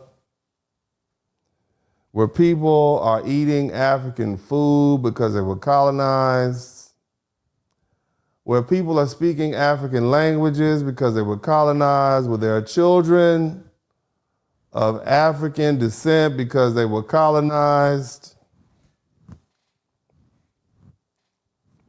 where they're speaking or they're worshiping traditional African spirituality because they were colonized, where we have taken land from people because they were colonized. Africa is full of resources. Never take anything from any other group. And as a man of African descent, I applaud Africans for that. We have our own issues, but what we are not is colonizing, and neither are the foundational Black Americans who are descendants of the African slave trade. Now, we are not 100% African. We are an indigenous people to this land at this point because we were manufactured, bred on this land. How dare you call us colonizers? How dare you try to put us in the same light as the colonizers, as the Arabs, as the white Europeans? How dare you? All because we won't help you. All because your racially charged social class of a culture tells you that you're better than us, or you expect Black bodies to go out there and take the blows for you. No. See, that refusal is what people can't tolerate. I had to talk to the ancestors for a minute. That's why I closed my eyes. Somebody said, how dare you? The ancestors want me to tell them, how dare you? So again, now comes the guilt campaign, historical revision, emotional blackmail. We helped you escape. That's what they're telling us now.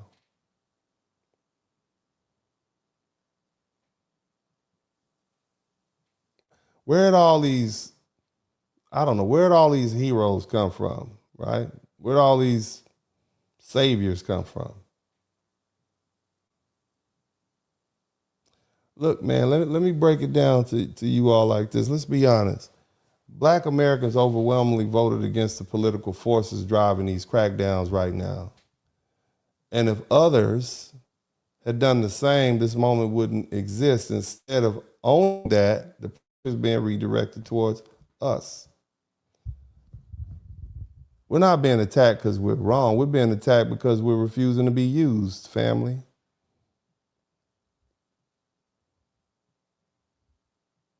You Native Americans need to stop acting like you were always innocent. That goes the same for your descendants, the mestizos or Mexicans.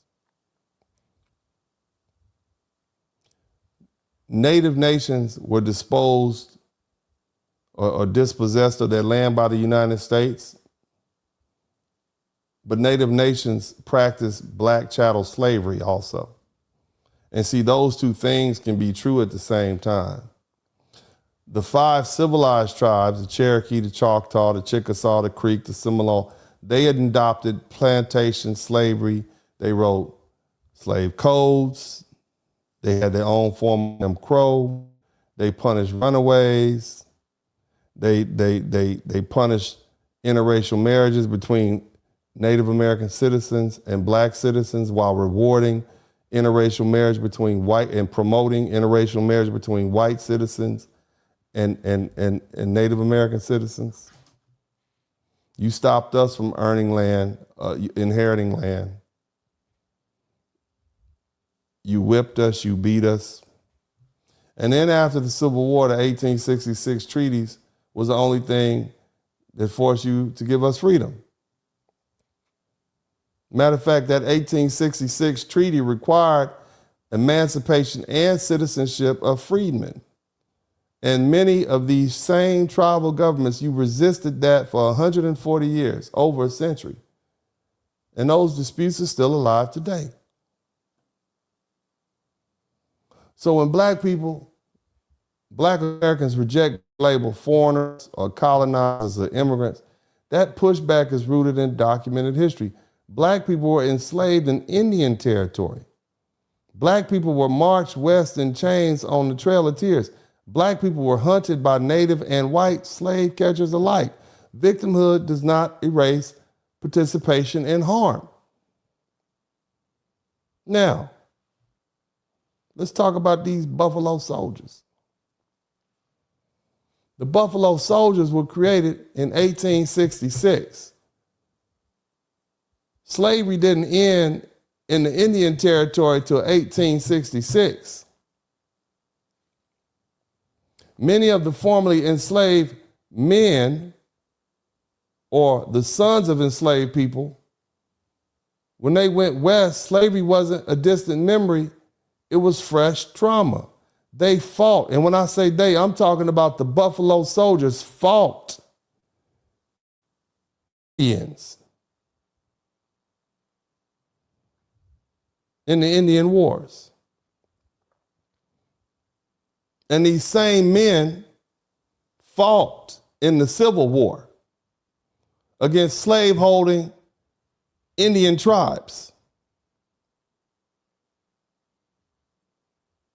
Indian territory was not neutral ground for black people.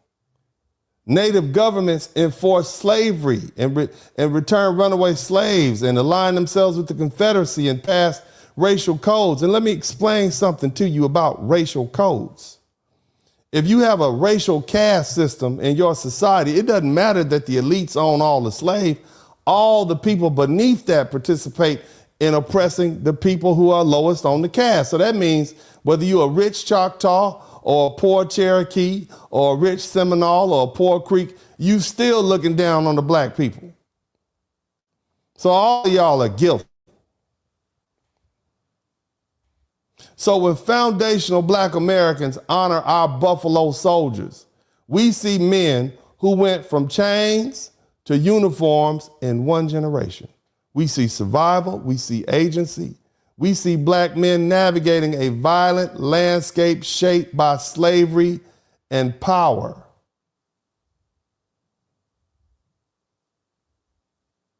You don't think they knew about those soldiers that I told you about? Those Confederate native soldiers and their vicious ways?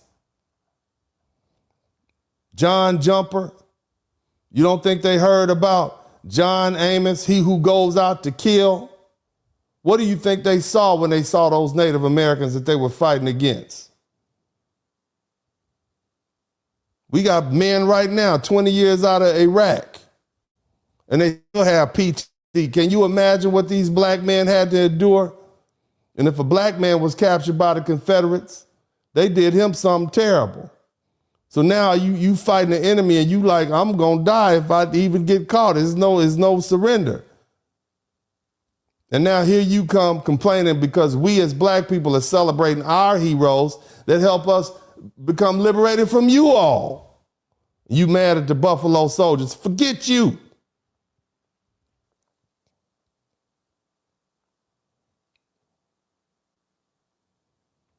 These men had people who were unalived by Native American Confederate soldiers, friends that they grew relationships with, fighting alongside of other black men.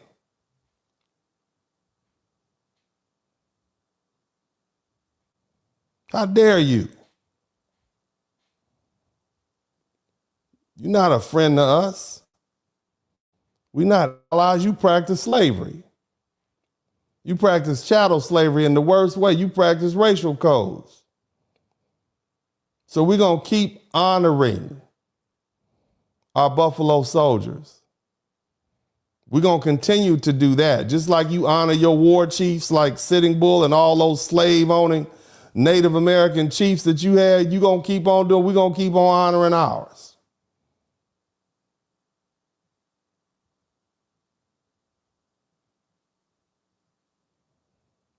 Calling us colonizers. The black presence in this country was never foreign. Before Texas statehood, before the Trail of Tears, before Buffalo Soldiers, black men were already here.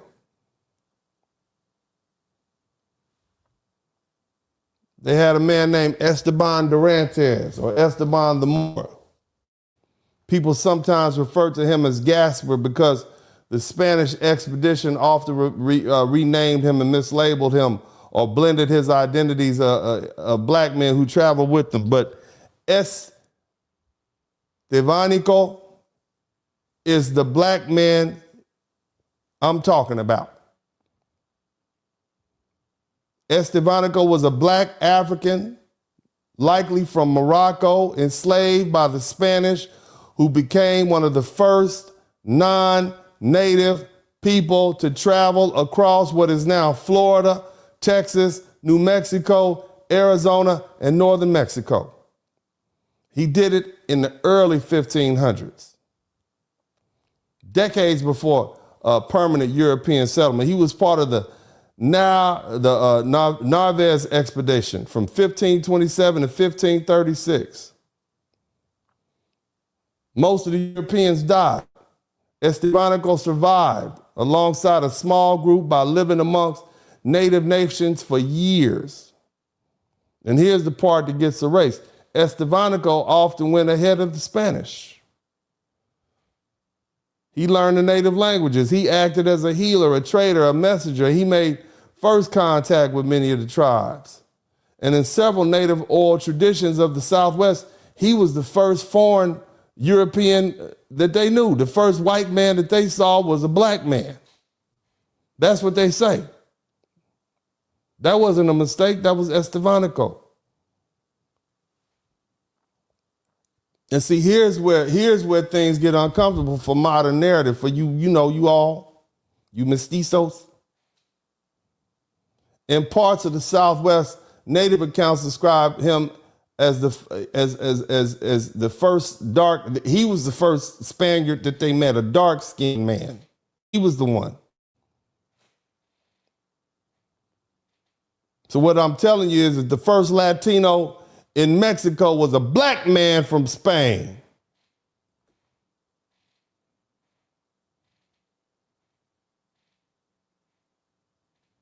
Native people clearly distinguish between black men who came first and Europeans who followed.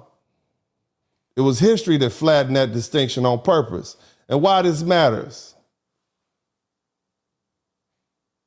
Black people were present in America at the very beginning of European expansion. Black people were not simply brought later or foreign add-ons. Black people were pathfinders and translators and settlers and survivors in the Southwest. So when people today try to label foundational black Americans as foreigners or colonizers or outsiders to this land, they're lying, historically and deliberately.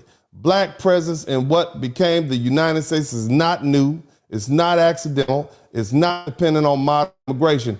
When some Native Americans, all Native Americans, whoever claim moral seniority while erasing black presence or worse, pretending black people arrive only as property, you're ignoring figures like Estevanico because this breaks the story that you want to tell.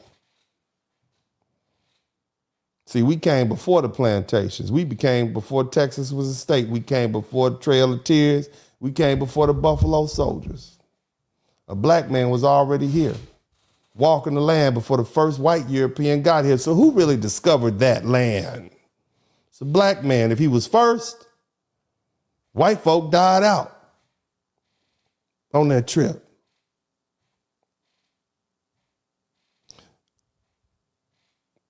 A black man was already there, walking the land, speaking to the native nations, surviving where Europeans failed.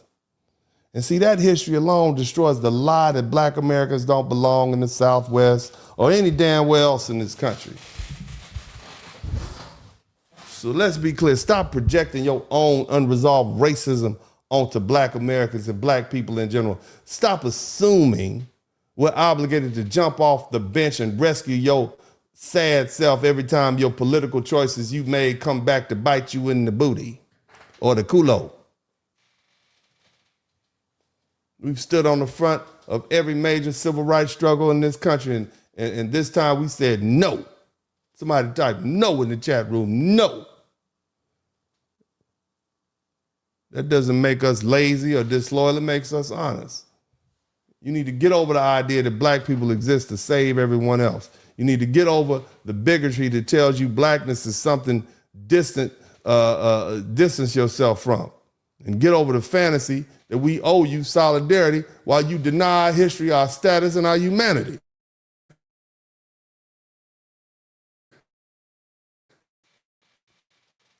We're not and you better know damn well we ain't your slaves.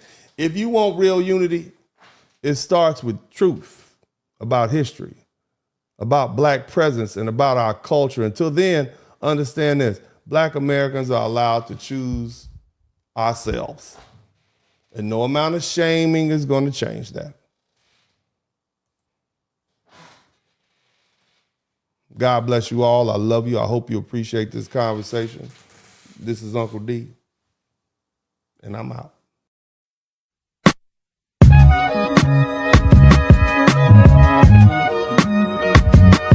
In the Spurling podcast, hit the like button, subscribe.